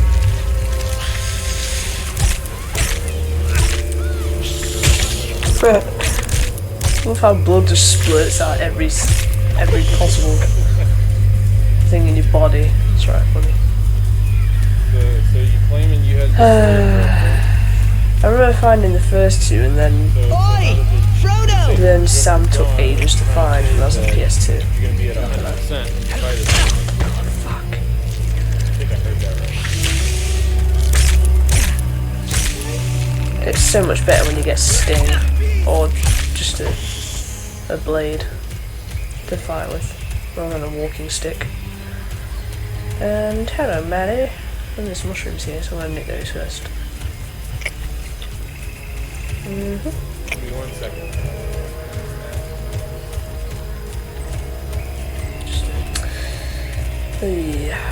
Let's go up here. That's it. For the love of crap, why did you have to get lost? It's like we go through the gate. Oh, where they gone? They've gone missing. Ow. What the hell? Help! Well, oh my god. Apologies for the shitty item.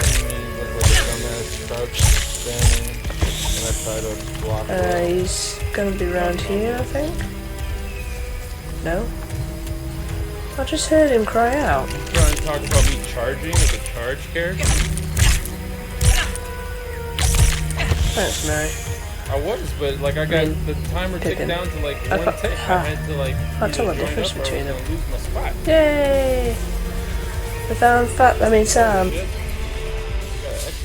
I never thought potatoes could smell so good. A good meal will definitely ease my mind about this place. But where is like, this place? Very close to the Withywindle Valley. But we shouldn't get any closer. Why not? The Withywindle Valley is said to be the strangest part of the whole forest. The center from which all the strangeness comes, as it were. Can you lead us around the valley, Mary? I thought I could, but the way these trees shift them out, I don't know. It's like they're leading us there. Mary thought he knew his way around this forest. But how can anyone find their way when the forest won't stand still? Do you know one of those trees stuck a branch out at me? Nearly tripped me, it did. I'm sorry I led us into such a dangerous place, but at least we've shaken off that black rider. Yeah. We're just getting beaten up by trees, but at least the black rider's gone. Yeah. I suppose it. Oh no. I actually don't like this bit. Just have to fight Old Man Willow, and in the PS2 version I used to get stuck in the barrier where the roots just keep spiking you. Nice sky. Can't go on. Oh, must have nap. It's cool under the willows. Less flies. Oh, I was blocking. I didn't do anything but block. I didn't do anything but block. I don't like this tree. I don't trust it. Hear it singing about sleep? That's not right. It's not right at all. We can't sleep yet. We must get clear of this place. Pal Sam just says, oh, fuck it, fall asleep. They disappeared. It's magic. Oh god. Ah.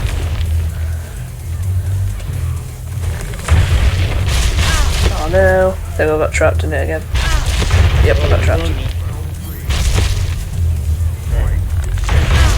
God damn it. Let me out. My god, this is going really bad.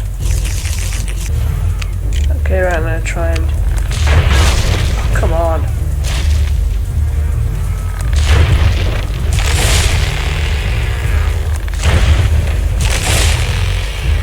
Okay, blocking actually works. Didn't know that. Cheating for the win. Well, it's not cheating, it's just really cheap. Oh, broke off his branch. Oh crap, that was a fail.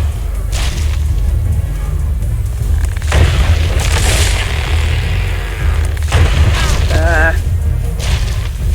Come on. It's a ridiculously small place to fight in. Oh, steady there, little fellows. Where be you a-going to, eh? Puffing like a bellows. What's the matter then? Come now, tell me what's your trouble. My friends are caught in that willow tree. Old man Willow? I know the rhyme for him. I'll chant his marrow cold if he don't behave himself. You let them out again, old man Willow. You should not be waking, eater. Drink water, go to sleep. Bombadil is talking. Thank you. Yes. Thank you. Very much. Well, my little fellows, you shall come to the house of Tom Bombadil. Where? Time enough for questions around the supper table. Come now, and help Tom find lilies for fair Lady Goldberry. After that, we shall sit down to a table laden with cream, honeycomb, and white bread and butter. What are we waiting for? The sooner we find lilies, the sooner we can eat. That's all you think about, isn't it? Thing is, I must stay with him, because in the PS2 version I used to like wander out and actually, what the fuck? I actually used to lose him and like not be able to find him for ages. So yeah.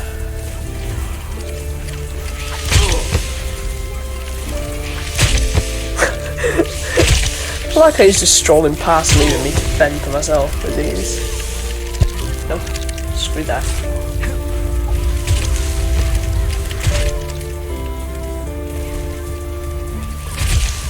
Come on.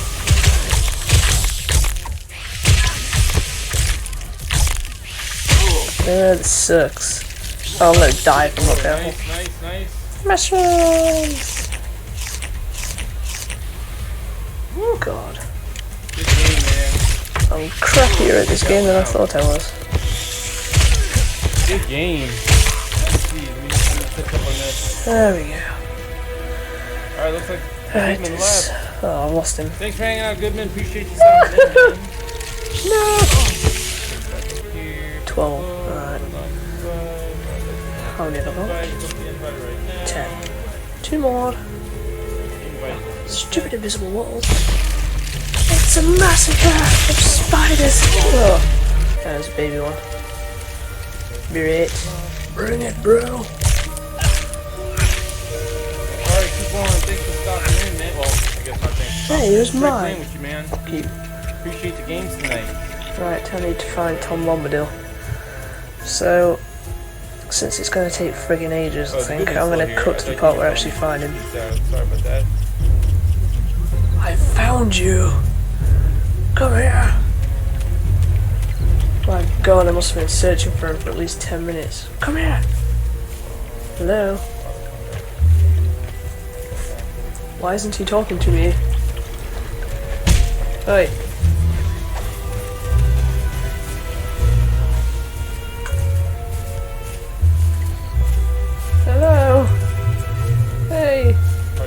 need to use the... Game, that's a good game, man. Right, sent. Hello?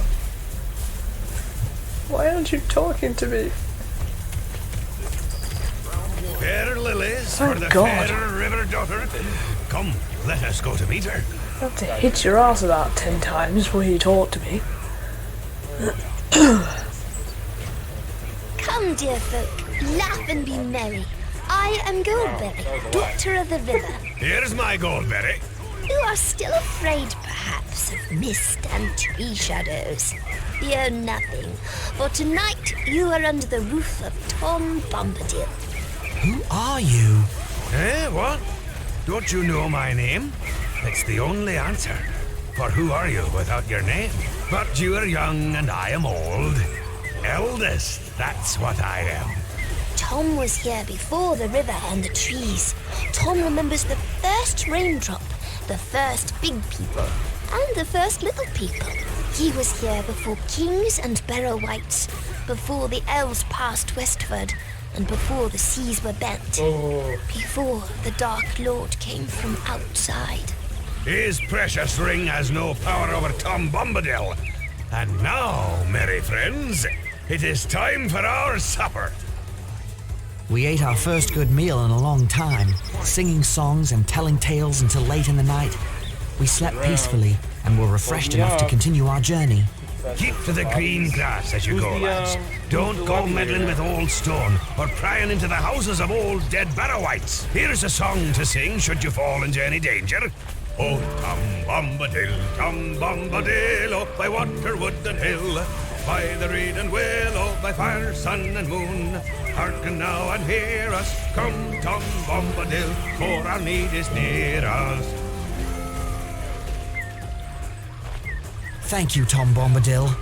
Speed now, fair guests.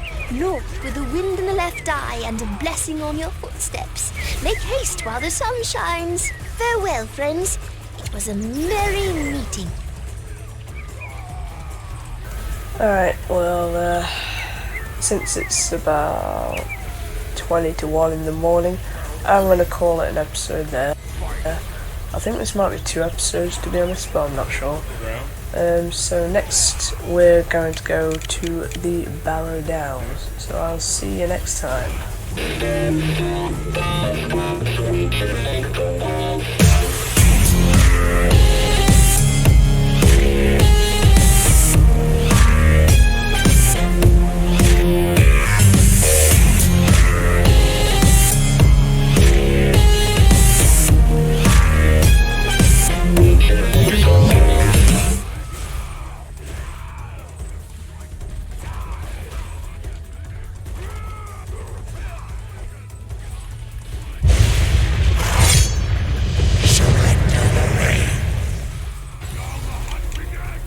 What is up, guys? We're back and we are about to take on the Barrow Downs. And I think I remember this. There are a load of spirits that can attack you, but I think you can just walk straight past them, so. Yeah. And I think you actually get a sword here as well. Well, when you go up to it anyway.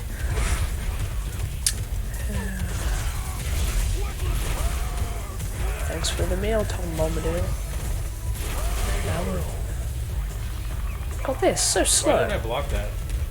If I was in any real danger, they'd be too late to give a shit. Fuck. There's a pretty birds in there. I think there's a wolf up here. So. I had to get the hell out of it.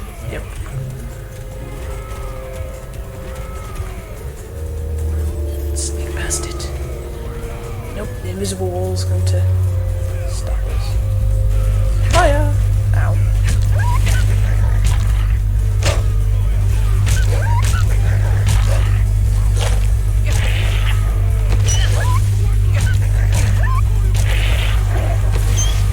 Yeah, I don't need your help. Freaking. Yes. Oh, that's the only mushroom I've got. Shit. The ghosts in the Barrow Downs can actually hurt you a lot. Fuck's sake. Ow.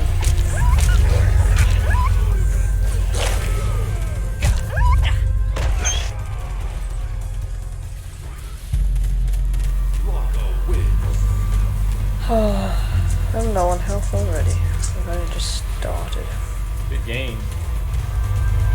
Ooh, mushrooms. Holy crap! Look at all. I gotta read Let's eat this. them quick. Looks like a book. Let me keep reading. Damn, what the fuck? What is that? Everybody sent the lady. I think I read that. 65 survivors on the block.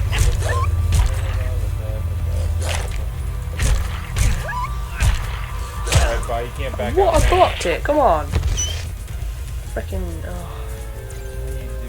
That move that makes you spend 1 meter. It's like get off and move. Be reversal. I'm not even gonna freaking bother trying to defeat the ghosts. They take so many hits and there's so many of them. Medium kick. The Barrow Downs. Even Tom is cautious about this place. What you doing? That is it.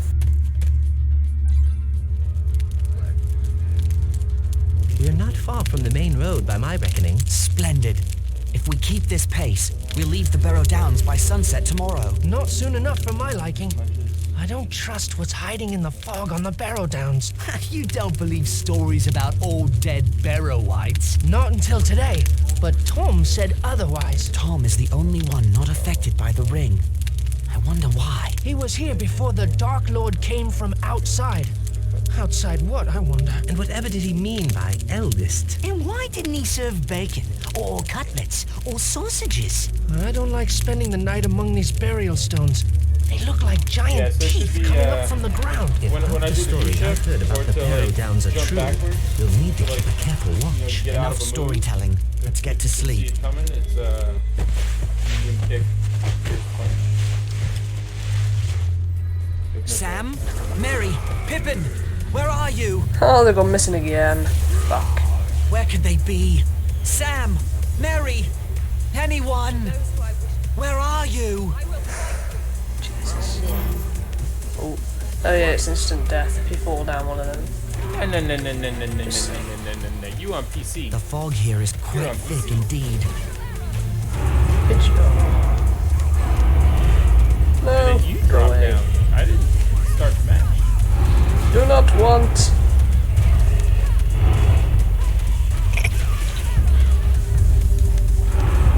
Where's my health?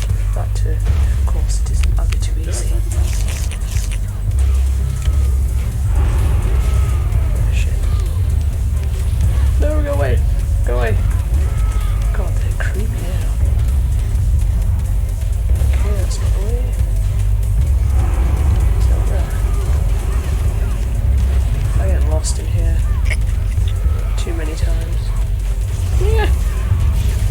Oh, they're gonna follow me around, aren't they? Oh, yeah, it's down here.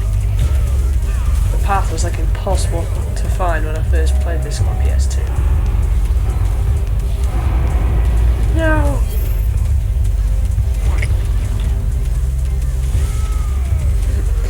Ooh, I wasn't expecting that. Nice. I think it's up here. No, go away! Not expecting that. How many are following me now? Okay, it's just 1, 2, 3, 4. Jesus Christ. Let's keep going. I think it's up here. Yes. Oh shit. Thrown straight Sam? into it. Mary? Wake up, all of you! Got to set Wow, them these free. textures are Get them out of here. glitching a bit, aren't Take they? a special weapon to stop this thing, if anything can. A special weapon. You never said that in the PS2 version. Got it. Oh my gosh, I missed. Destiny's dagger. It's like went right Ow! through you. Son of a bitch.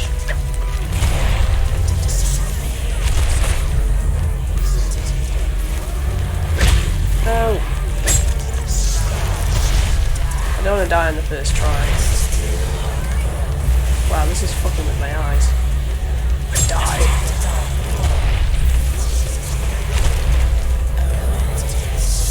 Nice one. Go to sleep. Oh, are you kidding me? Fuck. Oh, why are the textures going crazy on this? Ground. Ow. Alright, I'm just gonna play back to that point. You're not Barrow White. I can take you. Hello. Just stood there like, yeah mate.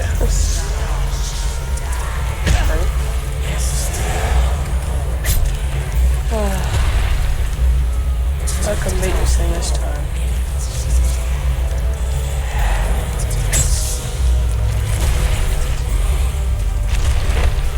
Shit. Yeah. Why didn't we listen to Tom? Wait, perhaps Tom is near. Oh, Tom Bombadillo, by water, wood and hill, by the reed and the willow, by fire, sun and moon, hearken now and hear us. Come, Tom Bombadil, for our need is near us. Well, little friends, old Tom has answered your call. Get out, old white, vanish in the sun. God, he looks scary. Like the cold mist till the world is bended out into the barren lands far beyond the mountains. Come never here again. Leave your barrow empty, lost and forgotten be, darker than the darkness, where gates stand forever shut till the world is mended.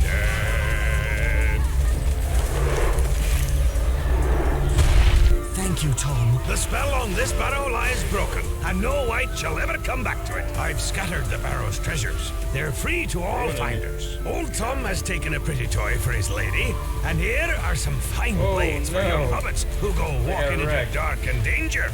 Perfectly clean, untouched by time. Yes, thank you again. They were forged long ago by the men of Westerness across the sea in ancient Numenor. They cast spells on their blades for the bane of the Dark Lord. Their kings of Numenor are forgotten now, but their sons wander in loneliness, guarding simple folk from wicked things. I wonder if this blade can hurt one of the Black Riders. Old Tom shall see you safe over the borders of his land.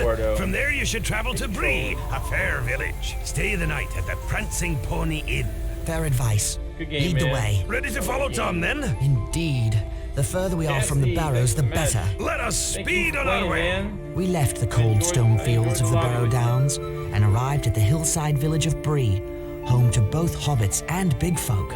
We said goodbye to Tom and entered Bree, seeking a warm fire and a door between us and the night. At last we found a cheerful inn with the sign of the Prancing Pony. Alright. Where are we? Oh yeah, we're in Bree. Dumb question. We surely aren't staying in this inn, are we? Why not? Tom recommended it. I thought we might see about staying with some of the Bree hobbits. It'd be more home-like. Oh, Sam. This is as good as an inn back home. Did you say you were playing controller? Just a lot larger. The larger the inn, the larger the meals. Don't worry, Sam. This will be fine. Maybe Sam can find a tater patch to sleep in. I'll make arrangements with the innkeeper while you three find something to eat. And remember, from now on, my name is Mr. Underhill. Right. Come on, Sam. Pippin. Goodbye, Mr. Underhill. We punch. Alright then, I'm gonna save it here. Here's punch. Weak kick. Medium kick. And I'll see you in the next episode. Almost back out the lounge. I think. Yeah, we meet Strider, or Aragorn here. And you can actually play as him in this game. I think you can only play as Frodo, Aragorn, and Gandalf. Why can't you redeem push-ups? So I don't know. Yeah, so I'll see you next time when we wander around the inn. Is there a stipulation on push-ups? You have to have 1,000 account points. 10 push-ups.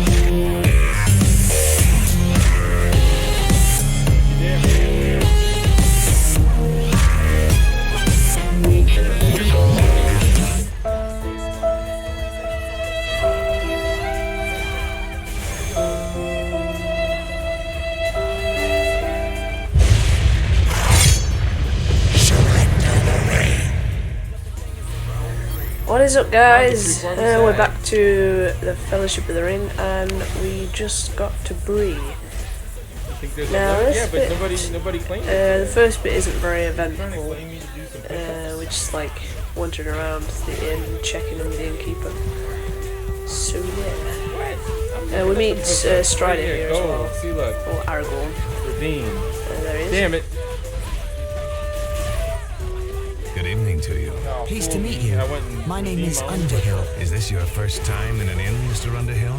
No, that is to say, it's my first time in this inn. I see.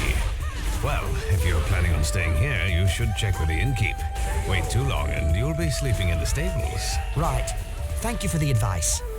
And now let's go. I haven't bothered to talk to anyone else, actually. I don't like you hobbits much. Go away. Okay.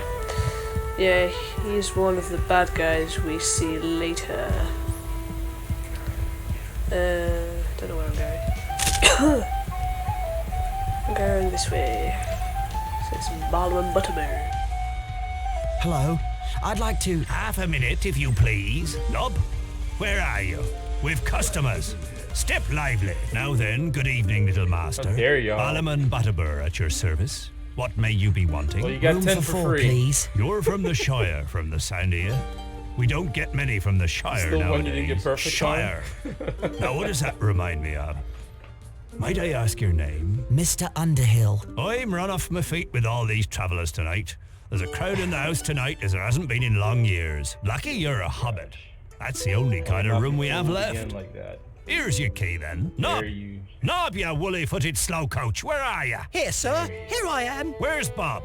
Find him double sharp. He's got some ponies to stable straight away. I'll get right on it, sir. Now, excuse me, sir. I've a party of dwarves to tend to, and all these strangers coming up the greenway from the south. I even clicked on it. Busy Like, well, daisies. it's not clicking for that. Aye. Let me see if it clicks for That me. guy's Oh, just no. disappeared. I can't go outside. I think this is the bit where Mary's drunk. Yeah, it is. Oh, it was the best party ever. Fireworks that only a wizard could make. Oh, Bilbo starts a long, boring speech, but he has a trick up his sleeve, or in his pocket. Mr. Underhill, I'd stop your friend from talking if I were you. So Bilbo says to the 144 hobbits at the party, "You are one gross of hobbits." Everyone's so offended, they don't see his hand go into his pocket. You'd better do something quick. People of Bree, thank you for your gracious reception. Let's have a song. And wait, I'm getting to the good part. Very well then. A song. There is an inn, a merry old inn, beneath an old grey hill. And there they make a stew so brown that the man in the moon himself flew down at night to eat his fill. Where did he go? Sorcery!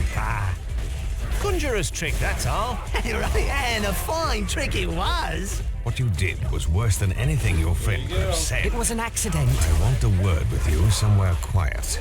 He did actually put the arms ring out in again. that part. It wasn't the animation. The curl it up is out of stock? Hello? No way.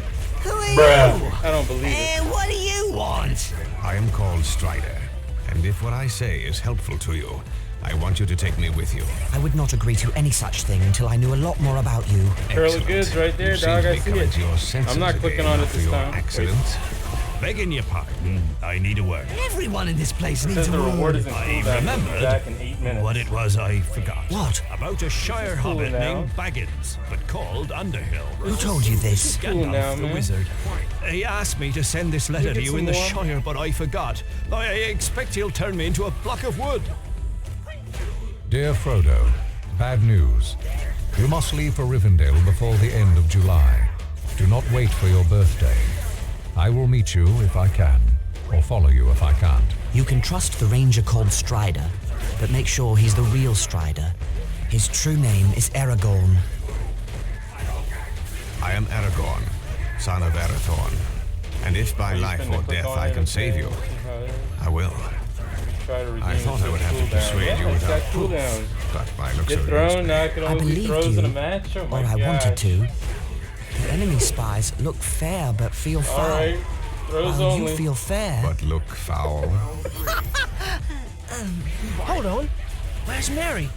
He's still not back from his Ladies walk. and Stay gentlemen. here. I'll find him. Yay, we get to play as Aragorn. I think this is, yeah, this is the bit If where you like you what you see see, all please the consider dropping a follow. That way you can find your way back to my streams. bad I guys stream 10 p.m. from the Pacific, enemy. Monday through Saturday. In addition to Street Fighter 5, I do play Monster Hunter World, and tomorrow, 9 p.m., please catch me for a 32 back-to-back race on It's been a long Mario time, Kart it's 8 been like every year Boom since I Event. played this on PC, so yeah. Guys, I'm gonna win. Sorry, sir. The stables are all closed off. I got to get him clean before the boss has my hide. Alright. They don't transport me back. It's like reorganizing and decorating in my office. You can't see it because you gotta find stuff to make hobbit decoys to distract the ring wraiths. Thor Ragnarok poster up over here that's signed by the crew that worked on it with me. I got another one over here that's over my projector for 4G Ferrari. I got one for What do you Deadpool want, 2. Longshanks? So maybe I'll do like a little walk. Thief. You know what? You're gonna call I me can a put it on my horse thief? Discord, right? I already have. Now be gone. You've stuck your nose in the wrong place. I've seen you talking to the Shire Rats. You want the reward for Baggins all to yourself. But you won't get it. Oh yeah? Well, boot.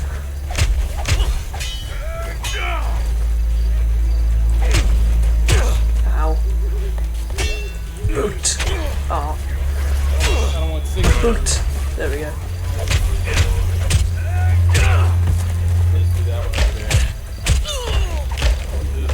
Oh, he was easy. I'm sure that was harder on PS2. Right. What is around here? Oh crap. Check it out on my Discord. Basically Aragorn's version of mushrooms. There's nothing down here anyway. How annoying. There it is. It's another place. Man, I get lost at this point. It's Mary! There you are, Mary. Who are you? They call me Strider. I am a friend of Gandalf. Very well, friend. What should we do now? Return to the inn and find your friends. Tell Butterbur to lodge you in my quarters. What about you? I think it's time to throw these enemies off the scent. Beg your pardon? I'm going to collect some items to make decoys of you hobbits. You'll see. You must come with me. I'll see you safely back to the inn. I do appreciate it. These streets have suddenly become rather unfriendly. Come along. Check this course. It's out of stock. Lovely. Let me see. Mary's just like, I immediately trust you. Out of stock, come back later. What? Right. I just did them. Push up. Maybe it's out of stock for you.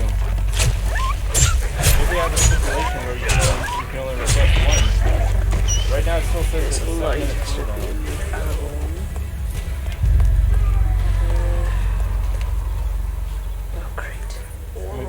Send invites so I can join back. What are you doing out here? That's my business. It's my business now. You'll beg to tell me after my friends work you over.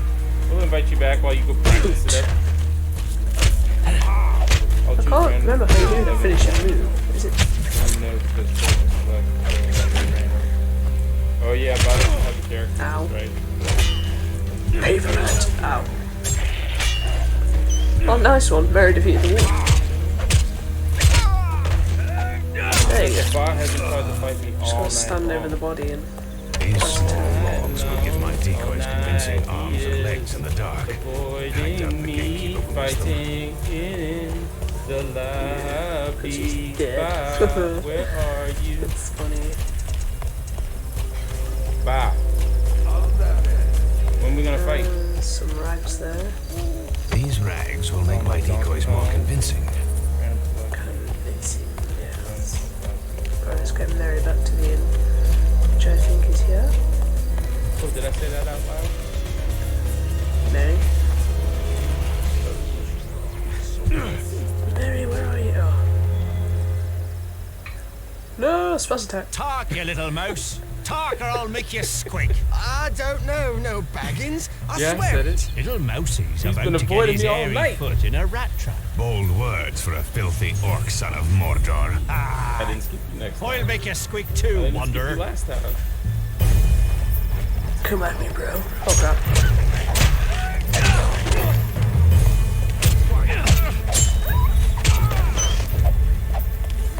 That's what we're trying to tell you. All you gotta do is press medium kick and heavy punch. One down. Just Come on, man. do it too fast. Come on. Boot. You know, Come on. that's the quarter of the night, guys. It's gonna be the quarter of the night for tomorrow. And when everybody says he was too fast in Mario Kart 8.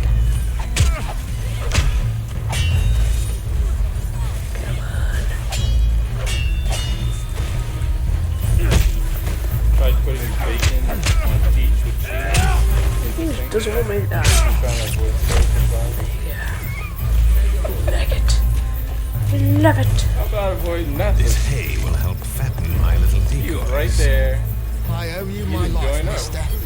Those men from the south, they were out to kill me. Find safer quarters. There may be more of those men about. Right you are, sir. I can go Them back. dirty I can horse go back stalls and can look at the wait. stream and see Indeed. that Bob dropped out to the bottom of the list Where's Mary? on multiple occasions now.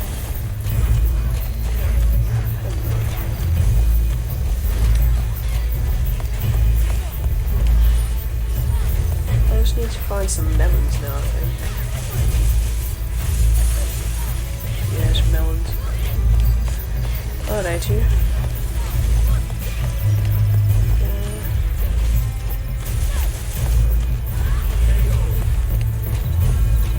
There you are, Mary.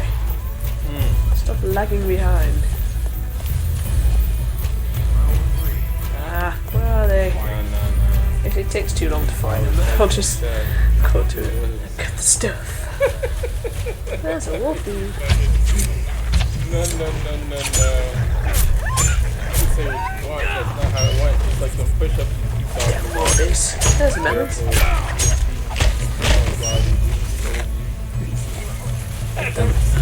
These melons will make fine substitutes for hobbit heads.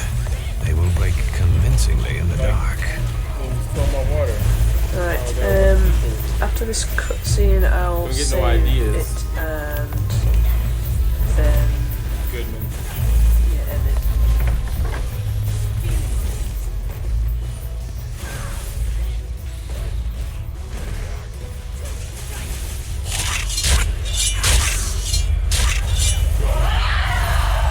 Water came back. He's got the move. What a day this has been. I can barely keep my eyes open. Black Riders, I hope this plan works. You should sleep, all of you. I'll keep watch in the night. We leave at dawn. Where will we go? Toward Rivendell. But not by the main road. Ah, I should have known. More shortcuts and long delays. The last time we tried that, we were almost eaten by a tree. My shortcuts don't go wrong. Early the next morning, I led the four hobbits safely out of Bree and into the feel like playing some Mario troll-haunted Kart right wilderness now, to be beyond. honest with We approached the hill that the elves call Amansul and that men call Weathertop. The next part is actually my favourite part in the game. I love Weathertop. Like I always see a command throw. Technically it's a command throw, I guess. He's got two. So he's got one where he throws you and X barrages you. What's that like? And then he's got one when he's powered up, a completely different It's too one. distant to make out, but it appears to be coming from Weathertop. It's like So lightning. his speed trigger We'll know more will once we alter reach his- Weathertop. His critical art. We need to reach Weathertop's summit quickly. If Gandalf is following, he'll go there to look for us. We might find Gandalf there. The hope is faint, and he's even less likely to find us on the paths I take through the wilderness. Perhaps the Black Riders won't find us in the wilderness either. Frodo, Samwise, come with me. Lead the way, Aragorn. Run some Mario Well, Kart. I'm not going to lead the way yet because I'm going not to trying end the to show- episode here I'm not first. trying to give the enemy. But show the yeah, enemy next my is actually moves. my favourite part in the game, apart from Moria in the end, because it's more free Where you roam gotta throw those and I like that shells, kind of right? thing. So yeah, Can't we'll just- save the game, Can't just do them. and then I'll see you guys in the next Can't just episode. do it on command like that. I can play Mario Kart, I can play Battletoads.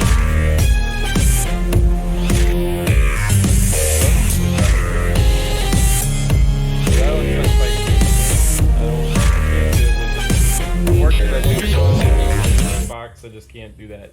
I can't do it. Can't do it.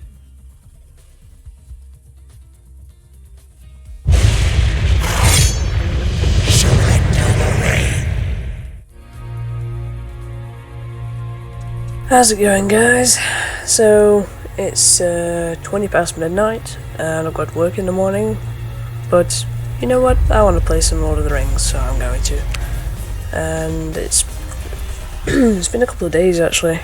I meant to do this sooner, but I just either forgot or didn't have chance.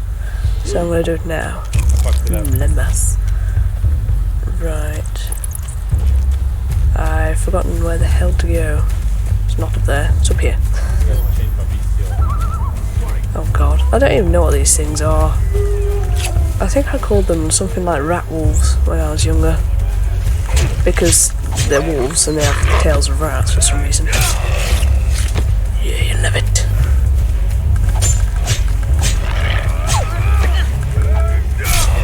Love it. What the fuck is Sam doing? Oh my god, I don't know where to go. I'm sure there's another one. Oh no, don't do it. Oh, fine. Ow. Oh, the hobbits are stronger than I thought.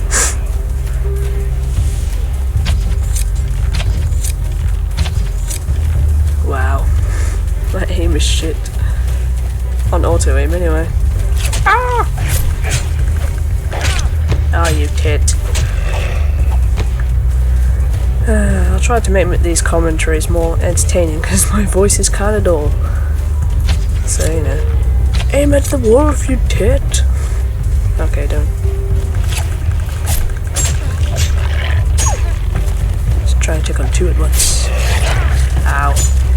Thanks for the help, hobbits. Not. Oh, there's another one. I just killed your best buddies.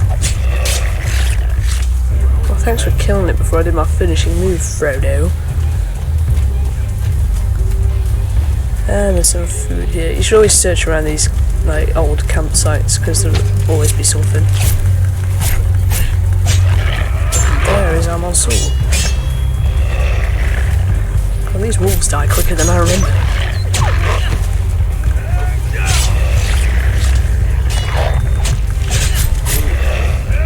Double kill.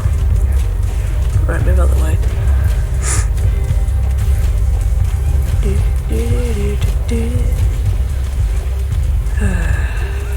Any more for any more? Oh yes, how silly of me.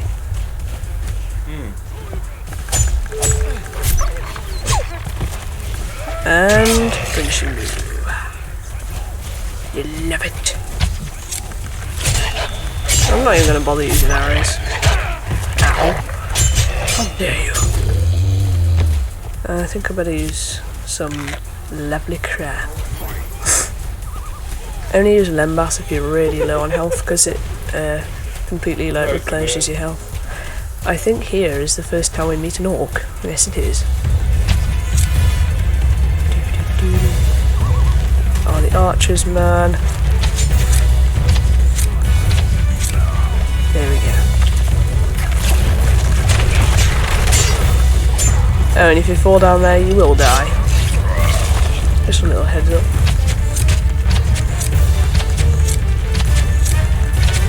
Dude, you're taking more arrows than Boromir. Come on. There we go. God, I've just been playing Left 4 Dead and I'm tempted to press R to reload. I don't need to reload in this game.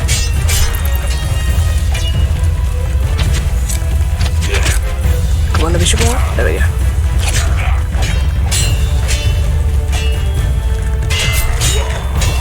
There we go. Oh yeah, sometimes you get food off them. Which I'm going to use now, actually. Okay, I used to.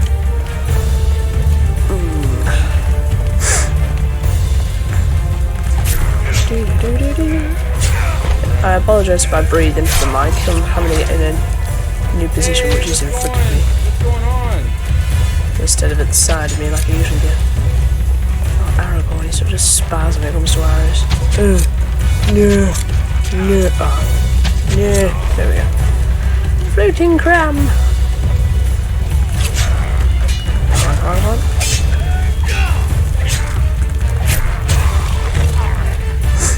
There we go. I'm gonna save here because you never know what's gonna happen. Save that.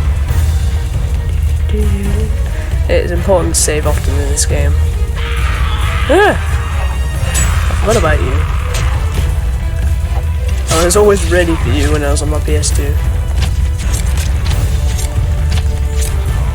Ooh, nice. It's cool because you don't have like arrow limits or anything in this game. Oh no! Ah, I thought I was going to lose a lot more health than that. See, it's clumsy things like that that get you killed in this game. Die! Ow, ow, ow, no, no, no, no, no. Ooh. Jesus. Jesus, penis. Alright. I'm gonna die for that. There we go. No! Jesus, these pathways. Oh, lovely.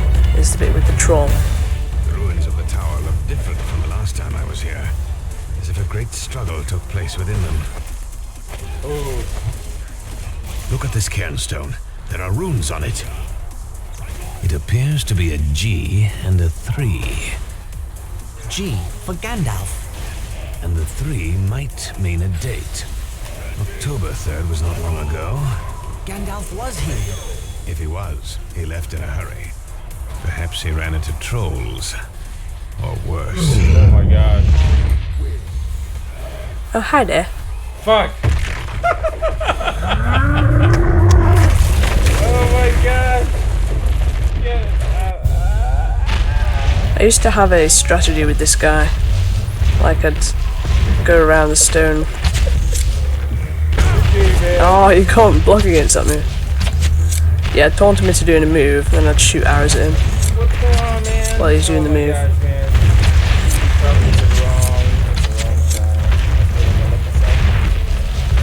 Come on.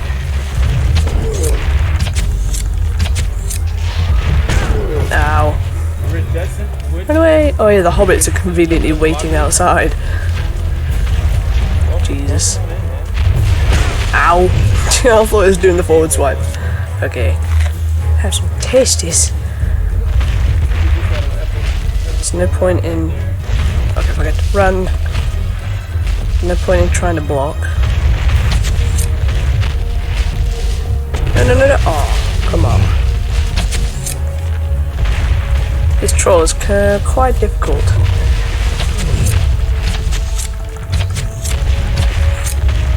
No, no, no. Such a cheap way to fight him, but I don't really care. Oh, he can block, sure. Aw. No, no, no.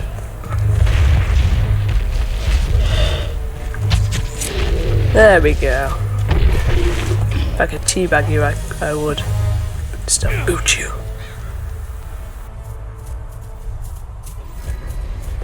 Look, down there, on the Great East Road. Dark Riders. Gasp! But there should be 5 of them, not 3. Merry and Pippin are down there. Back to the camp, quickly! I was just like, dope. Oh, let's wait here.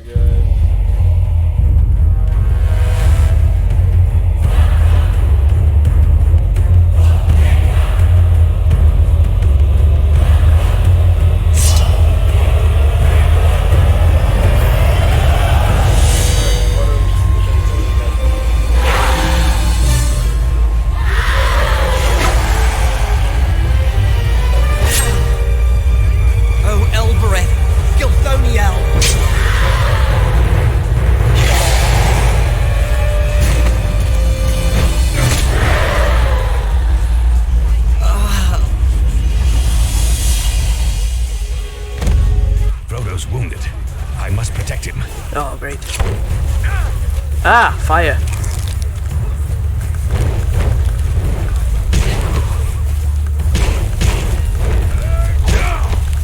Get away!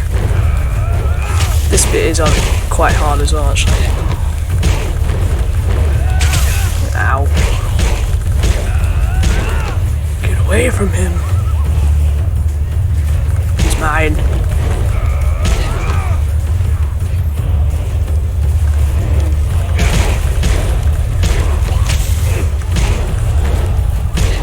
Frodo can take a considerable amount of damage though. I must eat some tasties. Okay, I'll have to move on to my lembas next time.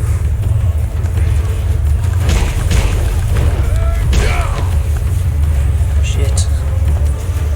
Get away! No! Never! Is it as soon as he's... Ah!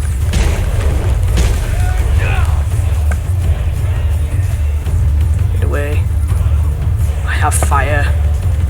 Okay, them to run off into the hilltops. Ow.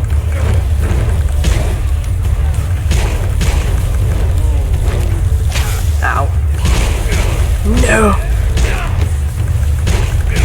Get away from me! And him, and Frodo, obviously. Yeah! Fuck you! I'll go ahead and clear the way of trolls. Stay out of harm's way and stay close to Frodo. I'll follow the best I can. We'll take care of him. Don't you worry about that. Right, this is a different part, so I'm going to save here. And I'll probably continue on. But seeing as Frodo runs in front, I have to kind of be quick. So I'll be back in a sec.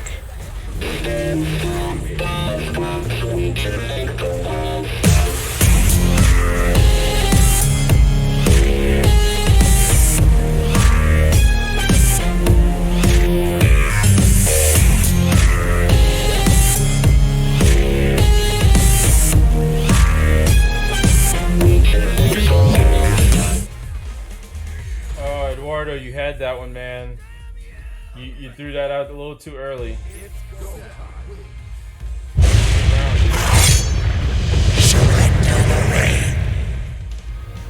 Alright, so guys, I did originally record the Troll Shores, but my game froze after the cutscene at the end, and I actually got a blue screen, which, and then my commentary cut out halfway through for some reason, so I've got to record all of it again, which is lovely.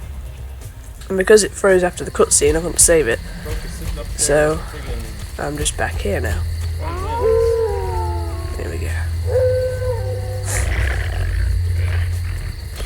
What's my health like? Oh shit. I better have the noms.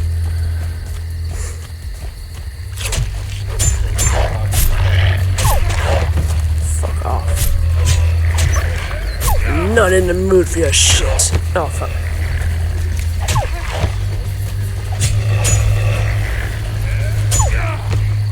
Die. There we go. Alright.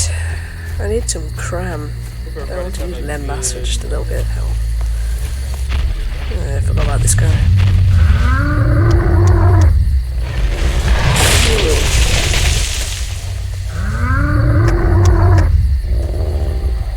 I just want to get this bit over and done with. I really don't like this bit.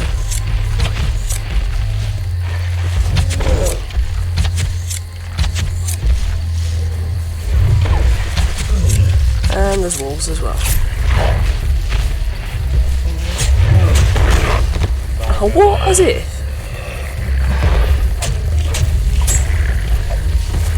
Right.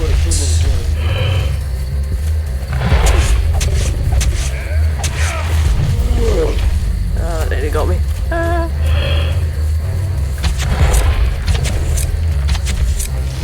why do these guys have so much health? It's so annoying.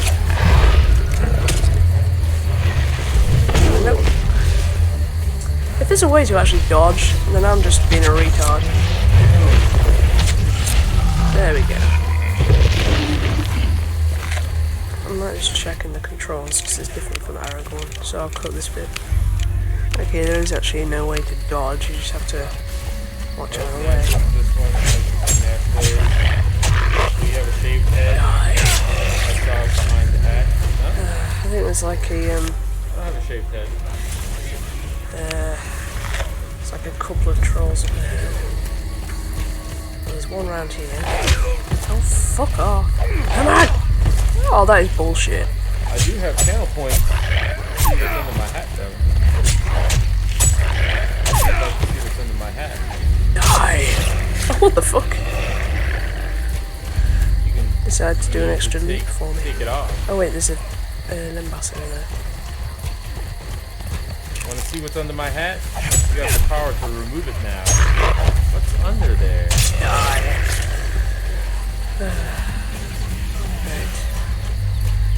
Thank you, I'm a Nash player. No. Okay. Are you a Nash player? He's around here then. I'm sure he is. Yeah, there he is. I remember standing off on the side while Batman fought Nash. Lovely. Let's fuck it.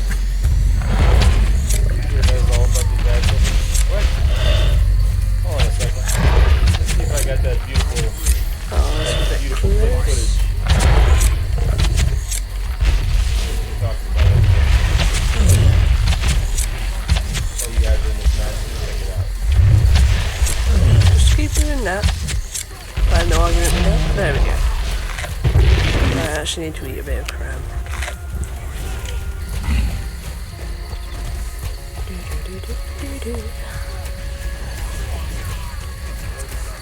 There's orcs over here. Forgot about that.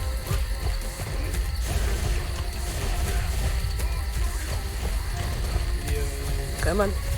Around here. There's archers around the corner, so that's why I'm not doing anything. Ow. Go away! Why does everything hate me in this game? It's because they're orcs.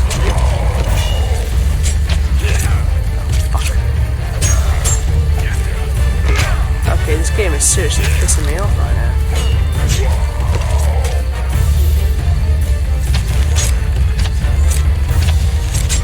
Finally. Alright. I've got a shitload of food for that as well. Oh, I've got my mass fucking. Oh shit. Forgot there's 2 archers there. And there's not 1, but there's 2 trolls! Haha! They just love this game. That constantly fucks you up the arse. Shit.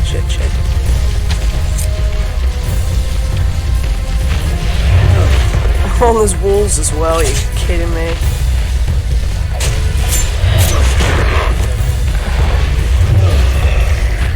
Well, we said done. I think. Why would it matter? It doesn't matter. This is gonna take a while. I just wanted to show that proof you talked about. Yeah, oh, fuck that. I'm getting old. I don't remember anything. Definitely don't remember getting whooped by your dad.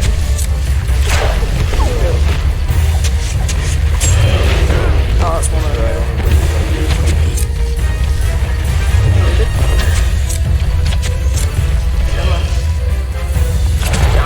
No, you want to. Ah, son of a bitch. Okay, fuck it, I'm gonna heal. I'm gonna take that chance. Welcome to the stream, everybody. Come on. There we go. Yes! I did it! Right, let's go over here. Fuck, that's over. A rider approaches. So I see. Aye, na vedui dunadan. An elf! Maigovan and Melon. What did he just say? Well met, friend. Or at least I think so. This is Glorfindel of the House of Elrond in Rivendell. Hail, and well met at last. We were told to look for you by Gandalf. No, Elrond received news of you from elves traveling near the Shire. As soon as he learned things were amiss, he sent out riders in all directions. Here, Frodo has a Morgul wound. He must get to Rivendell. Then he shall ride my horse, Asfalon. His pace is smooth, and he'll let no rider fall from his back. Fly! The enemy is upon us! Fly to the ford! Ride on! Norolim! Norolim, Asfaloth! Let me be.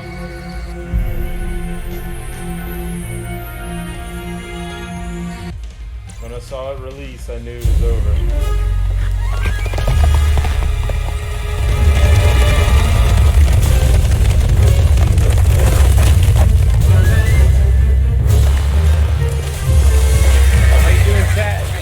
Welcome on in.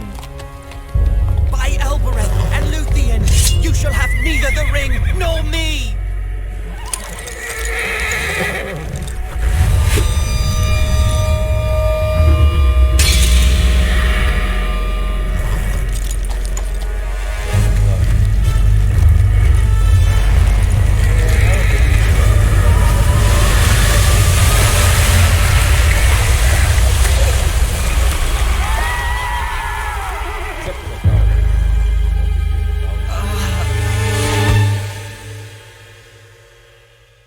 At Elrond's command, the waters of the River Bruinen swept the ringwraiths away. We entered the hidden elven valley of Rivendell.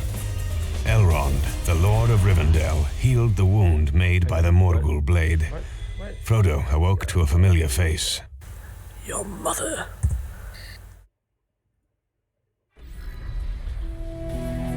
Gandalf. Yes, I am here. And you are lucky to be anywhere after all the absurd things you've done. Then we made it. But we needed you, Gandalf. I was held captive by the treachery of Saruman the White, the chief of the wizards. But now I am free, and astonished that you brought the ring all this way.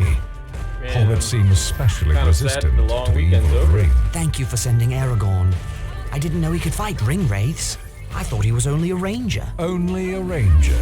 My dear Frodo, rangers are the last remnant of the kings of ancient Numenor. But now your part in the quest of Mount Doom is complete. You shall hear all about it in many meetings. You are to be the guest at the Council of Elrond.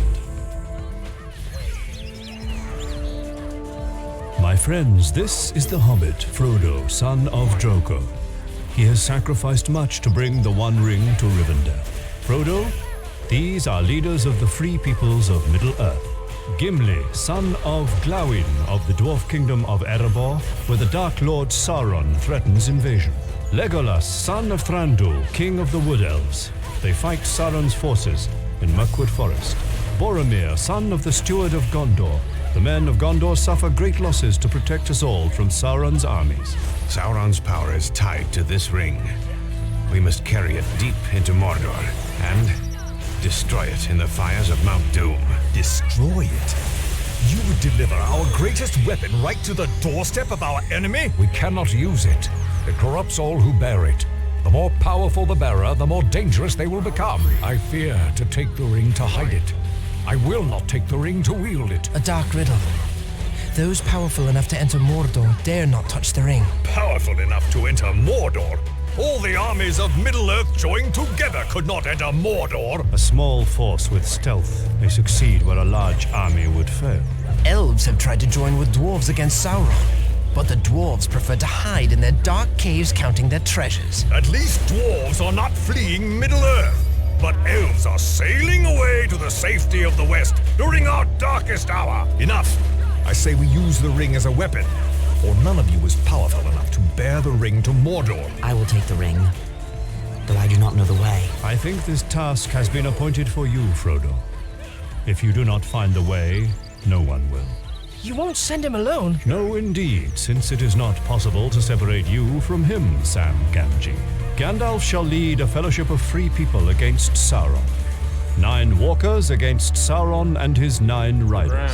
Legolas shall be for the elves, and Gimli for the dwarves. For men there shall be Aragorn and Boromir of Gondor. For the remaining 2, I shall call for great heroes, like Merry and Pippin, hobbits are free people too. You cannot begin to imagine the danger ahead. Neither can Frodo, and neither can I. Even the greatest lords of the elves could not force open a passage through Mordor. I would rather trust hobbit friendship than ancient power. Very well, then. The Fellowship of the Ring shall set forth to Mordor. Right, thank God it didn't freeze. I'm gonna save it here. Save. And I think you can either talk to people or just go. So I'm gonna end it here, and I'll continue in Rivendell in the next episode.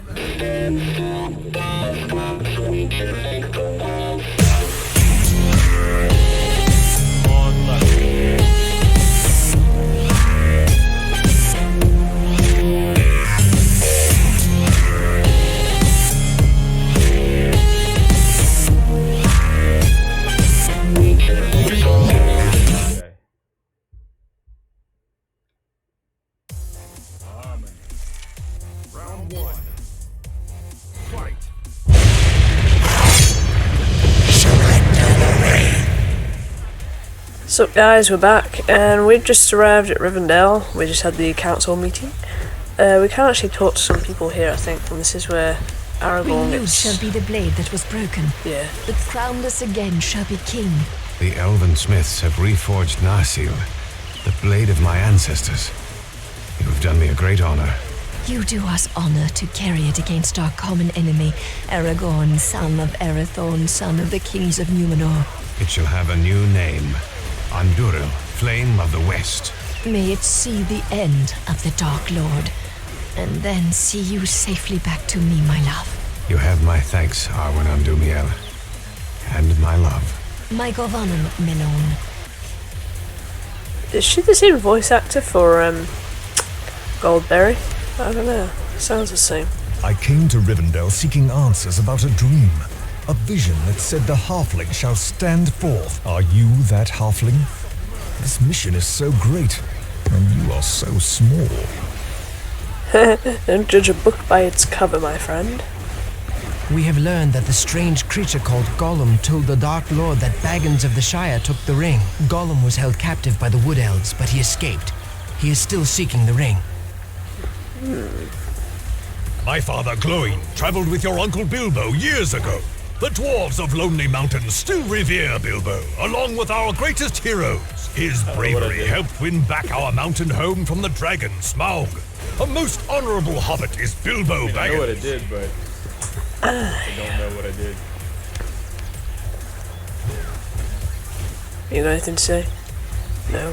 The time has not yet come for you to leave Rivendell. Fine. But what if I go in here?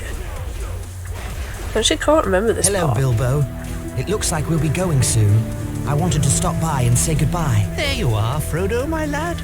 I've some gifts for use on the road ahead. First, there is Sting, the blade of an elven prince. You'll need it, I wager. This is a mithril shirt from the Dragon Treasure. I don't see Very it. light, but stronger than any steel. Thank you for all you have done to help me. Help you? I brought a terrible doom upon you. I would take the silly old ring myself, but without it, the years have caught up with me. I'm not well preserved anymore. As you once said, the old that is strong does not wither. You should heed your own words. Ah, yes. Take care of yourself, Frodo, and bring back all the news you can. I'm writing a book about your adventure. Take care of yourself, Uncle Bilbo. I'll bring back all the news I can, and old songs and tales as well. It was December when we set forth on the road to Mordor, traveling through the ancient land of Holland. We were beset on all sides by Sauron's power, for birds and beasts and even weather could be bent to the wheel of Sauron. I don't know how to do the uppercut. The Dark Lord hurled a raging snowstorm as we tried to cross the great mountain Caradhras. We forged on until an avalanche forced us to quit the mountain and seek another path. I think this is where you play as Gandalf for the first time. Yep. Caradhras has defeated us. Should we turn back? There is no safety for the ring in Rivendell. Where do we go? There is another path, the Mines of Moria. That is a name of ill omen. But in Gondor, we will have strong allies. The enemy expects that, so the ring must not go near Gondor. I shall follow you to Moria and look upon the great underground city of Khazad-dûm. I will go, but I say to you all, beware the secrets of Moria. I will not go, unless the vote of the whole company is against me. The ring-bearer's voice should be heard. I do not wish to go, but I do not wish to forsake the counsel of Gandalf either. We must reach Moria, and soon. Gandalf speaks true. My gosh, what am I doing? Our troubles may get worse, and sooner than we'd like. I'm trying to move. Yeah. I'm trying to figure out how to do that fucking uppercut. Do you remember the thing in the water? It's actually called the Watcher in the Water. And we have to fight it in this game.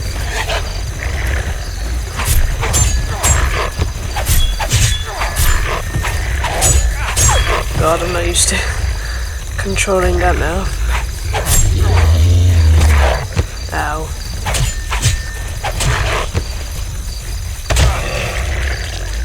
I think Gandalf has a this is Staff Strike, Fairy Blast, Lightning, Heal, Attract. Right. Heal takes mana or magic, But that means you don't have to have... Hang on. Screw it, I'll have Fury Blast.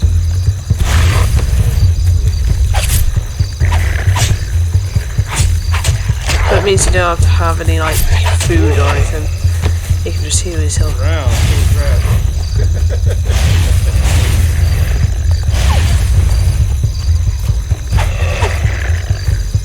Yeah, I hate these things. And there's a troll around here somewhere. Yeah, you can see in the top corner if I use magic. It slowly goes down, but you can use... I've actually forgotten the name of it. You drink. Mirivore or something, I can't pronounce it. I can usually pronounce things quite well.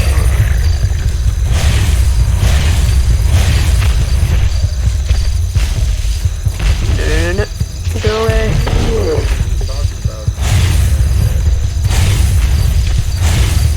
I don't know if I should go random or if I should give him... Come on. There we go. I have to replenish my oh shit, orcs. I have to replenish my mana soon.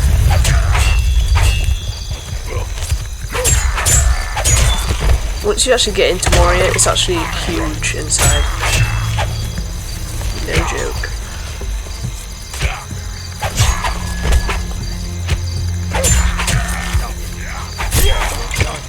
Ah, he gave us some magic.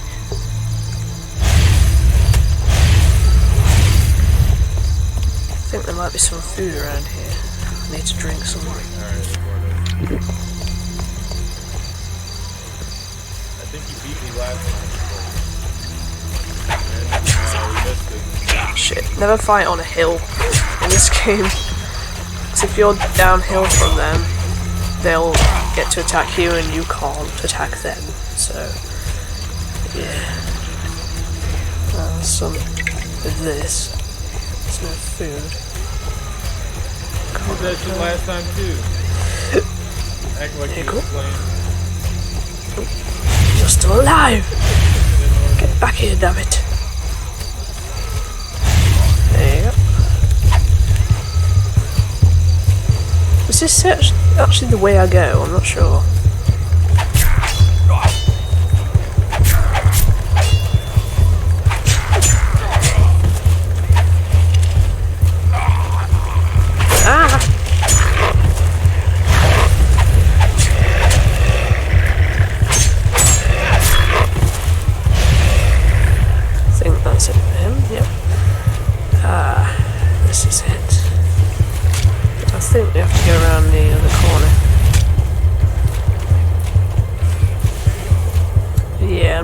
Risk falling down there. I don't think you can go in the water. No, you can't. So I'm gonna have to go the right way. Well, it is the right way. Ignore me, I can't talk today. What's my health like? Screw it. Okay, 4 is healing. Yeah, it takes up a lot of magic, but it's worth it.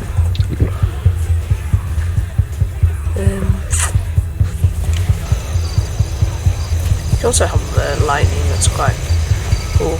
And I think it links between attacking enemies. Like, it can strike another enemies as well as the one you're aiming at, I think. I'm not sure if I remember it right now. Let's test it out, shall we? Ow, ow. Ow. God damn. Yep, there we go. Triple kill.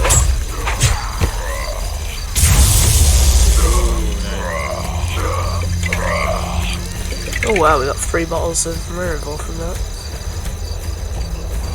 I think that's how you pronounce it, Mirivore. Mirivore. I don't know. Crap. Oh, we got them.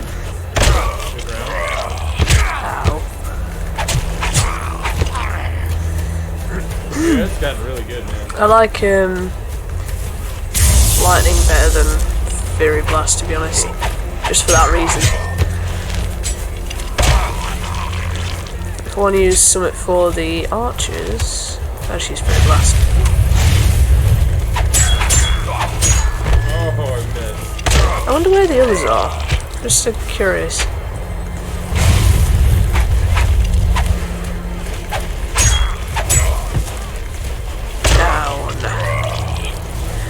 Down, boy.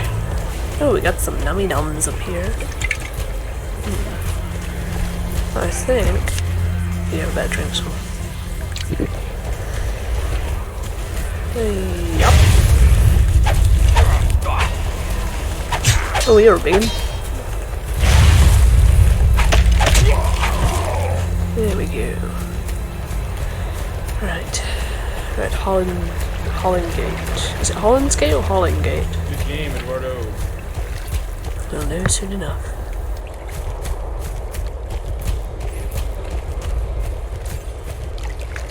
We have come to the west gate of Moria. Here the elven land of Holland ended. How's school going? There is a gate here. Dwarf doors are not made to be seen when shut. Behold. What does the writing say? It reads, "The doors of Durin, Lord of Moria. Speak, friend, and enter." What does it mean? Speak, friend, and enter. If you are a friend, speak the password to open the doors. Do you know the word, Gandalf? No. If I am allowed a bit of peace, I shall seek for the word. Well, Gandalf was stuffed something like an epileptic fit. Keep the beast at bay. I need more time. Ow. Turn on, Ed Helen. No, that's not it. But I've totally forgotten how to fight this guy.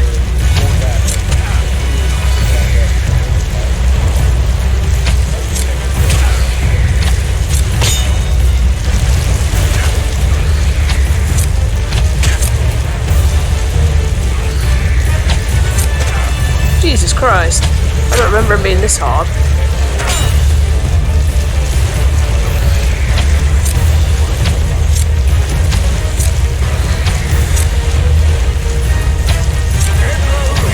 Oh, that's one tentacle gone.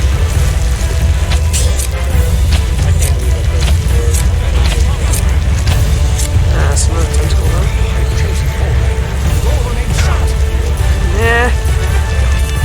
Lemus, save me. I will defeat you.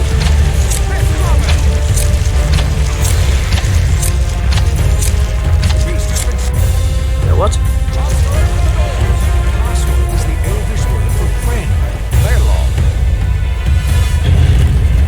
Yeah, get in! Get in! Get inside! Damn you invisible walls, let me in! Oh, holy shit. Let us rest while we can. How long will it take to get through this place? I cannot say for certain. 3 or 4 days' march, providing we don't get lost or run into trouble. Trouble? What kind of trouble? Orc trouble. Moria is vast and deep. With luck, we can avoid all the orcs. Our luck seems to be running sour of late. Perhaps you would have preferred to remain behind with that thing in the lake? Not me, Mr. Gimli. Not that thing or those wolves.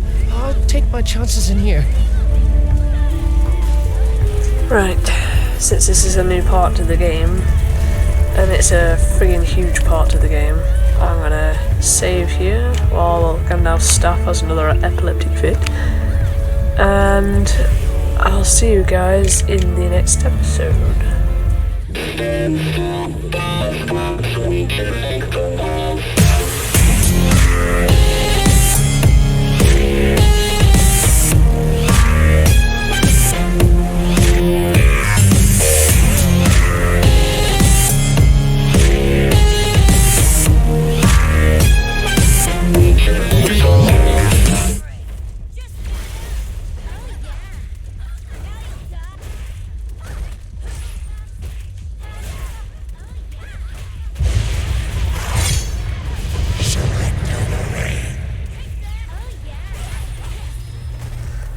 Hey, what's up guys, I'm back. I know it's been a while, well, it's been nearly 2 weeks since I created the last part for this. That's if anyone's really watching these, I don't know if anyone's watching these or not. I got one message that said, oh, this game brings back a lot of memories and stuff, which I do agree with.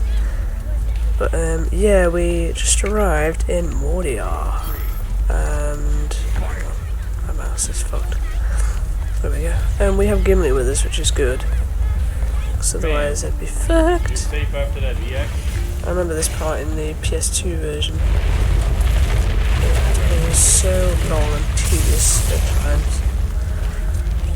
Oh crap. Okay, I'm a little rusty with this. Fuck. There we go. Hey dear, I'm not doing very well already, am I? Okay. I guess I need heal then.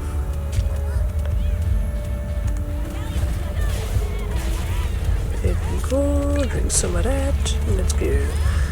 That's very, there we go, very blast. I've forgotten how you... Ow. Watch out. Yeah, that's it. Yeah, that's how you do it. Yeah, blah. Can't speak right now. That's how you defend. But you can't defend from arrows, I don't think. So... get it into it. God damn it, Gimli, will you stop ruining my... Good game, Bob. And then use E. And oh, press use or E. Okay. Okay, it's important to save often in Moria, but I'm gonna try and me getting somebody I don't know. better my way through it. Die. It's a shame. Like I completely put her down. I just never played her at all, except for doing training. Hey, that was cheap. Doing a double spammy whammy move. I was trying to figure out how to like hard fire in the chest. I thought it was in his face at first. Oh, thanks, Gimli. I cannot remember my way around here, but I know for definite that there's no invisible walls to stop you from going over the edge. That's why you need to be careful and save often.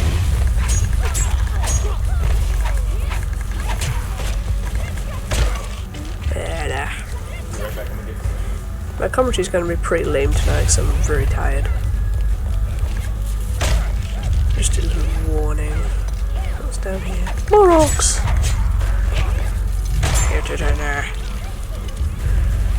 Gandalf is just so boss in this game. He's like, I stab people with my staff. Don't give a shit. Ow.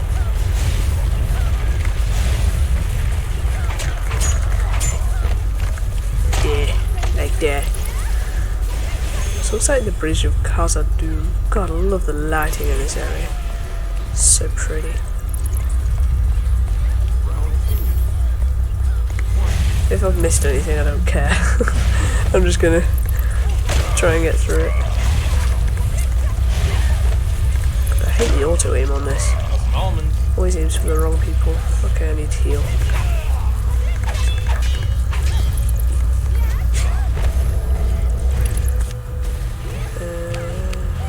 Drink some of that. And be careful along here. Otherwise I'll die. What's that purple stuff? I've always wondered that ever since I had the PS2 version. Oh shit! Oh no, I forgot to change my thingy back. We're doing well, aren't we? Yeah, yeah, you deal with him, Gimli. You do all the work, I'll just stand here and take all the glory. I do actually love the design of this place. It's amazing.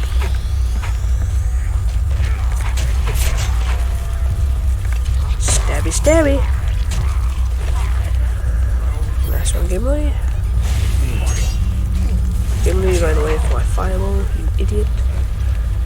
I totally forgotten my way around this place. I used to know it off by heart. The sad.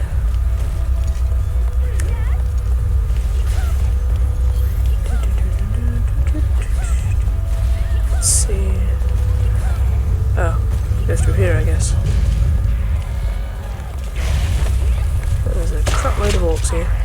Lovely. Ow. God, Gimli.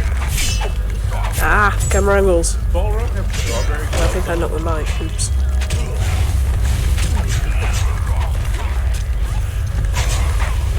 Or if worse comes to worse, I can always use my staff strike. That just blows everyone away. Watch it. 5 on. I'm just gonna call it that. What's that? Is that just a pit? I'm not gonna jump down and find out anyway. Gimli! My god, you always knocked me in there. Card. I think it's this way. God, I just love the design of this place. Mwahaha. Stabby, stabby. Okay, don't go that way. Aha. I found something. Is there anything around here? No? Okay, let's go on it then.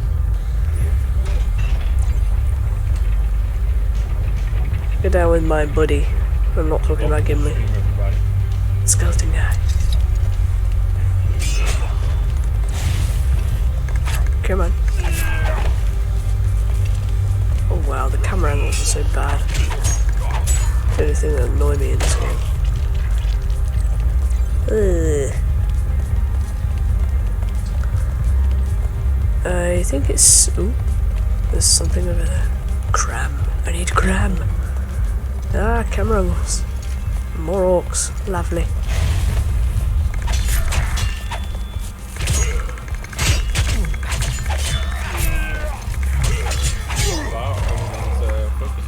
Right, my game froze for a second. Let's go. Come forth, Gimli. 2 arrows? Really? Alright, Bob. No. Oh. Thought I had a fireball left, but I guess I need to drink some more of that magic stuff. Come here. Who's gonna be Blanca? Cheap ass.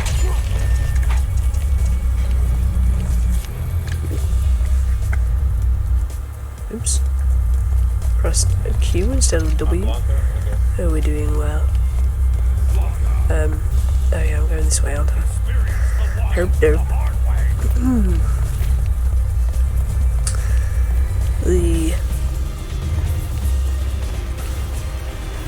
If I haven't said so before, then I'll say so now.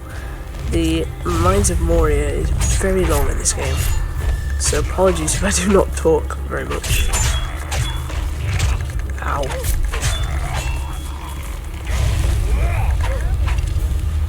Did they drop anything? No. Pity. I need to heal. Of course.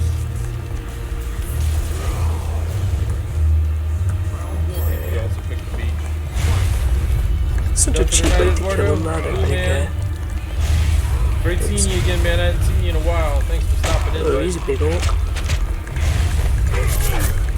Yeah, we start meeting these big guys a lot more often. There's a door down there. I've never noticed that before. Not once have I noticed it.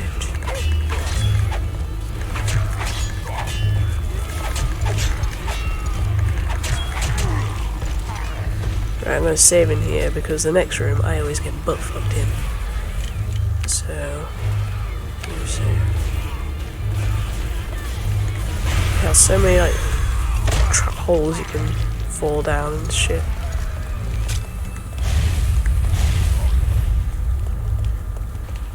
Actually no, this isn't the room I was thinking of. God damn it. Camera angles. Nice. Gimli, shift your ass. It's weird, but I can't tell where Blanca is with that headdress on. This seems like a sound. It's honestly throwing me off. This is as good a place as any nearby. Very well, Gimli. We'll camp here, but not for long. Orcs are on the prowl. Orcs are on the prowl indeed. I'll save over that one. Yes. Yeah.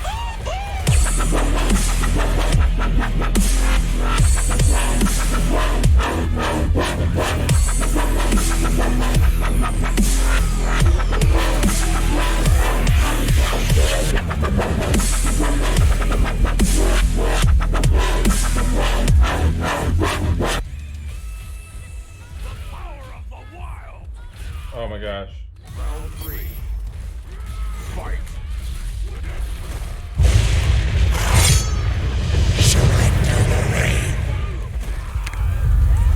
I'm gonna try and do more in one run, but I'll split it into different episodes, I think, because then it's done.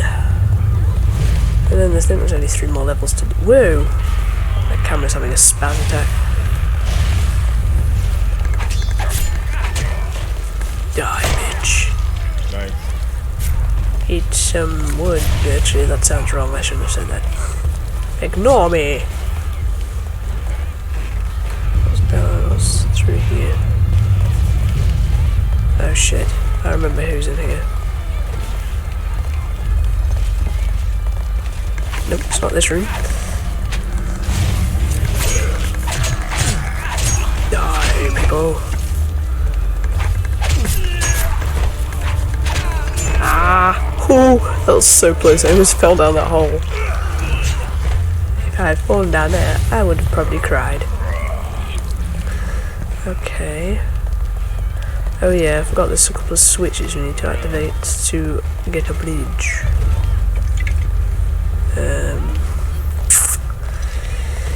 Right. I've got some room in here. Oh, let's go.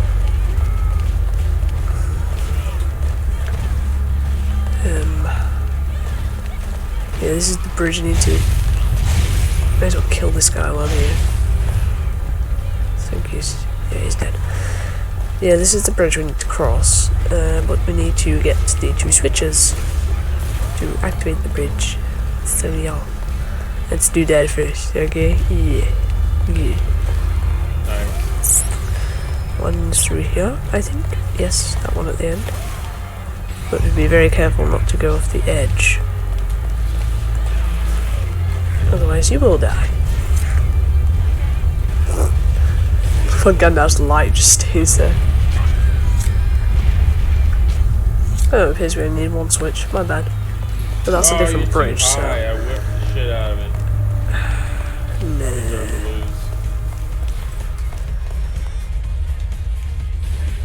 I'm not certain, man. but I think something is following us. I can't Quietly. believe I whiffed that like that, in the man. dark. Good game.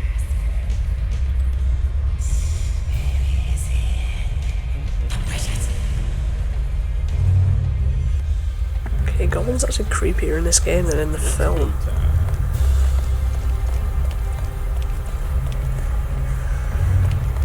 So out of all the orcs and goblins that are around, Legolas spots Gollum.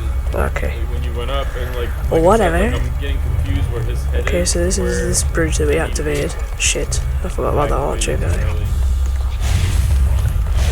It's a bit gay how you can't parry arrows in this game. I'm just gonna spam fireballs. Meh. Die. You can die too. That guy's dead. I think there's a troll in here. So I'm gonna try out my Stuff Strike. Yep. Okay, that didn't work. Yeah, this is a cave troll, so it obviously looks different to the others. Screw it, I'll leave Limbas. And change to lightning. Run away!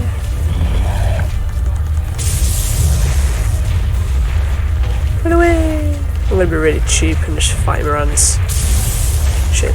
I missed. Ow. I deserve that drone. Screw it, he's Fairy Blast.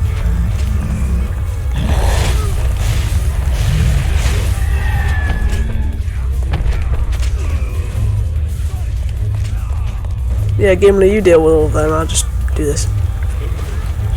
And that's the bridge we want to cross. I think. Yes. I'm sure it is. Right.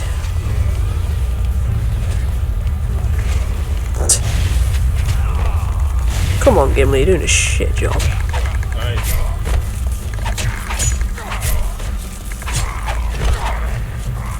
There we go. See, whoa, I just saw outside the tunnel. That was trippy. Gimli, will you shift your ass? What's down here? Oh, just some stuffles. Lovely. Ooh, even more lovely. Right, what have we got? I need some mirror. That's about it, really. What have I got? Yeah, fairy blast. Mirrors. Right. Good round, man. Let's go back to that bridge that we activated just now. It's a couple of rooms away. If you see right over there, just in the corner, that's the bridge we want to get to. I know it looks like the bridge of Khazad-dûm, but it's not. It's not, I don't know. Okay, it's not that way, it's this way. Herb derp again.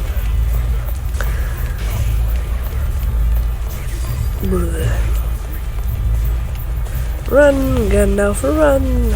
Where's Gimli? We need Gimli. Gimli, where are you? Let's just do Gangnam Style while we're here. Fine, Gimli, fuck you. I got by myself.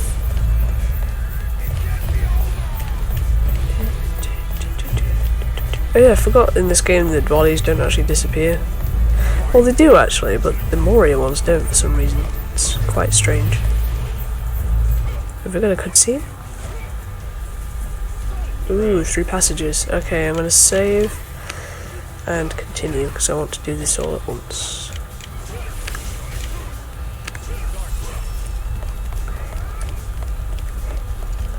This will probably be a new episode, by the way.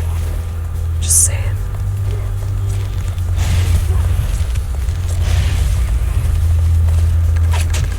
I hate archers. It's freaking annoying. No, you don't.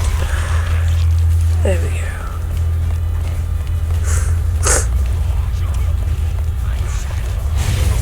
What the fuck are they saying? Probably saying kill him.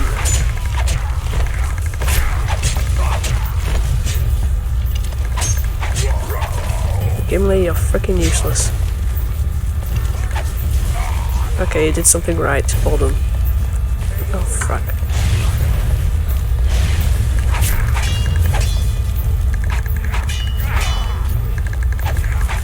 Yeah. How come I can't do my finishing move on any of them?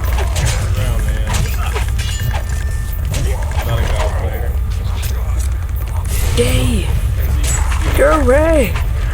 How many of you bastards are there? I know there's one room that I've got to do that I absolutely hate, but you play as Frodo in it. I think it's the first hall, I'm not sure. Redline, are you back?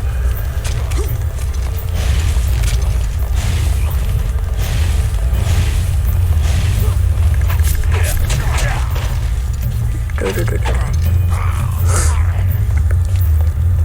Oh, there he is. Oh, that was gay, come on. Die. There we go. I've got some review as well.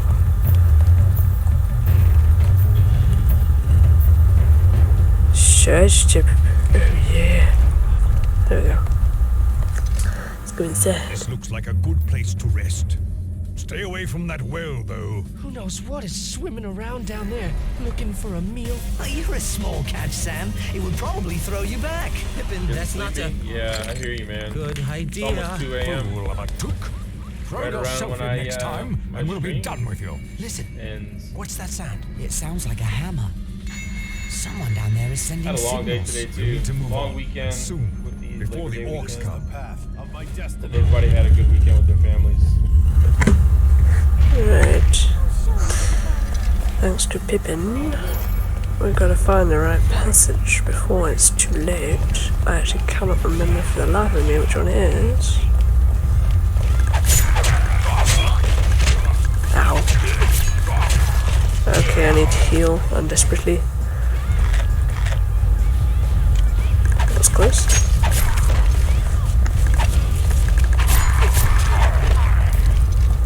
Archer, piss off. I think I might have chosen the right one actually. Unless there is no right one, you just choose whichever.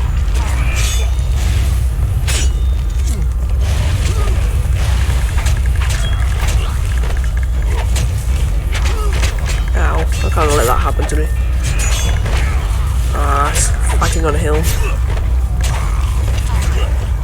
we go.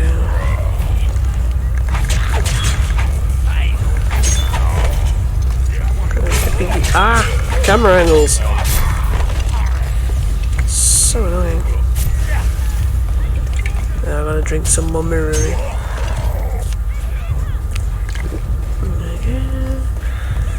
And enter here.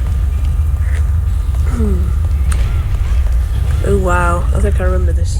The exit draws near. Soon the mines of Moria will be safely behind us. I hope you're right, as do I. I grow weary of this place. It is so cold and dark. Where are we exactly, Mr. Gandalf? I believe we're in the upper holds.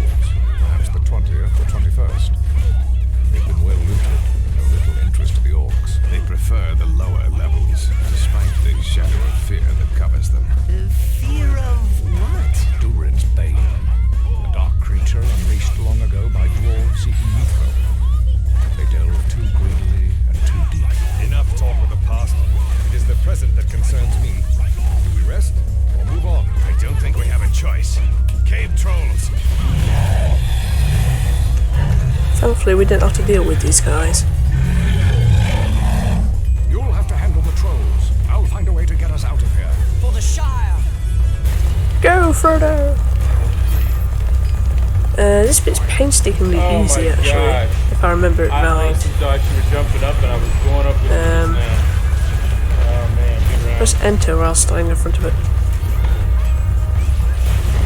Okay. One time I should have woke up to Does it have to be enter? It's like across the... Are you freaking kidding me? Right. It's like across the keyboard and I have to hold it. If I remember what to do right, that is, then this bit is painstakingly easy. And the cave trolls die as soon as you complete it. Man, she's so fast on that. Good round, man. I just knocked the mic forward. Yeah, that's all you have to do, seriously. It is super pretty. And the cave trolls died as soon as you opened it as well. Wonder if there's any shit in here. I guess not, because he did say it was well looted. Right, 21st hole is finished. Just listen to that. I think I might have one more on you guys. It's so pretty. I'm fading as well. For some reason it reminds me of Spyro 2. And I'm out of water. I have no idea why. Don't ask.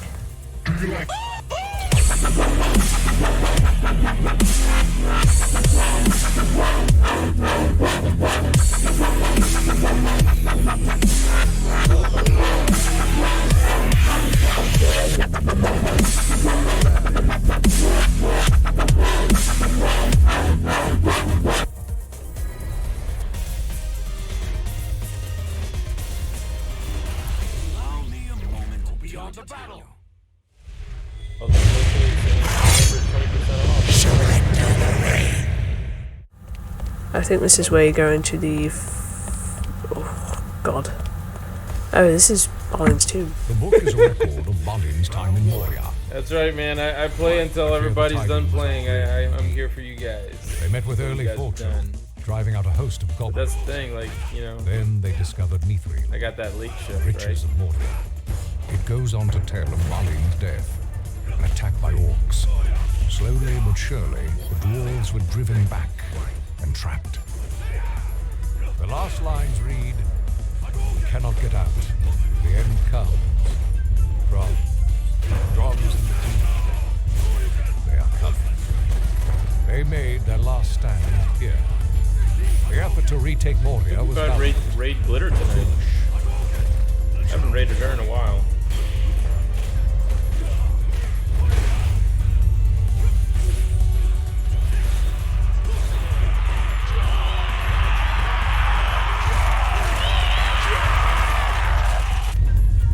I can take him. Frodo, I fear the enemy is near. I will slay the foul beasts with my axe should they attack. Let us pass through this hall and find the others on the other side. I will do my best to offer my assistance. Right, before I go in... Oh, it's the second hall. Alright. I'll save the game, possibly cut it here and make a new episode.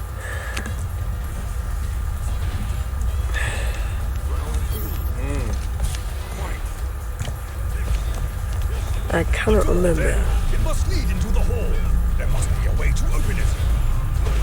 Oh yeah, I remember failing countless times on this part and having to hear him say that over and over again.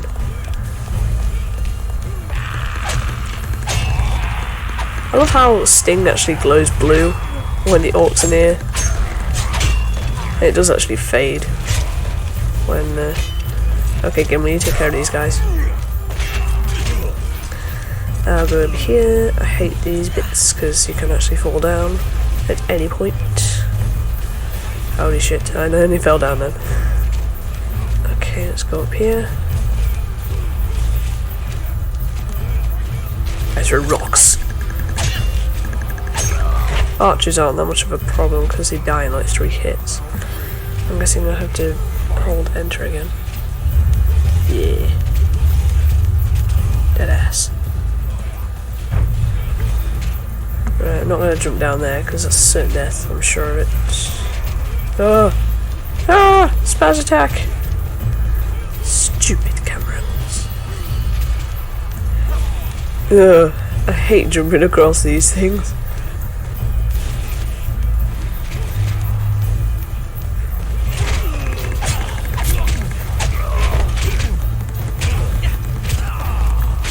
Fuck you all. The rocks just bounced off him, for sure.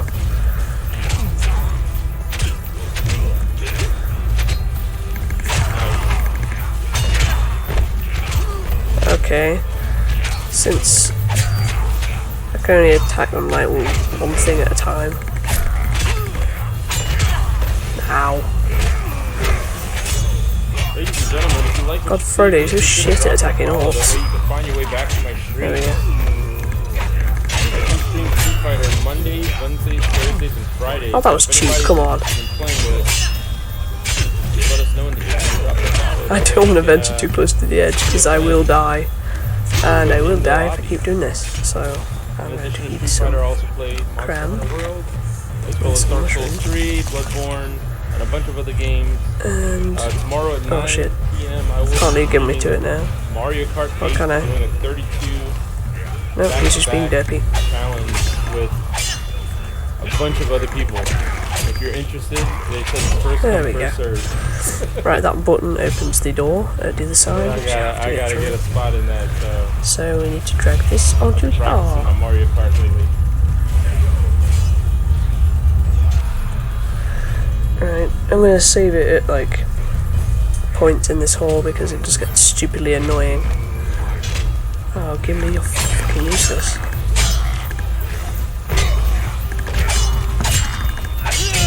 I'm stupidly close to the edge.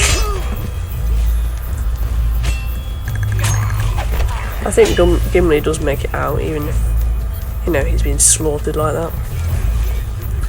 I saw some crab around here. Right.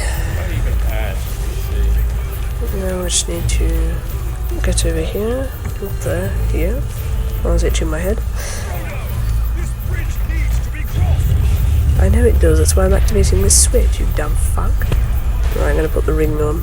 I shouldn't do this at all, but you know. The lights are on. I am in overtime right now. I'm being cheeky. Shit.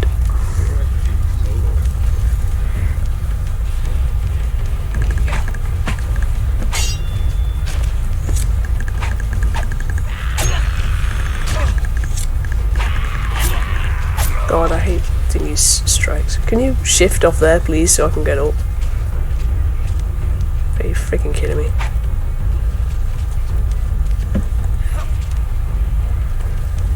Can you see me?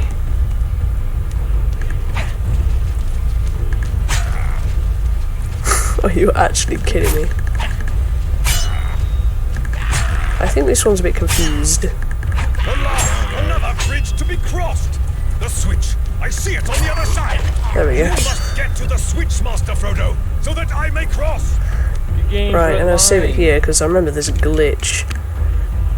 Always, man. Well, it was in the PS2 version anyway. That actually the other side. Derp. That I like got to the top and then I fell down and just died. Don't know why. Satsuino Tandon, this is the last one, bro. Come along, Mr. Baggins. No, I'm not going to fight these orcs, I'm just going to use the ring. Alright, the Goodman. Have a good night, man. Gonna knock out. Gotcha. Oh my god, this is going to be the longest ladder climb ever. Last round for me too. Nope. Nope. There we go. Good game. Yeah, there's that glitch.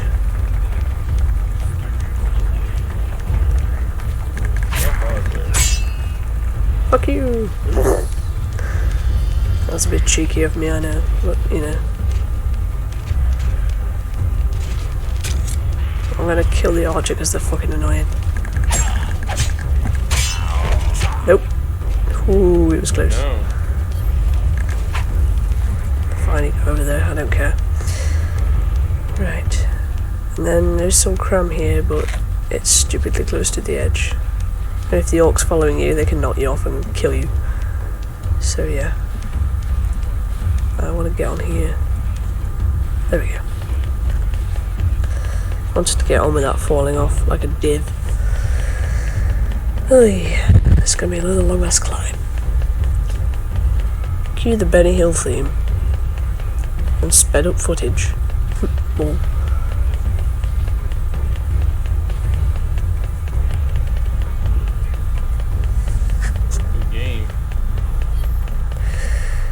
There we go.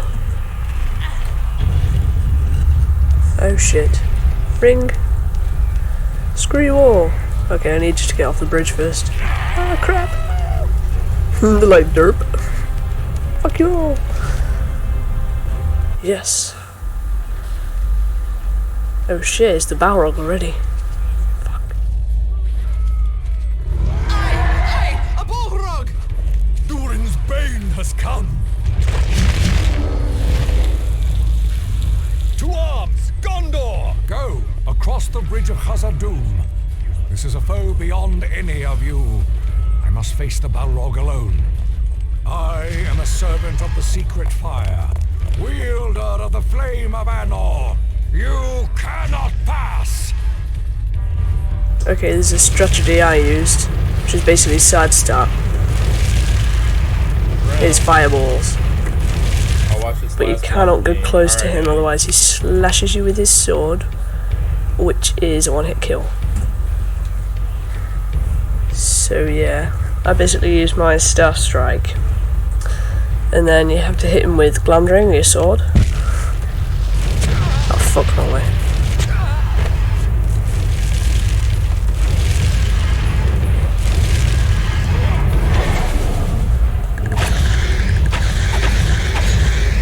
You can usually get away with about 3 or 4 hits. Good game. I'm not taking any risks, I'm gonna heal. Heal the fuck out of myself. Oh my gosh. I think that's it for me. Let's go, Balrog. You can 5 hits in if you're very cheeky. but sometimes I don't want to risk it. Take this!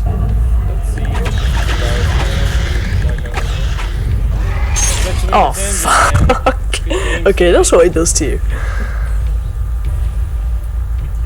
And yeah, I didn't save. So, I'll see you in the cutscene.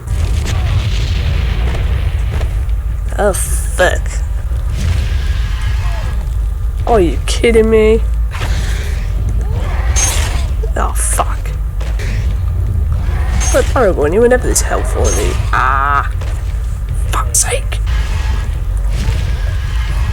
Fuck's sake.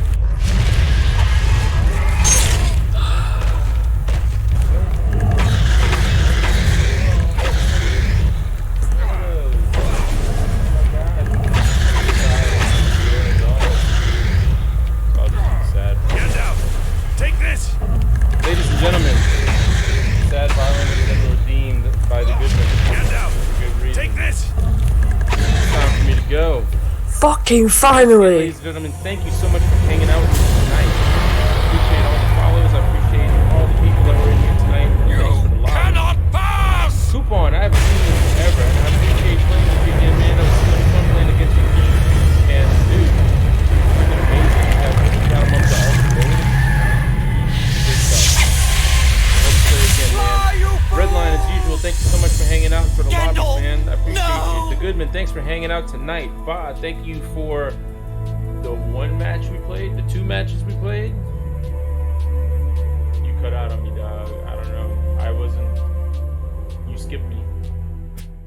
My god, no joke, I died like a bajillion times doing that. Shout out tonight. Fuck. Oh my gosh, I don't even know if I can get through this list. Moria's over. Eduardo, Fucking man, fine. where you been? Thanks for hanging out with me tonight.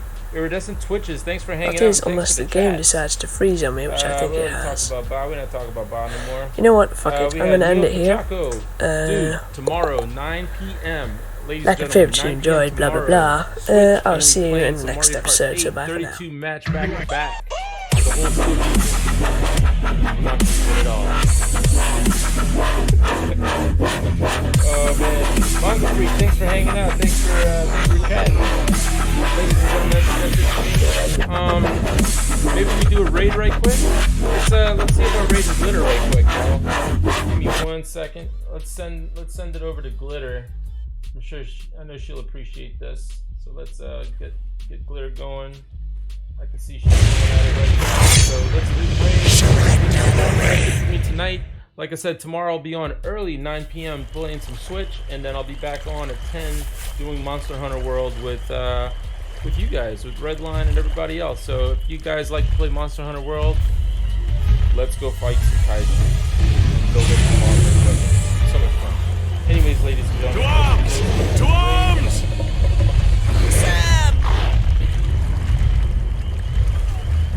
I am the swiftest. I shall pursue the Nazgul. This is my fault. That ring wraith mistook $0 Sam for me. Thank you very much. I must make amends. No, Frodo! We must distract the creature while they rescue our comrade. Baruch Khazad! To battle! I don't know what the fuck Gimli just said, but let's go! Yeah, I'm gonna save here, just in case the game freezes. I can't trust this game. Yeah, the Nazgul doesn't look like one from the movie, but it's actually supposed to look like that. I read about it. It's supposed to have beaks and shit, not be like dragons. Come on, you wolf. There we go. What are you playing, Street Where the fuck am I supposed to go? I can't remember this level at all. Oh no, it's just up here. I'm guessing it's up here. I hate Ken's default skin, so. Because there's a wall blocking my way up there. Hurt derp. Ah. Wow, the music's epic. Oh, childhood memories. Ah, there's a path up there. I did not see that because of this frickin' boulder. And there's Urukai up here, of course.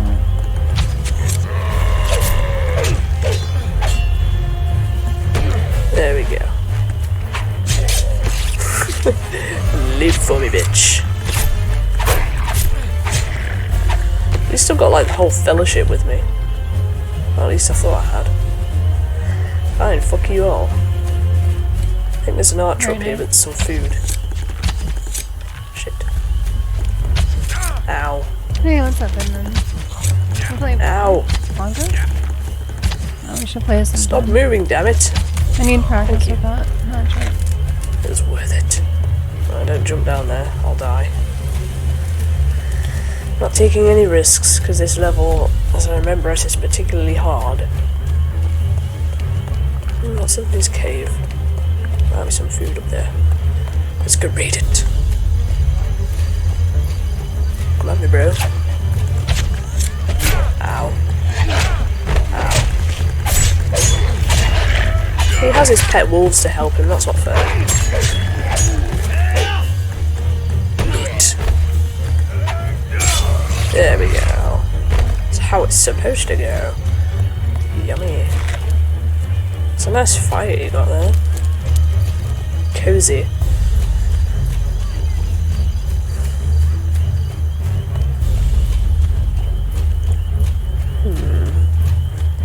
Damn it, Cat. This is way more open than most levels. I'm scared. I'm gonna die. Oh, I'm gonna die. Holy shit. Who's snitching? Where are the snitches? I meant to boot. You killed my brother. I'm sorry. Oops. Meant to boot. Stop it. No. I need to eat. Let Mass fuck it. Frodo, you're shit at fighting them. Leave this to me. Ow. Okay, I need help. Eat. There we go. Well, nearly all of them drop food. It's awesome. What's up here? What? Oh, fucking archer.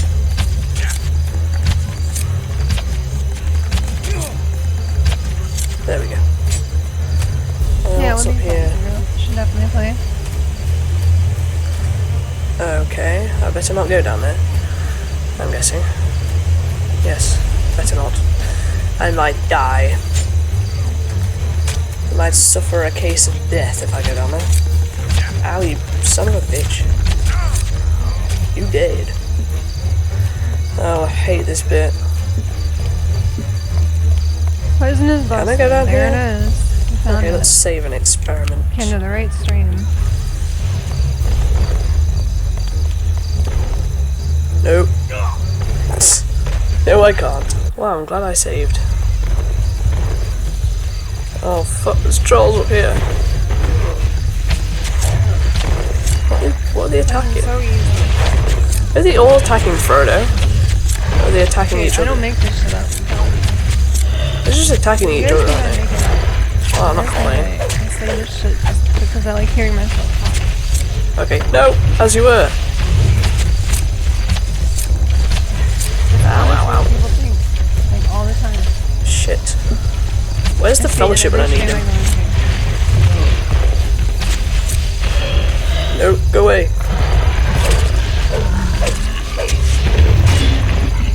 Okay, one of them's dead. It's better than two, I can tell you that. Ow. I saw that coming. Nope. Fucking hell. There we go. Now, do we go up here? Oh, I think we do. Anyway, I'm saving it again. I'm gonna save regularly because this level's such a bitch. Yeah, I'll save over that one. And nothing, go eat something as well.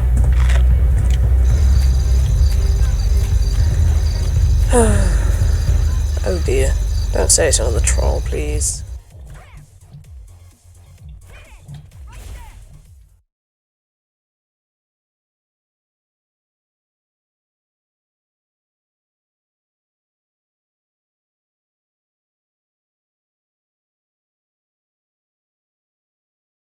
So, good, good, hit there.